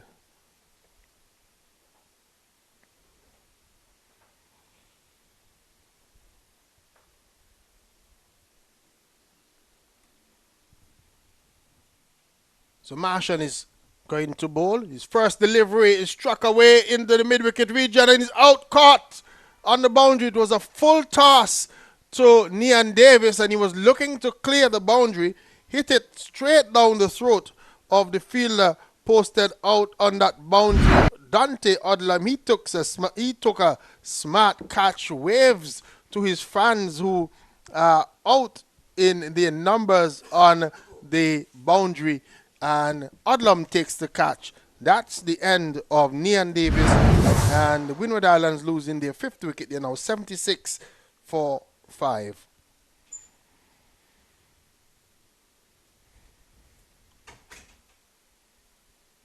So it was a full toss by Martian to start, and in the end, the ball was hit right down the throat of Dante Odlam out on that mid-wicket boundary, and he took a smart catch. He got right behind of it, took it both hands, and sent his family into an uproar out on the boundary where they camped out, picnic style. They've come out to support him today, and he gave them a wave as well after, just to indicate that I see you there. He's now called into the up into the circle as there is a new player in St. Hilaire who has come in. And Martian immediately goes around the wicket to St. Hilaire. Gets a tossed up delivery and it's clean. It's a loud appeal. And for a moment there, Caris Farrell, I was the impression that I thought that it had gone on to the stumps. He was up, all excited, but in the end, no damage done. A slip is in place, as here is Martian. Right arm around the wicket, and he's pulling one down, called wide. Not sure why he was trying there on that occasion. He just flighted the delivery before and almost had St. Hilaire in trouble. Then he tried something else. Here is it. The ball is driven back along the pitch. And I don't understand why they're not feeling the ball then more. The ball didn't come back with any force. So you have to get your body behind the line of the ball there. When you bowl the ball then more, you have to know where the batsman is going to look to play the ball. I think he got excited as did Farrell. As Farrell was jumping up in the air. Not sure why. And then Martian almost was watching Farrell and the ball got past him, gave away a run. Here is he with a poor delivery that's clipped away into the square leg region. Should have enough to get into the boundary for 4, and it does. Justin has not allowed any of those bad deliveries to get away, and he got a poor delivery on the line of the leg stump and was clipping it past the backward square fielder and into that boundary for 4 runs. Have to bowl the ball into the surface. Just too many things being tried. Experimentation. Just bowl the ball on the wicket. No need to try to overspin the ball. Just bowl it on the wicket. 82 for 5 as Nick and Justin comes forward, plays defensively, fixed 56 runs needed, 32.2 overs. And this happens then more because it's the same thing they do in practice. Nobody stamps out the bad habits. They're just allowed to do what they want. He's going to get runs here again in that extra cover region. Harris got beaten there and had to give chase. So they're able to run back for runs. End of the over. 83 for 5. 83 for 5. They just got a single off that last one. So 83 for 5. 18 overs gone. Remember the target is 138. 138 they need to get to. They need another 55 runs from 32 overs. But they have 5 wickets in hand. The Leewards would need to continue to get wickets if they're going to have any chance of winning this game today. Got to bring the sweeper up on the offside then more. No need for having that sweeper out there. I haven't seen one ball gone on the cover area. He's bringing him up now.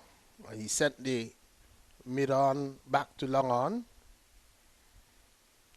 As Peters has Justin coming across his stumps, playing defensively.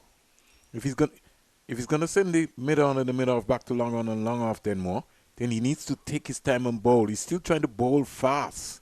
And that's just the issue that I'm having. That's a much flighted delivery. That's a much better delivery. But Isaiah Harris also has to understand he's just too close there at cover. He was darting going around there. That's an easy single. Justin has so far decided that he's going to be aggressive. He's not going to let the spinner settle.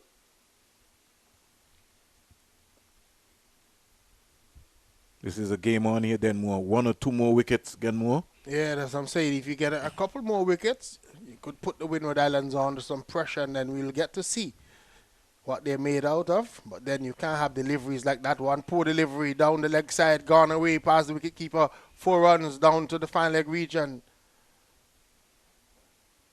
And to add an insult injury, 4 wides. So an additional 5 runs to the Windward Islands by some poor bowling by Andre Peters.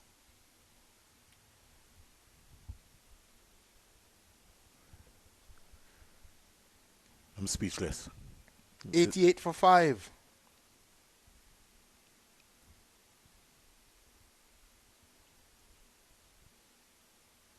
Here is Farrell being struck by a delivery that Justin was looking to play and missed it. And Farrell standing up at the stumps. Just got struck in the midriff region. Justin is on a quick fire, 27 so far, almost a run a ball or more.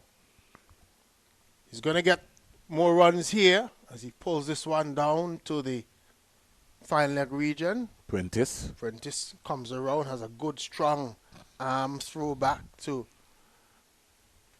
Farrell. Don't understand the line then more, what Peters is trying. It's not like he's trying to tuck up Justin. These are just freebies, free hits, more or less. St. Hilaire is going to face Andre Peters. And Peters with a quicker delivery and just throwing the bat at it is St. Hilaire outside line of the off stump. The ball bouncing into the offside field. No run. 89 for 5 at the end of over number 19. 49 runs to win from 31 overs with 5 wickets remaining. The Windward Islands are trying to get to a total of 138. He says the required run rate is 1.58, which means walk it home. Is there another twist to this game? That's the big question that Denmore is asking. And can the Leewards find a match winner? Who will it be? They've got some options. They've gone for Prentice now. And Prentice did bowl well in the last game that would have played up here, Denmore. Marsham it is, that's not Prentice. Marsham. The game before Denmore, I think would have been the third game. Prentice bowled with good control. So I don't know if Farrell is maybe going to think about having Prentice maybe come from the CIU road end.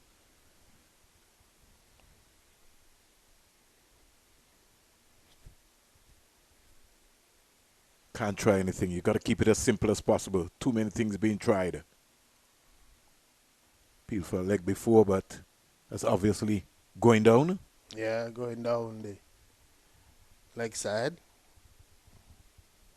Not sure what the excitement was about just now from Farrell. I think they're trying desperately to get a wicket. They feel like they can get a wicket every ball. Short and wide. Lucky that didn't pierce Adler. To finish his action. He's trying too many things. Not being patient enough.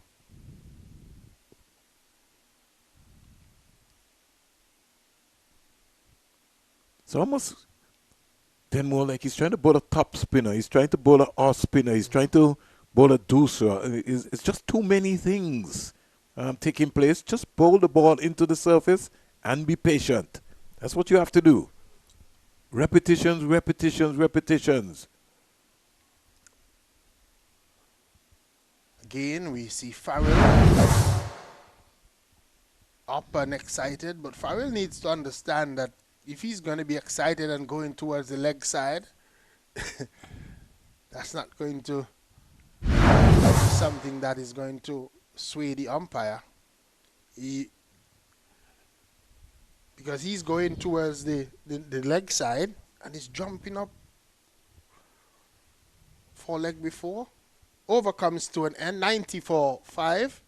St. Hilaire is on a 129 is Justin. Required rate 1.6. 90-5.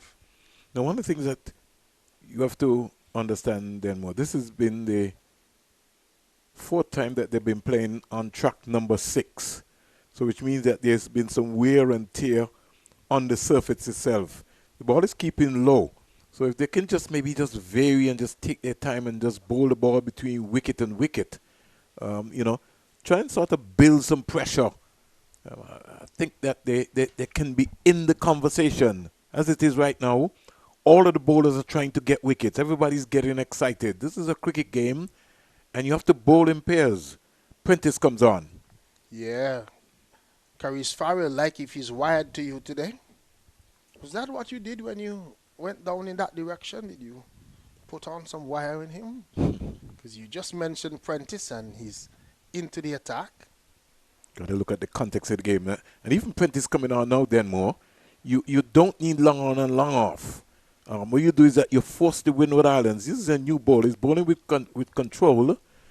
You got the sweep on the offside. Why would you want that sweep on the offside? That sweeper has to come up inside the circle to give him there. You got to be looking to still attack. Nick and Justin gets his first delivery from Prentice. He's just playing it into the offside field. Can't score.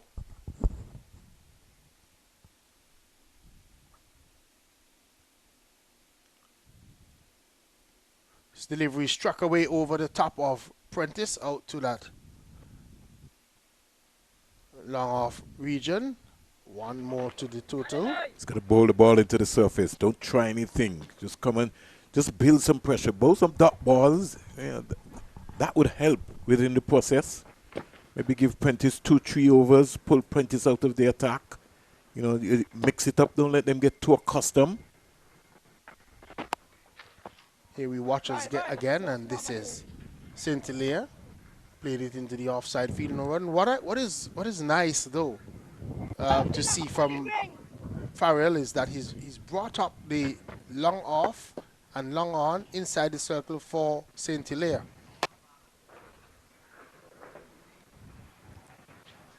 He's got to now bowl the ball into the surface then more. One that keeps low could give St. Hilaire some problem.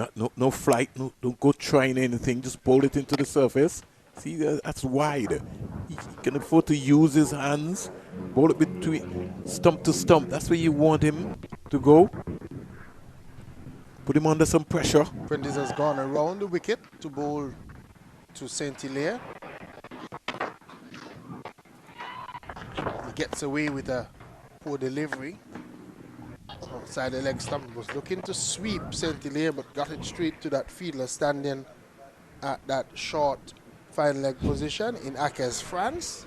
And there was no run. 91 for 5 after 21 overs. Yeah. This game is manding around. Justin not out 30 from 38. St. Hilaire has got 1. Lois 9. Lavia 6. Davis 19. Williams 4. Joseph 5. Extras have been 17. The Leeward's been just trying too many things, really. Justin is just coming quietly forward. This is the wicket that the Leewards would need. They would need this Justin very early. Have to stay in the moment. Got to stay in the game.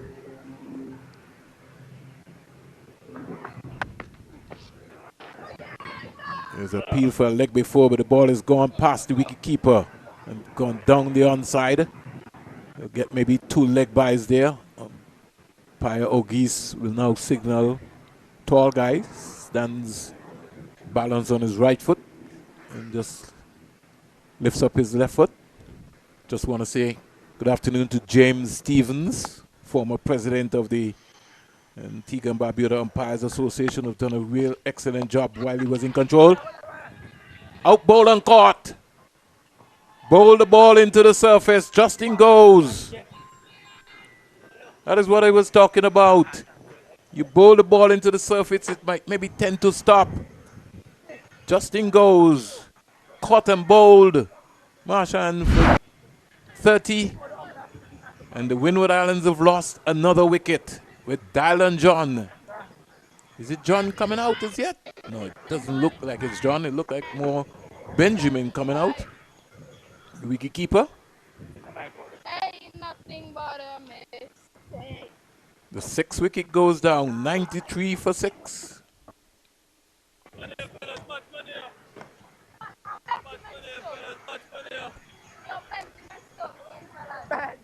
So just looking at the television replay there, you get a chance to see it. That stopped on him. Bowled it a lot more slow. The target is 138. You still need another 45 runs to win. Winward Islands. Leewards need 4 wickets. Benjamin comes out. So you can look to put the pressure now on Benjamin. Hope the foul is paying attention to this. A deep backward square leg fielder is almost like a wasted man. Don't need him there. Why the mid-on and the mid-off going back? Got to be looking to close out. Got to spring on Benjamin now. Farrell has to stay down. He's getting excited. No need for him to get excited. Has to stay down. On the edge. Could just go through his hands. Run away.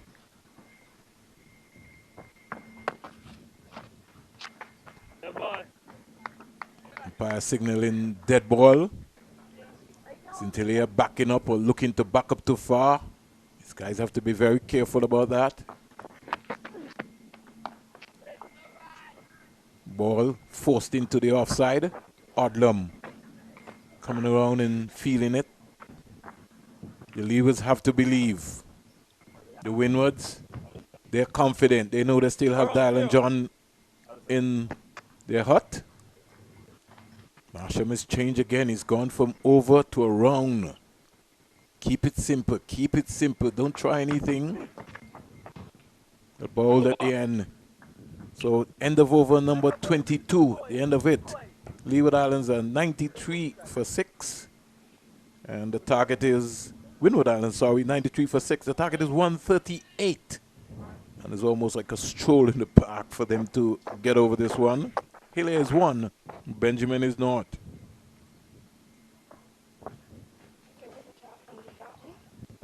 It's all happening here.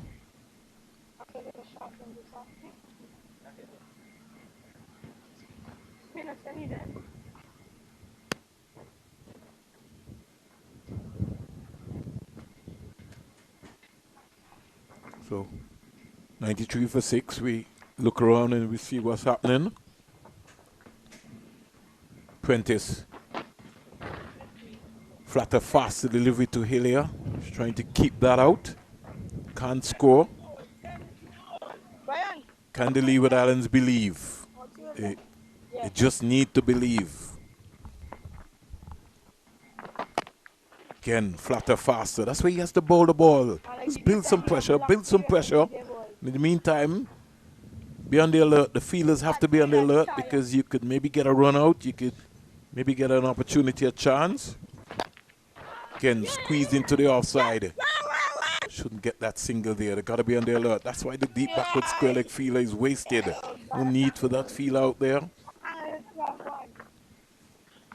Hilaire goes to 2. Benjamin comes in to strike. Score goes to 94 for 6.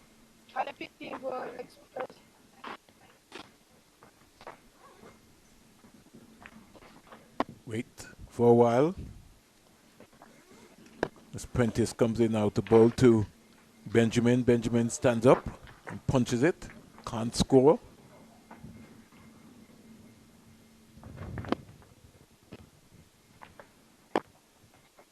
Flighted, driven, can't beat the fielder cover.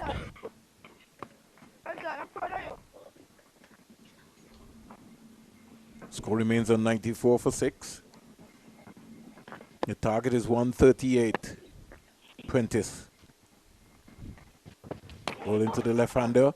Ken Farrell rising too early. Over comes to an end. And at the end of it, where 23 has been bowled. Winward Islands chasing a target of 138 and 94 for 6. Opportunity for the Leeward Islands to apply some pressure. I think with these two at the crease and based on what we've seen from them in the tournament so far, these two players are not going to be overly aggressive. So it's an opportunity for Captain Caris Farrell to try and apply some pressure. Maybe if the opportunity arises and the timing, maybe a time to bring back somebody like an Adonai Ali sometime soon. Benjamin. Marchand is appealing for the. It's like go searching for anything. Just gotta be patient. Again, look at where Farrell has ended up, appealing for a leg before. Benjamin under some pressure. That's a better delivery. He needs to bowl quite a few more of those type of deliveries. Deliveries that are just on or about the off stump, right up to the batter. Too easy, too easy, too easy, too easy. And that's the difference then more as compared to the Leeward Islands and the Windward Islands. The Windward Islands will be putting their bodies on the line. These guys have to understand the angles as well. Harris is just going too much to his right. The delivery on the money. They're just trying too many things. Just got to be patient. Bowl the ball in the right area. I would love to see him try maybe even just a couple of deliveries from over the wicket to see what the batters would do. Especially with the slip in place. Isaiah Harris putting his body on the line as we indicated. Sometimes I just think he's too close. He needs to come back, give himself some room.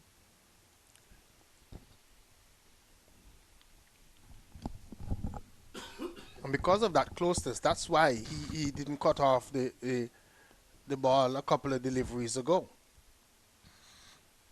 Got to understand the angles. These days, then more find our modern cricketers don't seem to understand angles at all. Don't pay attention to those things. I'm wondering if enough attention is paid to teaching them the importance of these things. More so than just knowing the name of the field and where the fielders are supposed to be, understanding the angles. I'll tell you something then more. Some of them don't even know the field positions. They're being told to go here, go there. And that again is an education that you were talking about. I know that recently I've seen situations where Rakeem Cornwall and others have been trying to teach some youngsters in Liberta, and they're insisting that they should know what the name of the field is and also understand the angles.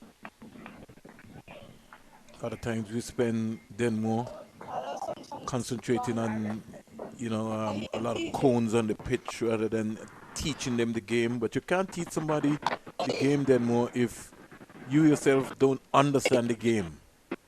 And it's not everybody who is a coach is a teacher. And that has been the major problem. Everybody is excited. Everybody is a coach. Everybody is the best coach. They're not producing anybody. You're going to have a few more enemies at the end of this broadcast, Springer. Until now? A few more. That's what I'm saying, a few more. In my lifetime, then more.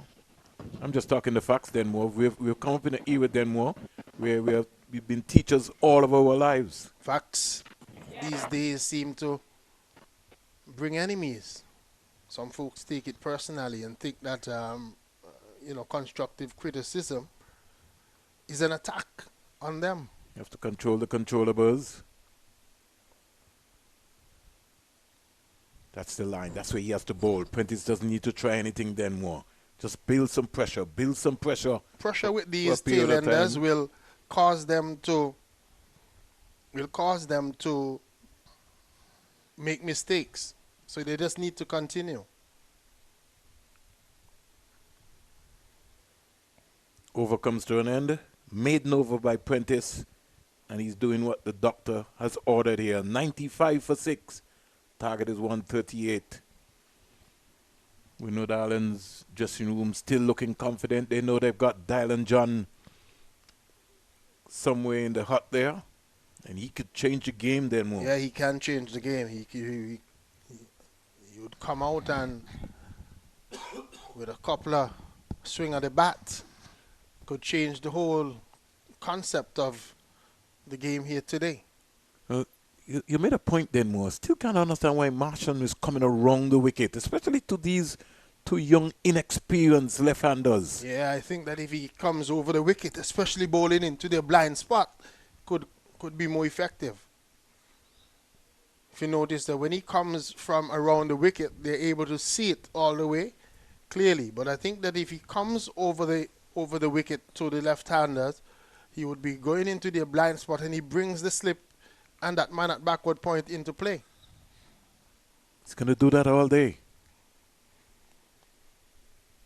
Bowl the ball, you go over the wicket, and you get that ball to be just going across them. They're going to be struggling, especially with the wind. Wind coming from east to west here. Yeah.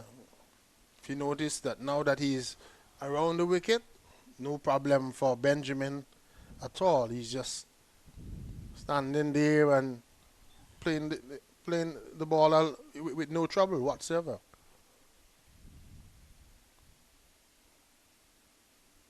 Another delivery, another dot ball. See what happens there. Look at that one. That one was angled more to his pads, and he looked in a lot more.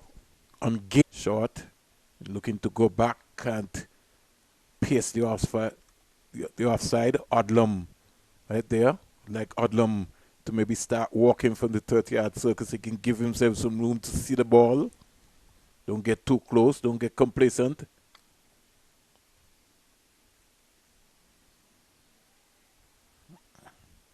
Maiden over in the process. Got to build pressure. Got to build pressure.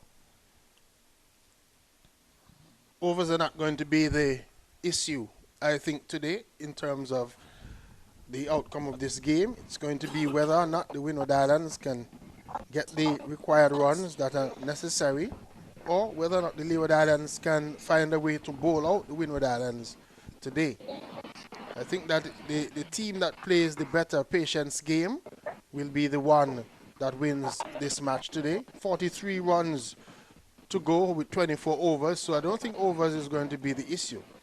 But it's whether or not the Winward Islands can find a partnership that overhauls these 43 runs needed, or if the Leeward will continue to take wickets, get the final 4. Prentice starts from the CIU road end. He's on the money straight away. Just pulling the ball into the surface, just landing the ball in the right areas. And you got to be patient. Even as a batsman, you have to be patient. So too, a bowler, can the ball dropping out of Farrell's gloves simply because he just rises. In fact, he's not down. It's got to stay down on the edge, and the ball could just slip through. Understand that Tyrese Farrell is the son of Shasta Farrell. Damien Farrell, we called him at school when I taught him as a primary school child at J.T. Ambrose School. Plays good football, right? Yep. Played good football. Yes. So, trouble here. Nobody concentrating. It's just too deep.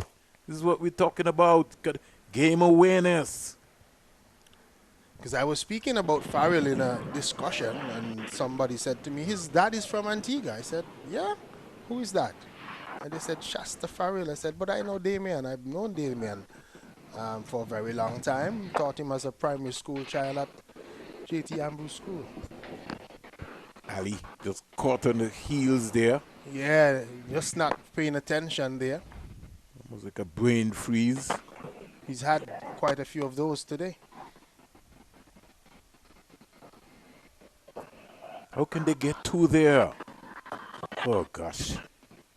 Leeward's just easing up off of the gas here. Not staying in the moment. Prentice trying something there, going down the onside. Just got to be patient. Bowl the ball in the right area. You can't do that if, you don't do it in practice.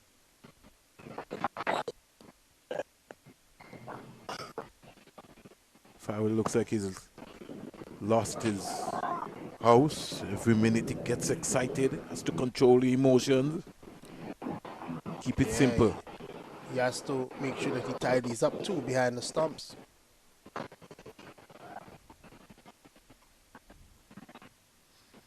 Score is 98 for 6. Message comes out from the Winward Islands. I don't think you need a message. You just need a partnership. Then more. Certainly, partnership is... And he's come out with his two long empty hands. So You'll have to understand that at the next level, then more you can't just run onto the field. I think he had a bottle of water in his hand, That was a trick. and so he actually gave them a sip of the water while delivering the message, just to make sure that the message was given. You sure you sure he delivered the right message? If he said it in patois, he probably did. Problem is, did he receive the right message? You know what would be amazing now then more? Somebody got out. Then you would be wondering if he really delivered the right message. Certainly we would be. But we've seen a little bit more positive in that first stroke. So maybe the message is not to get bogged down, to try and at least get off strike, look to score. Because the very first delivery of this over, we saw St. Hilaire trying to play a positive stroke through the offside. He's going to struggle, St. Hilaire. Just got to bowl the ball into the surface. Just bowl the ball into the surface. Don't give it anywhere where he can be able to use his arms. Just take your time and just bowl the ball into the right areas. Take your time. Don't try anything. That's what happens. You see, when you don't try anything, he tries to force a stroke there and not making contact. Just above the eye line.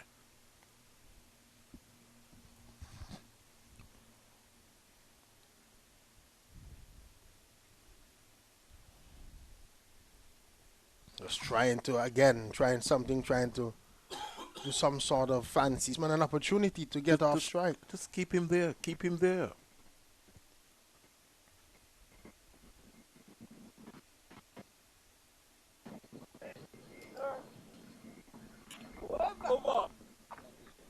It's maybe times like these then more when I maybe be thinking about maybe bringing on a Dante Odlem, just to change up the pace of the game, a medium pace, or somebody who would hustle these guys a little more. Having a look around. Yeah, I was thinking the same. That's why I was even suggesting earlier that if the time has elapsed, maybe now would be a good time to bring back somebody like an Ali. Because you have two batters who are not so sure of themselves. They are not as skillful as some of the others that we would have seen earlier. And I think this would be an opportunity for some of the other players to come back. Maybe even Aiden Williams. Because Aiden was struggling against the better batters, but I think against these tail enders, he might find himself having more success. Here is another delivery by St. Hilaire. St. Hilaire wants to get on with the game. Don't know if he has the energy to make that happen or even the power. I think Prentice is bowling too short to him though. And too fast. Giving him the opportunity to try and play those aggressive shots. Just take pace off of the ball. That's what he has to do, and be patient. Just not patient enough.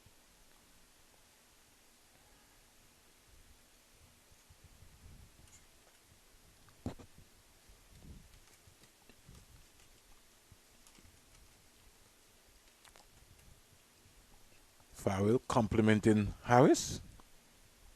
Yeah, just giving him some compliments for good feeling. Flighted and struck away for 4. So there you have it. The Prentice just letting the pressure off there. Just over pitching 1 to Benjamin. And Benjamin took full advantage of it and hit it past St. Hilaire. It was St. Hilaire, correction, that hit it well and got a boundary out to that wide long on position. 100 up for the Winward Islands, 103 for 6. You have to stay in the game. They're just trying too many things. Everybody wants to be the hero. It's a team effort.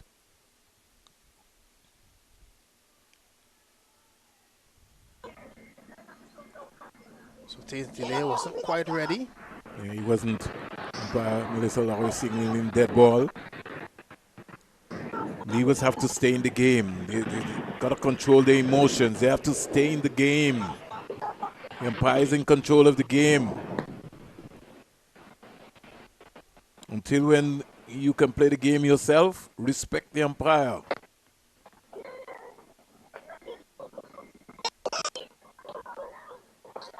6 runs off this over, just like that, then more. Yeah, so the message that would have been sent out clearly said that you guys have to try to score. Just try and be positive. Put away the bad deliveries. Don't just get bogged down. Don't just be there blocking. Try to continue to try and play positive.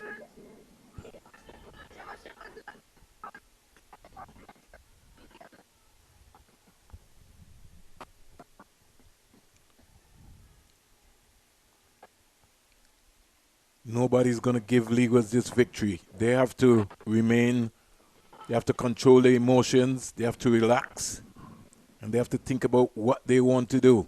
Looks like France is coming back then more. Yeah, I think this is a good move at this stage of the proceedings, because the runs are ticking down.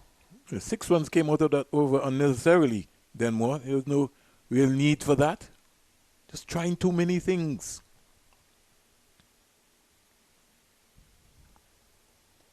Just Kamari France that's back into the attack. Too much weight, too much weight, too much weight, too much weight. Look then more. They're getting, almost thought they were going to get 2 there. They turned blind in the process. Yeah, again not good running we've seen between the wickets. More so the Leeward Islands than the Windward Islands, but just now I thought that they could have been a lot more positive and looked to get 2 runs, the Windward Islands, because that fielder down at that third man position had a lot of work to do around to his left. France has got a ball full of length. Played in the end by Saint-Hilaire, who's on 11. One thing about France is that he bowls a heavy ball. He really, every time, he keeps charging in all the time, France. Yep. Hammered that one into the pitch. Was sort of made Saint-Hilaire a little uncomfortable. His extra zip, extra pace.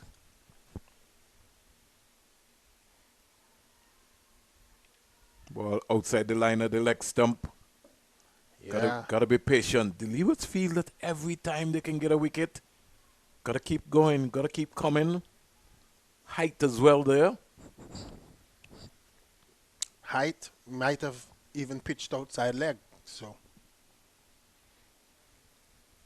Leewards have to stay in the game. I just don't, at times, don't like their body language. They have to stay in the moment. They have to believe. Prentice is wandering around.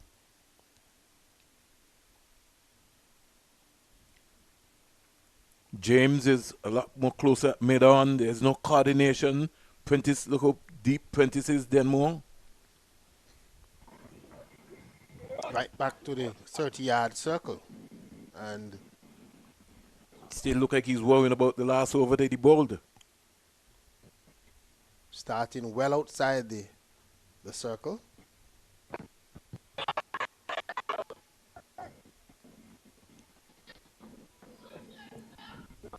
Yeah, even France and all feeling the pressure.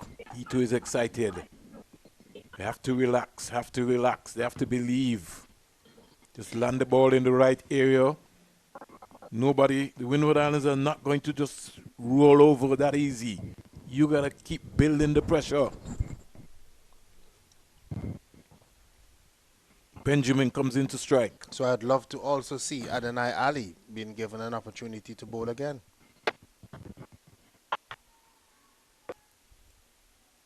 Ball again going down the leg side. Yeah, knocking the batter off of his feet. But in the end, no run scored. So it remains in 107 for 6 at the end of over number 30. Yeah, France. Big effort there from him. But he just needs to just cool his nerves, just take his time. Don't try anything.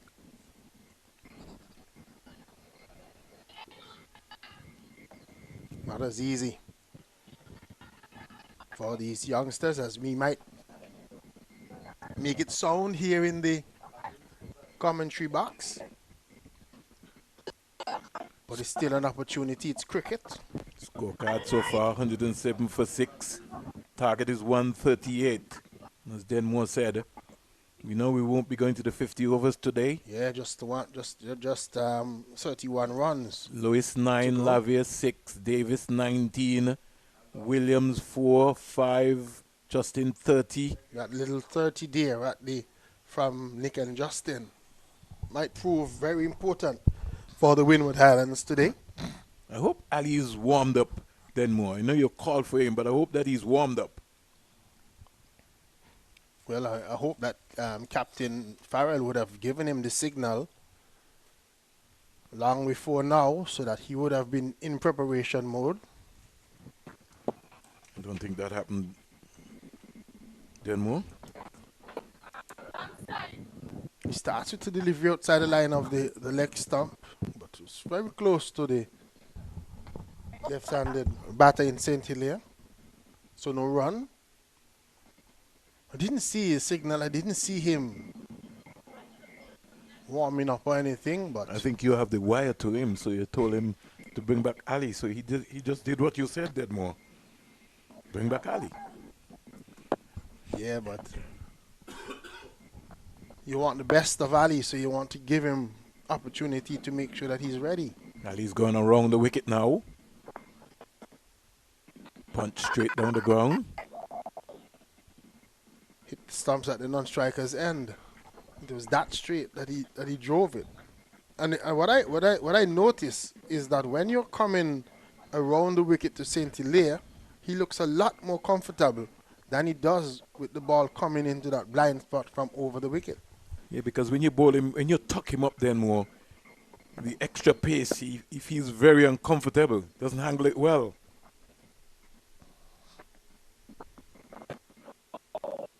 Beautiful Yorker link delivery, well kept out there by St. Hilaire.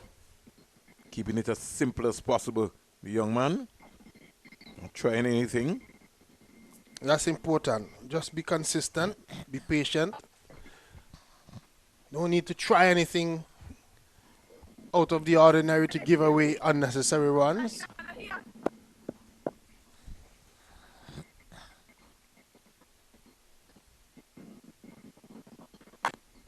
Because the further away that they keep the Windwards from those runs of the Leeward Islands, you will have a lot of pressure.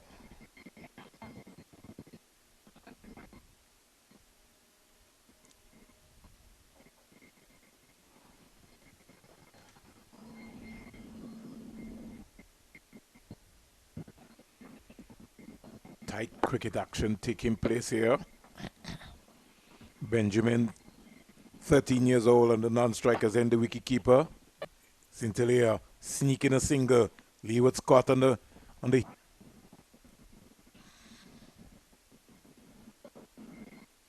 St. Hilaire, the only player Denmore from Grenada on the team, batting all-rounder.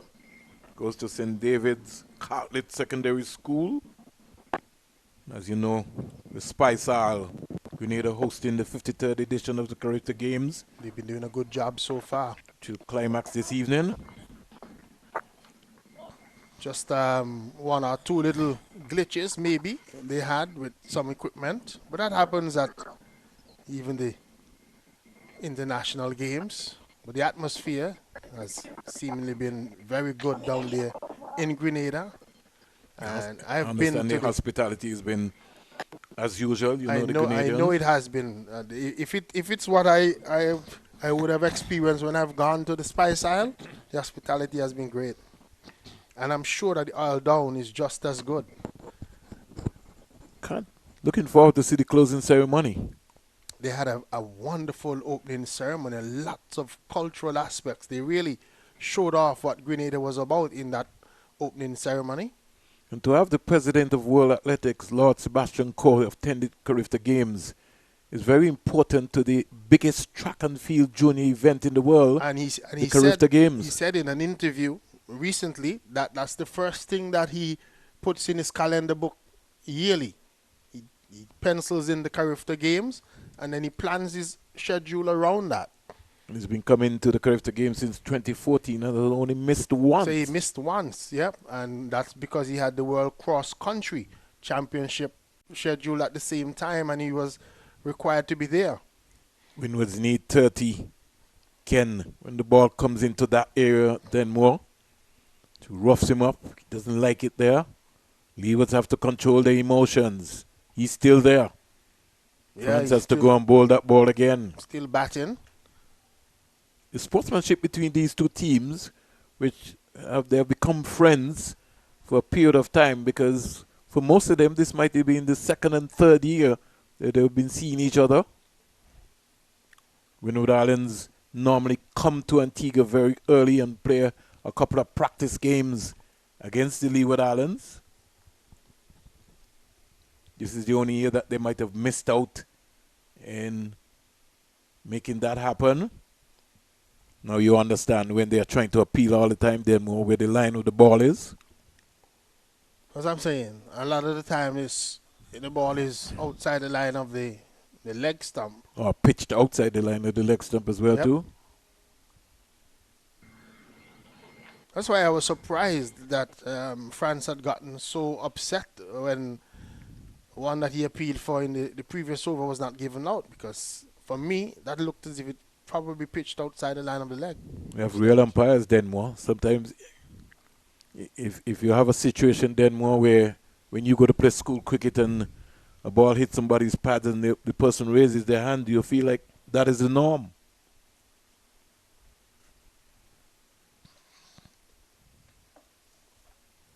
Important to have people with proper training all around at all levels, especially at the early stages.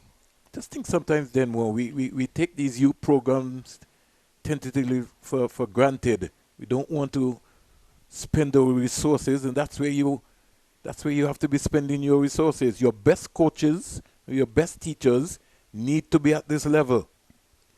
Agreed. This amount of money that we're wasting on at the senior level, how are you going to get the next Brian Lara or the next Curtly Ambrose if you don't put your best coaches down at the under 15 level?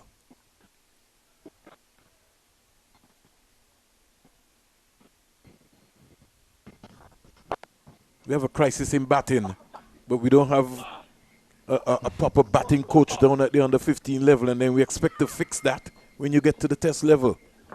Over comes to an end, 108 for 6, 32 overs bowled. The target is 138. Scintillea is on 12, and Benjamin is on 3. Yeah, sometimes we gotta really look at what we're doing. I saw something today. It says the 2026 West Indies Championship will look very different.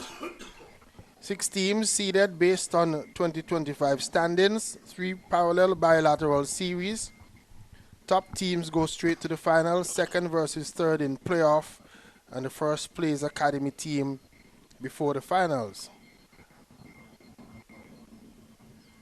Ali, wrong the wicket to Benjamin. As for those folks who are wondering what the upcoming West Indies Championship, 4-day championship will look like, it's just amazing, Denmore, that in the Caribbean we continue to play less cricket, but want to compete with the world. yeah, I just don't get it. and I smiled because when I read the quotation from Miles Bascom,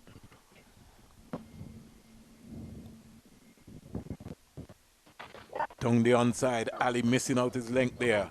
Coming around is James and Odlum. Odlum gets there first, and they come back quite easily for 2. The Leewards look like they've just lost their spunk, lost their energy. 110 for 6. and he needs to go back over the wicket He's coming around the wicket and he's losing his line. He doesn't have any and the momentum line of either. attack, yeah, that he wants, because he's also thinking a lot about not running on the pitch, and so he's not really bowling his normal rhythm. He needs to go back over the wicket where he's comfortable and just be patient.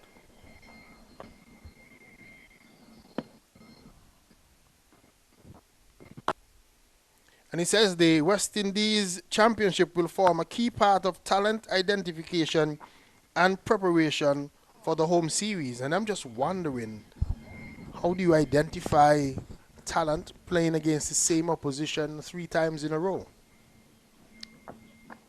Just learned that the game Barbados and Ghana should have started about 30 minutes ago. I'll give you the score in a little while. Then it's reduced to 20 overs. So we've wasted money by sending the Barbados team to Guyana. Sending them to Guyana in a rainy season. So just to show you how smart we are. Because we really, we understand everything, Denmo. The Guyana Harpy Eagles, their preparation was hampered by rain, but we sent a Barbados under 15 team to Guyana to play 5 games. We're talking about development. Down the onside. Farrell misses it again. Umpire Melissa Lowry will signal a bye. Yeah, again, we've just seen Ali. Once he's around the wicket, he's just firing those deliveries in, but they're offline. They're going down the leg side. He needs to come back over the wicket where he's comfortable and just take his time, get his lines right, and not worry too much about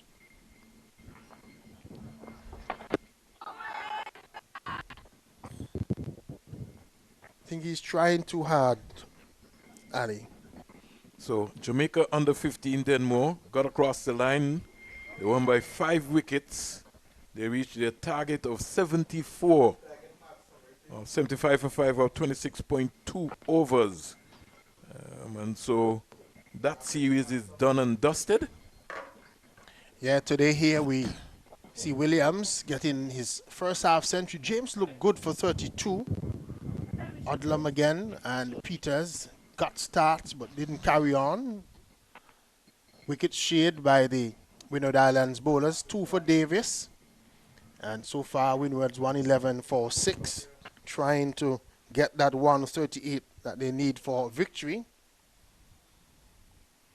Just to let you know, also coming to the Caribbean, the men in maroon, the senior men in maroon, home series starts on June 3rd at Sabina Park in Jamaica. And that'll be against Sri Lanka. 3 ODIs, 3 T20s, all taking place at Sabina Park. Then there's a warm-up game at the Coolidge Cricket Ground on June 18th to the 21st.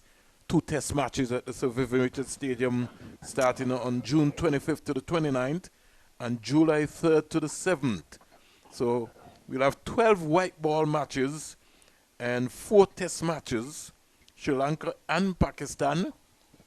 The men in maroon starting their tour on June 3rd. Home series. So Sri Lanka, New Zealand, and Pakistan will play 12 white ball matches, 6 against Sri Lanka, 6 against New Zealand. And then we'll have 4 test matches within the ICC Championship test cycle. 112 for 6. Leewards seem to have gone to sleep then more. Worked their way down the onside for 4. They've given up. Yeah, they've lost their way. I think that the 2 bowlers are now coming around the wicket. They've lost the plot a little bit. They've made life a lot easier for these 2 left-handed players for the Winward Islands that didn't look sharp at all when they were batting against the spin, especially the ball coming over the wicket. They weren't scoring.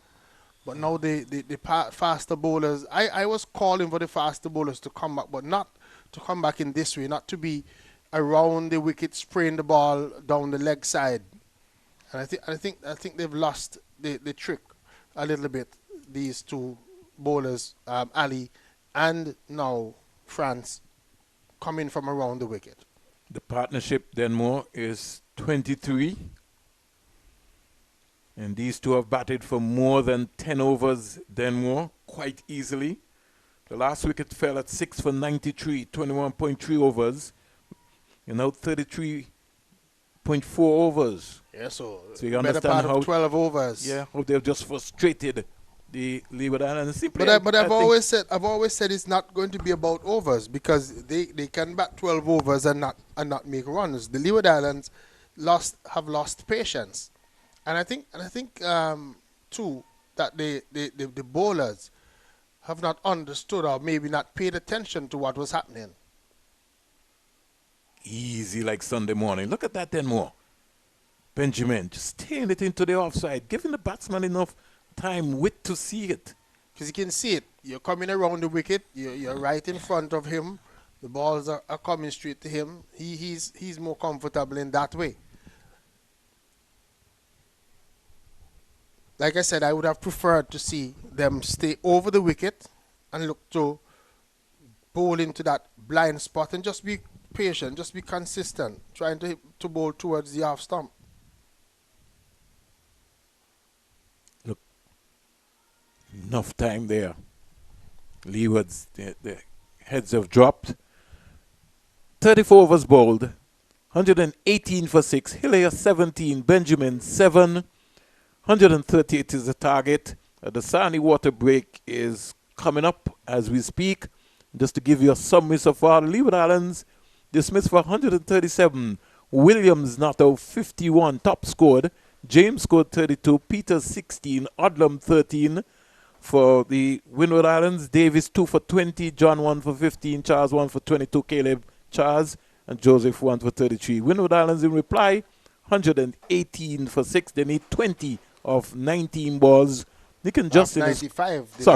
Of 95 balls. Nick and Justin scored 30. Davis 19. Sinclair 17. Lewis is not out 9. Marchand has 2 for 10.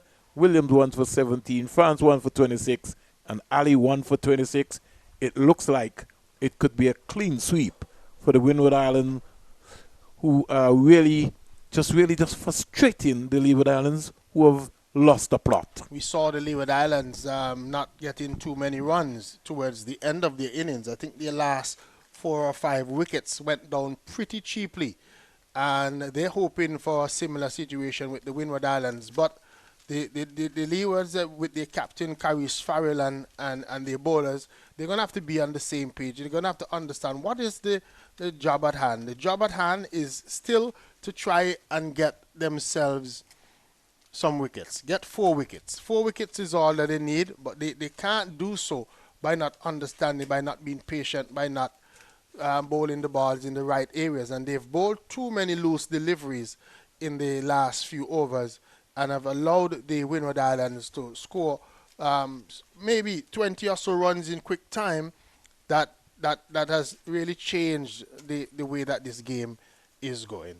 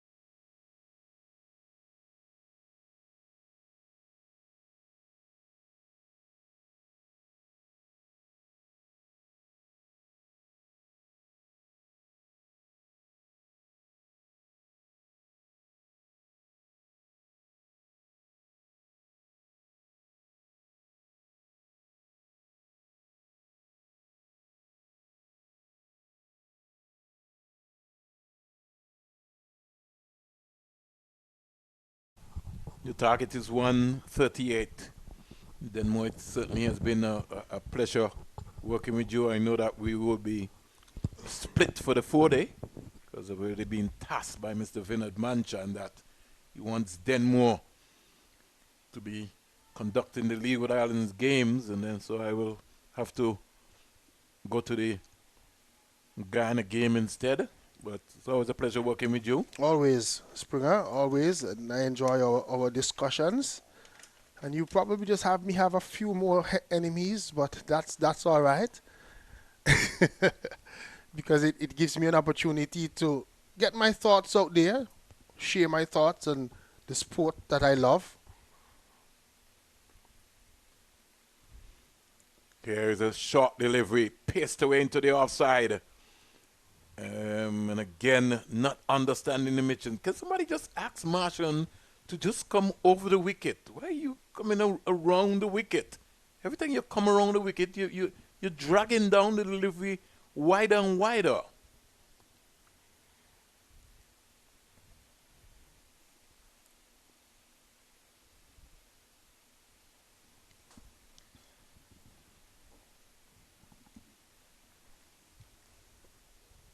You can call it then more. Yeah, again, just Marshall not understanding what is necessary. Flighted one to the left-handed batter who is now in. He's been there for a while and he just struck that one over the top of mid-off for 4. So 6 runs quickly right thereafter. 120.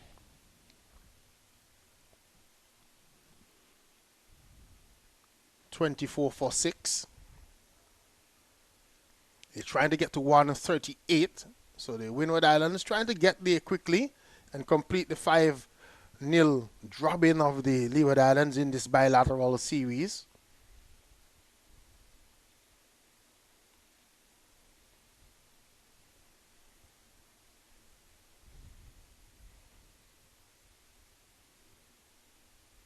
Got a lot of work to do then more.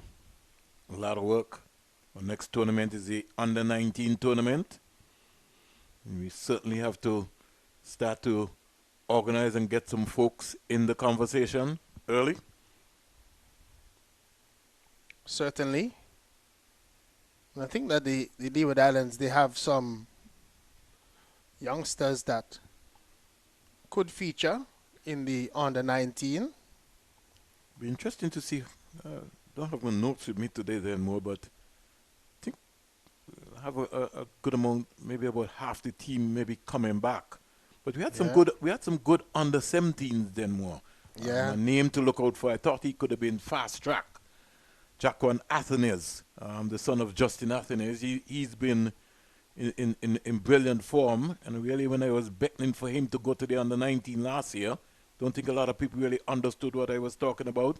You need to start them early then more, because look what has happened now. There's no under-17 tournament this year. Yeah, Athenes, Tilokani, guys like Tanes Francis and others, guys that need to be involved as much as possible because they've shown us that they have what it takes. We saw Jaquan Athenes in the under-15 last year, made 97 out at Liberta, and it was a really good innings from an under-15 player. I thought in that game, and I said it, thought he deserved 100 in that game, just falling short of that century, but really, really played well in that innings. How we handle our players, I'll come back to that then more. Squeezed away, can't beat Isaiah Harris, and this is what you were talking about then more. With all of the rich talent that we have then more in Antigua and Barbuda and the Leewards, why are we not using our mentors more to be able to mentor our players? And let me just use, for example, a Joel Andrew. We've got a Joel Andrew, but we have not attached to Sir Richie Richardson or Denmore Roberts or somebody else to this young man. You know, we've just left him. You have to be able to find mentors. Earlier clock. Brian Lara had a mentor. Joey Carew was Brian Lara's mentor. Difference of culture. Sometimes these things sound like, it might sound weird, but in our culture here in Antigua and Barbuda, a lot of the times if you attach somebody to another person,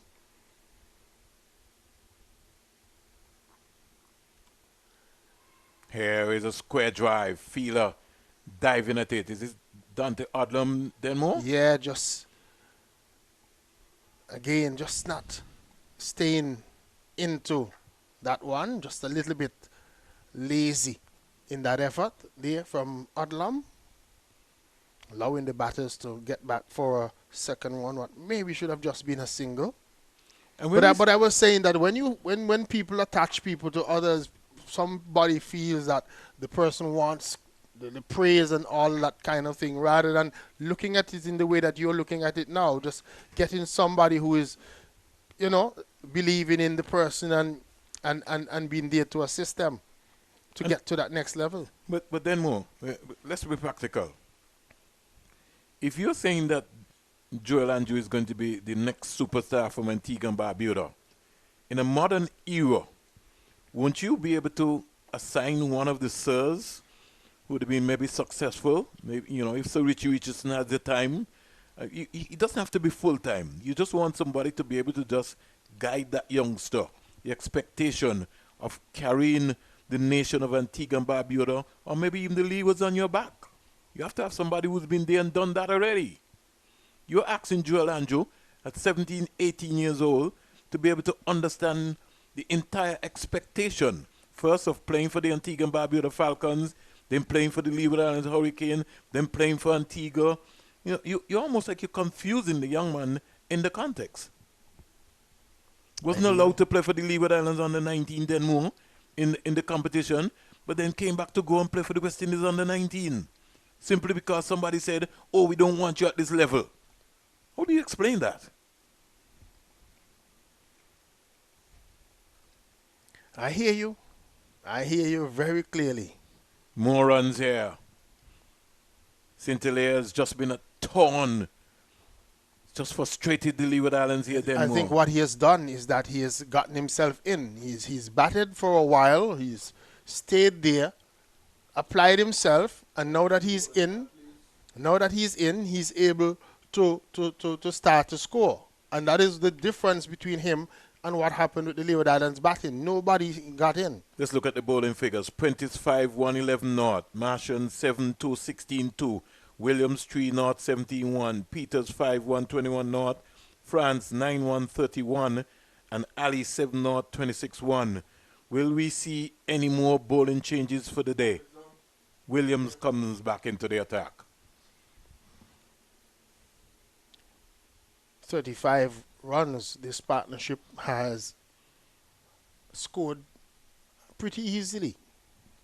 Let's look at even Denmore. You got a new rising star coming on the track scene, Tyra Fenton.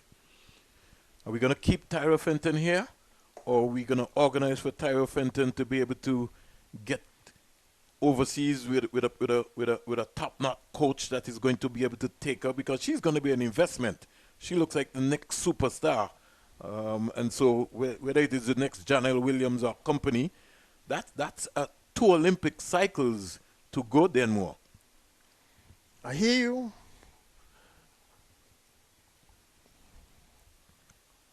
Wait for a while. Williams tucked him up, get the single. He looks so cool then.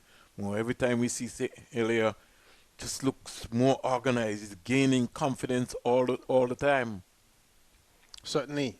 And that is what happens when you get in. When you get in and stay in, things start to come a lot more easily for you.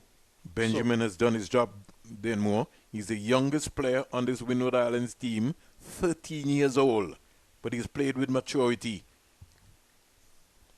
And what is going to happen is that Benjamin is going to get better as he goes along. He has another year or 2 left in on the 15, and if he continues, he will come back maybe next year a better player, a more influential player in the Winward Islands setup.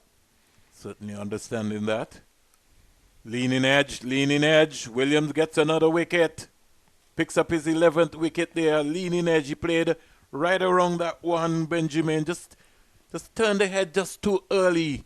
And is it a wicket too late then more? Probably a wicket too late. And this is what I was saying, that somebody like an Aiden Williams coming back might have been more effective at this stage, understanding and notice that I think he's bowling over the wicket to these batter, which makes a difference. Dylan John walks out, then more. How much they need, then more? Right now, they just need 9 runs for victory. 9 singles. Yeah, 3 wickets remaining. Just might be too late, then more. I think it is. I think it is, and it looks as if it's St. Hilaire is the batter who was out, and not Benjamin. It's just we could check that by the bat. Or by the number. Yeah, St. Hilaire is the number 9. That's down in the pavilion. So Benjamin is still out there. So St. Hilaire has done his job. Yes, he has done his job. And you realize during the tournament we have seen glimpses of new players then more. Justin, St. Hilaire today. Nick and Justin, St. Hilaire, Ahmad Williams. Ahmad Williams. Out at Bethesda. Yeah. Because when we saw him the first time. Nian Davis. Yep. You know. So everybody has chipped in. But the man who could maybe be in the conversation. What we have not seen, though, from the Leeward Islands, and maybe it's because they are trying to win, because we haven't seen like somebody like Anakes France getting a debut today. He batted at number 11 and he didn't get an opportunity to bowl. Well, he's certainly not going to get an opportunity to bowl either, which I thought was maybe sort of disappointing, because some of the overs that Peters bowled, he could have bowled a couple of overs as well too.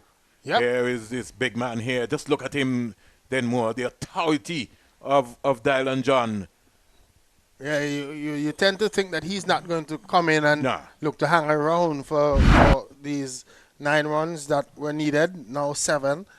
And so he's going to look to be positive. And immediately you see him flicking one into that leg side and looking to let the Leeward Islands know that I am here and I'm going to be positive. Here goes Aiden Williams into bowl to John.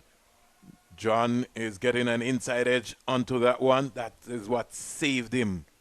Now, Denmo, we've seen the series. We've seen a number of fast bowlers. Aiden Williams has now picked up 10 wickets. I did indicate to you 10. In fact, it should be 11. He's picked up 11 because he's got 2 in this game. John has also got 10 wickets. At the end of the series, and what we're seeing in Jamaica, the opportunity of what we're looking for would have been nice to maybe have a fast bowling camp then more based on the talent that we would have seen here so far. I think that's where the academy should come in. I think the academy should be more than just bring in certain contracted players here to be a part of the academy. This is where the academy should also work. When you have a tournament like this that is finished, you identify some people that could do with some refining work, and you have a stint with them, even if it's a short camp, even if it's a 2-week camp or something of that sort. That's where the development would really come in, that they get exposed to some of the better coaches that are available. France starts with a wide. He's frustrated. You could tell then more. Just look at the way that he's running in. Yeah. He's not running in as smoothly as we've seen him, almost ambling in. Body language. And I think when he came back for the spell then more, he didn't get a couple of decisions, leg before decisions, and he sort of looked like he went off the boil. Almost had an accident in front of us then more. Somebody saw a cricket game and just stopped. And the taxi driver had to swirl off because he maybe wasn't paying attention either. Yeah, he too might have just been He having glimpsed. a little glimpse at the game. Always have to be very careful when you're there. I just looked across on the far side where my family is standing, and I see Dante's mom is in attendance. So she did say that she was coming, and so she is here. And now I'm checking that she seemed to have been here since morning, but she had parked herself on that far side. Good 'Cause support. now that she's standing, I'm recognizing it is her. Yeah. But she's going to have to tell me who's that guy that's standing beside her. Mm. I didn't remember giving her permission to have him there. I won't get involved in that conversation. It's a family discussion that is taking place. Yeah. When all But the it's all good. All good. Happy that to see them out supporting Dante, of course. And we need more parents as well too. We had some parents that journeyed over from Nevis to support their boys as well. Here is John driving down the ground. Wicket to Williams. John goes. Yeah. John goes. Didn't make the proper connection with it. He's upset with himself. Is there another spin to this game? William picks up another wicket. Aiden Williams. That's actually France that got that wicket. Sorry, not Williams, Yep. France. France. But Finally got a wicket. finally. But again, still opportunity for the Leeward Islands. You need 5? They need 5 runs still. 2 wickets to go. So At least the game has been competitive. it has been probably the most competitive of the 5 games. The closest one we've had in terms of victory for either side. Yeah, he wanted to finish it in style then more. And I think that's something that the Winward Islands will have to work with him out as his career continues. He has to understand that there are times when you have to be more responsible in terms of the way that you approach the game. But that's his style then more. Yeah, but Dylan John, that's how Dylan John is going to play. but he can't be reckless. Well, Even though it's his style, he has to temper his aggression there's with a little bit of responsibility. There's a little concern coming out now with the Winward Islands camp. And as you rightly said, they want to win. They do want to win. They want to win 5-0. Leewards want to win as well too. They're hoping that they can win a game. No, why we have long on and long off back then more? Delivery beating the batsman outside the line of the off stump. He was calling them in. They had started to move in, and then I'm not sure what happened. And then see him put his hand up and stop them. So maybe the message is not from him, from Captain Caris Farrell, but maybe further afield. Leewards have to operate like they're on top. They're looking like they're trying to save the game. You can't save it. Because what, 5 runs now, the Windwards can literally walk it home from here on in. There's another twist to this game then more. I'm not so sure that it's going to be that easy as we think. No, so I'm not suggesting that it's going to be that easy, and that is why I'm saying that with the long off and long on out, and the man back on the third man boundary, they can literally walk it home. The Winward Islands. Good leave, good cricket all around, good delivery. Good pace too. That one rushed into the gloves of Caris Farrell to end Francis over. Benjamin is still there, the 13-year-old. Could he be the hero for the Winward Islands today? I think he will have to be. He's with Caleb Charles now, and just one more batter to come in Dylan Joseph. So if the Leeward Islands are able to somehow get the wicket of Benjamin, could be game on. Yeah. What I like about Benjamin is he plays within his limitations. And he doesn't try to do anything different. Keeps it simple. Eden Williams. Somebody, yeah, ooh.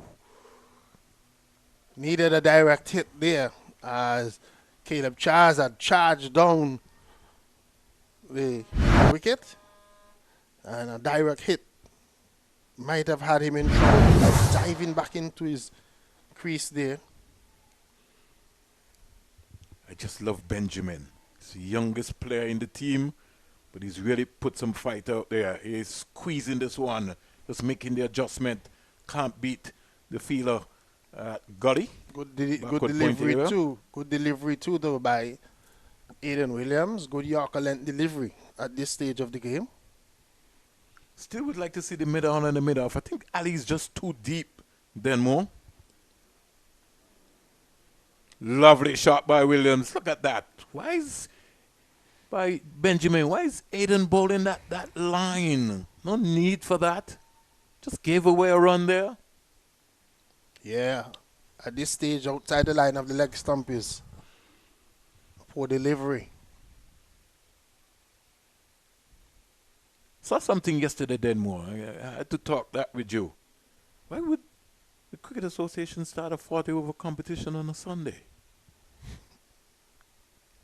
I know you're going to smile, Denmore, so I'll have to leave that for your radio program. Yeah.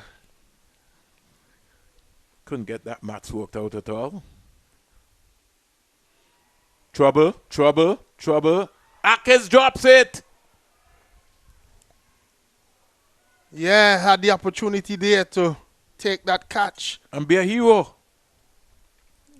He should have taken that. Yeah, it went to him in the air, got both hands to Akers France. He should have taken that one.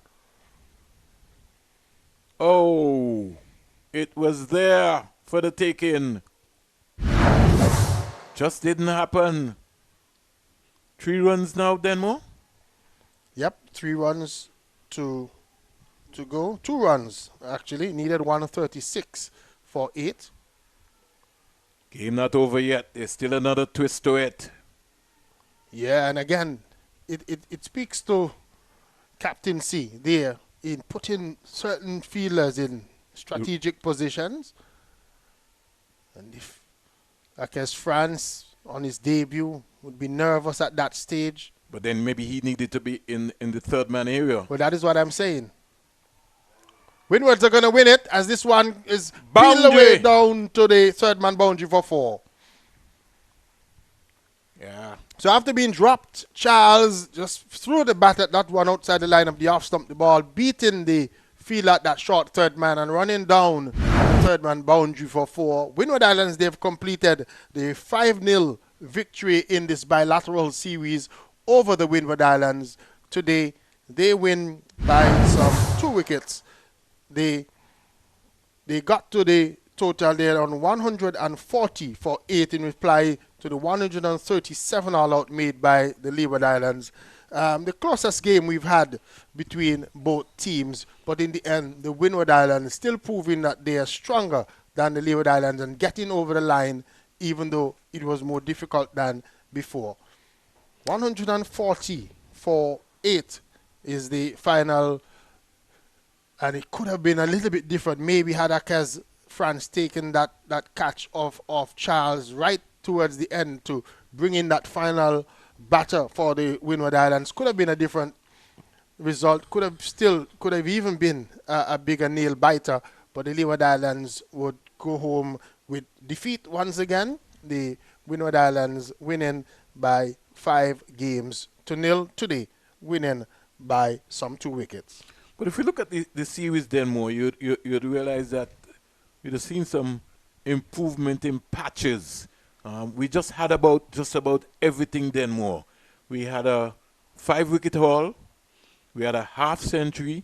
We had a century. We had a team score over 200 runs.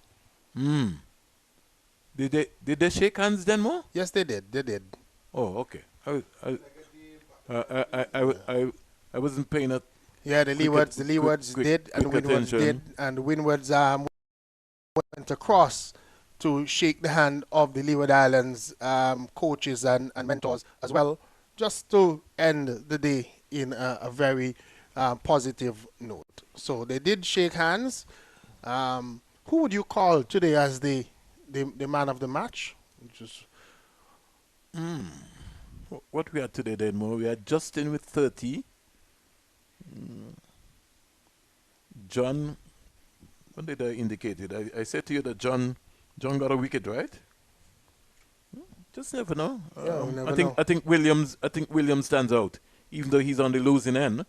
Williams would have gotten a half century. A half century, 51 not out. He got what, 3 wickets? Ended up with 3 wickets or 2? I'll tell you. He got 2 wickets, I think, in there. And if we can get the bowling card, extras 22 in this context. 2 for 27, it says here, for Williams. Yeah, so in the context of the game, then more. I know we don't go down that road. Sometimes we tend to go to the winning team.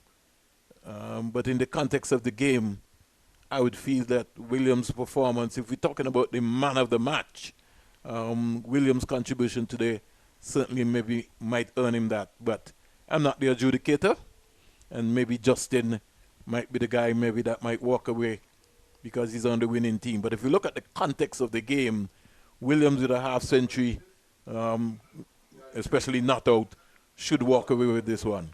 Yeah. Should. I would think so. But I'm also just trying to look at the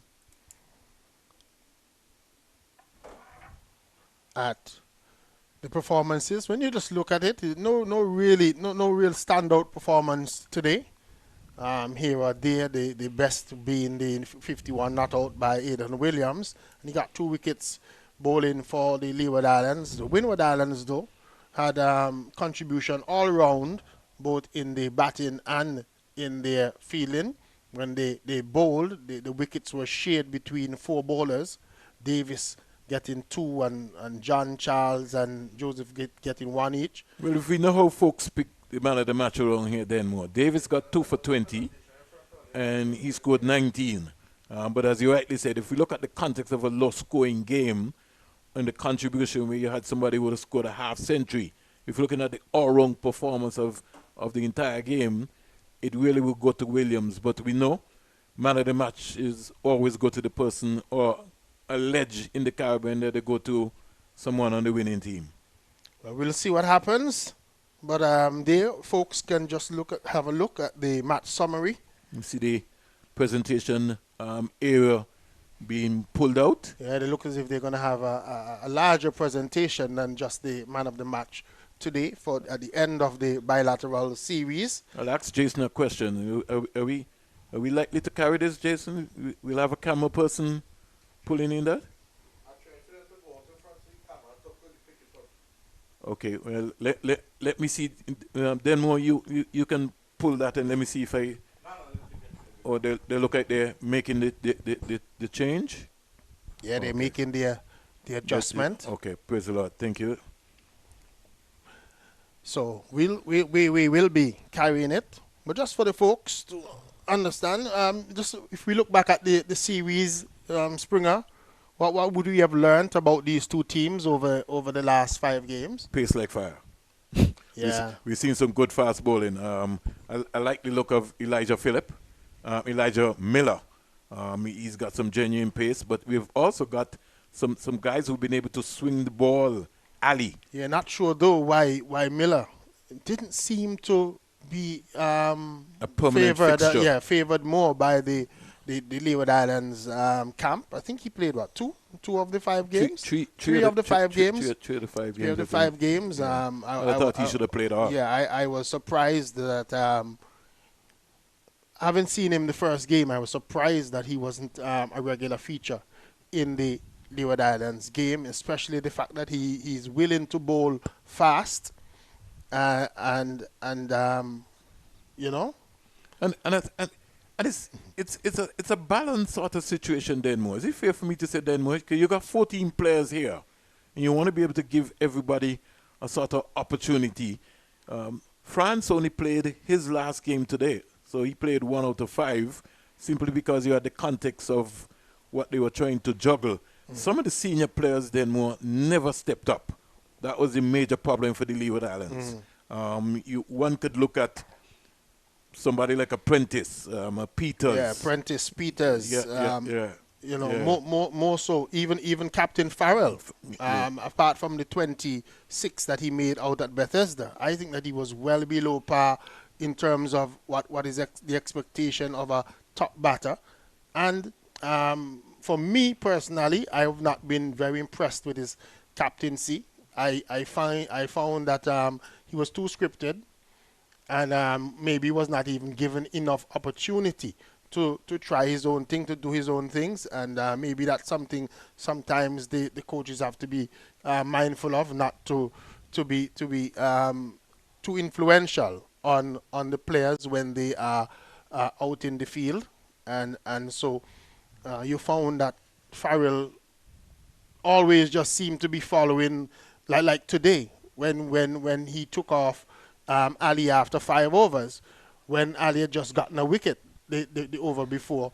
You would think that with a new batter coming in, you would want to give him another one, because it's 10 overs he has in total, and he can bowl 6 on the trot. And having gotten a wicket and with a new batter coming in, then you just take him off and go straight to spin.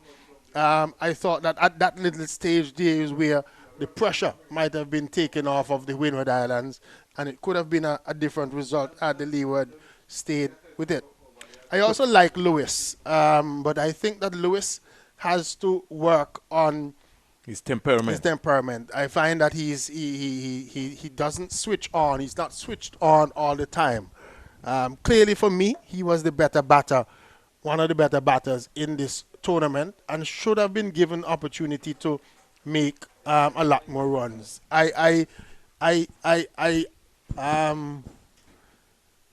I took what the coach said in wanting to do something different about Bethesda, but I'm not buying it at all today that they win the toss and elected to bowl again today. I think that they were looking more to win than to give players an opportunity to develop, because I feel that Lewis should have been given an opportunity to bat from the start today and told go out and make another 100, go out and try and get some more runs. But that wasn't the case, and I feel that somebody like him, that you see that has the potential, should be encouraged as much as possible to try and bat as often as possible, and look to try and dominate at this stage.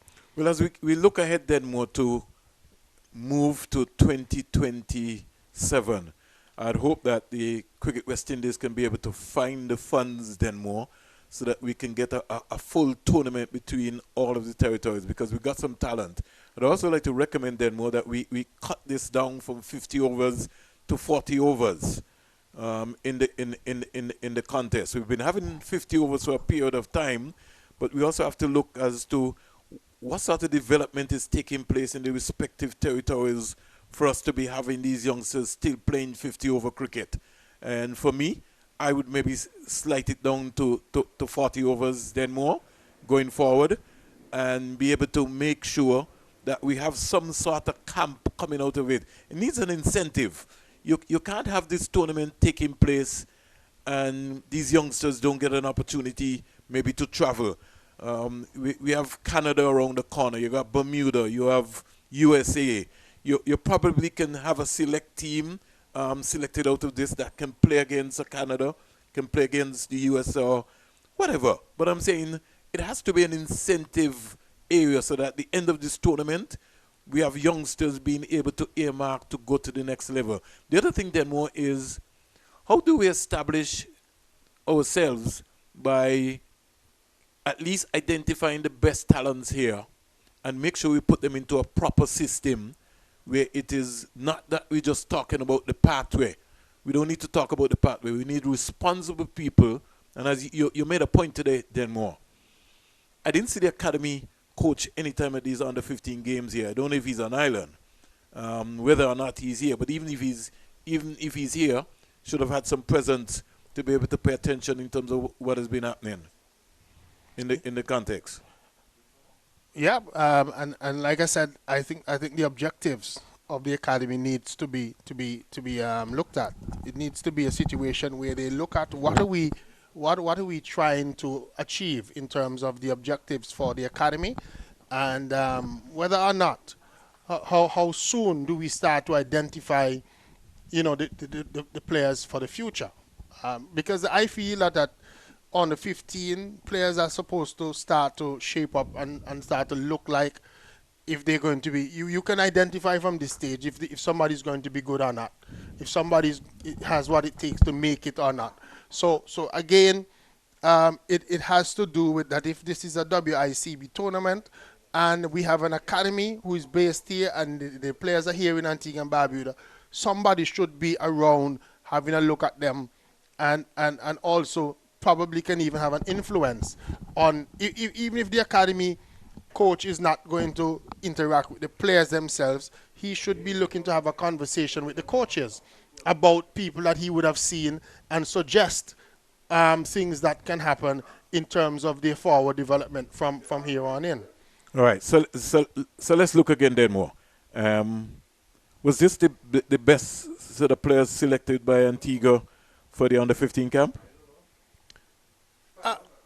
I don't know what was used, but I know that there are some players that are out there that are a little better than some of the folks that we would have seen here. There is a youngster I know called Nasri Brooks that plays for the Blackhawks, but I asked him. He said when he went to the camp, he was very nervous. It was, you understand? It's just like 2 days before. The coach just said to him, show up at Powell's, and not knowing what to expect and so on. So I'm just saying it is we have to find ways. If we're going to be selecting from the under 15, we have to have people going and watching the school league. We have to make sure that in order for the school league to play, the coaches have to prepare the players properly. So maybe we need to look at the timing of the school league as well. It can't be as soon as school open in January that you have the school league, because you would not have given them enough time. Or you mandate the coaches that before the school league, players must have at least 4 or 5 weeks practice, proper practice sessions. If you're going to enter a team, you can't just call people and take them to play just to say you have a school league without any preparation and without any proper quality at the school league level. So if you're not going to do those kind of things, if we're not going to have the changes made, and again, it comes back to, we have to get back to people playing cricket. Two wickets set up, pick a side and so on. They got to get people back inside interested in playing cricket, even at the softball level, so that they can develop their skills, because too many people reach to this under 15 stage and don't show the ability that they're ready, like if they've ever played before, like if they've ever been involved in, and so on. And so we have to start to get people to be a little bit more natural if we're going to get the cricket to change. I have suggested that they take the equipment in schools and just put them down and see who take them up to play, and use that as a pathway for identification of people who have interest and ability, and so on, and take it from there. So we have to do those kind of things. So let's go a little further then more, and we're gonna start. There's maybe no major primary school cricket taking place in Montserrat. If it is, it's small. I know for sure, and I want to give Nevis credit. There's a Wanaka Morton TDC primary school competition hardball taking place in Nevis. There's no primary school cricket. There's primary school softball taking place in St. Kitts. I don't know about primary school cricket in St. Martin, in about BVI, in USVI, and in Anguilla. I know for sure there's no primary school cricket in Anguilla. So, and in Antigua, Denmore, they don't play primary school hardball. No, they don't. They listen, if we're honest, they don't play primary school cricket. Yeah, they have a 2-day photo taking session where coaches show up with people who have not practiced. Over 2 days, the ministers and government people come and take photos for their Facebook page, and they call it primary school cricket. You can't bowl me. You can't tell me that 5 overs per year is actual cricket. And that is what happens here in Antigua and Barbuda. And until we address that and have a proper primary school cricket, whether it be softball or hardball, until we address that situation and have a proper tournament, a proper cricket, then we're going to always be in the same situation. Nothing is going to move forward. Well, folks, if you're wondering what's happening, we just stand by and we're just waiting for Jason maybe to just, his tech guy to just give us the clearance. There's a closing ceremony that is going to be taking place. I see Director of Cricket West Indies and President of the Antigua and Barbuda Cricket Association, Kumar Rodney, along with the office manager, Miss Mitchell, from the Antigua and Barbuda Cricket Association office. As soon as they give us the okay, then we basically will be going straight over to them. I see Coop now, Rodney giving us the wave. And we now go over directly now to the president and Cricket West Indies director, Kuma Rodney, for the closing ceremony.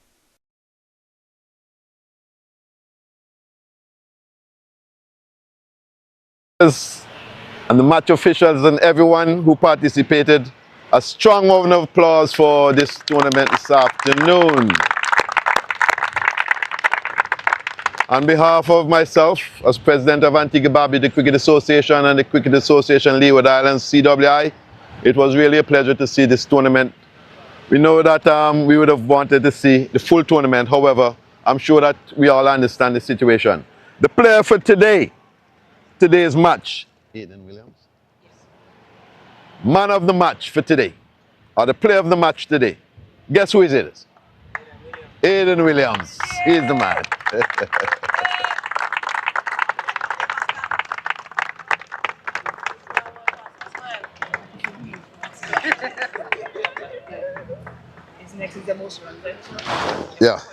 Yeah. We start with the player with the most runs in the series.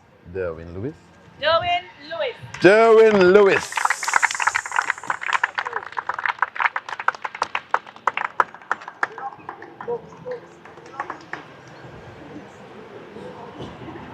Thank you. Well done. Continue to work. The bowler with the most wicket. It is Aiden Williams. And that is 11 wickets. Go on the other side.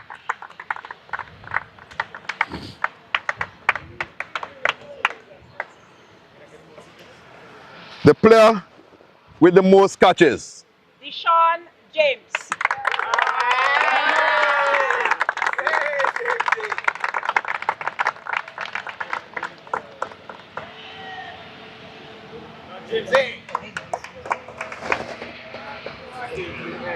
Most dismissals. Wicket keeper. Therese Farrell.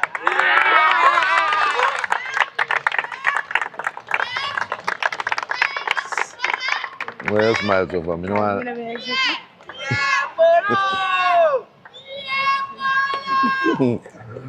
Now we move to the very we move to a very important part of this, the MVP of the tournament. Who is the MVP? Who you think should be the MVP? Who? Unfortunately, Dylan John. Dylan John.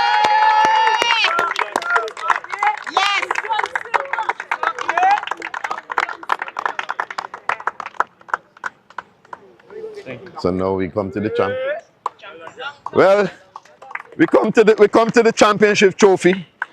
I would not listen. I can't tell all you who to come because all you know who to come. If it's 5-0, could I have the captain and then have your team? Well, are you afraid to come? I'm winning you be now. Walk fast. You can now celebrate with your team, sir. Congratulations, man. Let's give them. Once again, guys, thanks to everyone, all the match officials, the team, the management, the coaches, the associations. Thank you very much.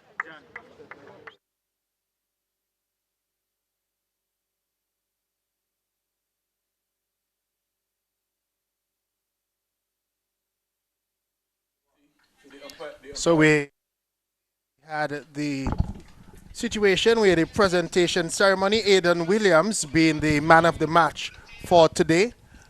Dylan John getting the MVP of the tournament. And of course the Winward Islands receiving the championship trophy here today. Aiden Williams from the Leeward Islands being adjudged the man of the match today for that half century and 2 wickets that he took. And of course, expectedly Dylan John with his good performance over the entire tournament being adjudged the MVP. And with a 5-0 victory, the Winward Islands coming away victorious in this bilateral series. Something missed out there more. I think somebody forgot the umpires and the match referee. And I think the most they could have done, even if it was just a medal. Even the championship team here, the Winward Islands, as we look at the presentation there more, they were just given a single-handed trophy. These are things that you want to change. A young man scored 100 here in the series, didn't even get a bat. The MVP he got away. a prize. He got a trophy for the player with the most runs eventually. Yeah, but we got to move away from that then more. We got to be able to give these guys the tools that are necessary and needed. How many trophies you have in your house then more? I have a few. Oh, okay, all right, right. We gotta be realistic then more. We gotta go to the way, and purchase equipment. Wicketkeeper gets pair of wicketkeeping gloves. The MVP gets a bat or a pair of gloves. These are things that help youngsters in the long run. The Winward Islands are going back here. They won the series. What will they have to show in the end? Well, they have a trophy that they take back To the office, to the Winward Islands office. The Winward Islands office. But hey, congratulations to the Winward Islands and congratulations to the Leeward Islands. Even though they were defeated, I think that they played their part in the tournament. I've seen some youngsters in both teams that I think have future in the cricket. When we talk about Aiden Williams, we look at somebody that shaped up very well in terms of, I think, Joseph and Lewis, John, Davis in the Winward Islands team too are people that we have to remember. The coach said 7 of them should be transitioning into the under-19 team for their various teams. So again, opportunity for the Winward Islands. The Winward Islands are going into an under-19 Winward Islands tournament very shortly. So if we follow the Winward Islands, some of these same players might feature in what is to come. So I'm just looking forward to what is taking place. Yeah. So we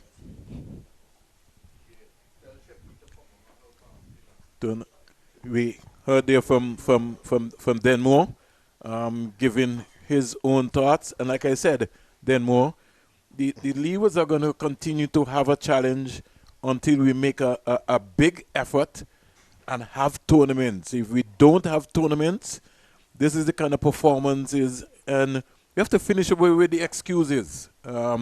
Get people who are going to go out there and work for the interests of Leeward Islands cricket by making sure that you get a tournament. And let me repeat this again.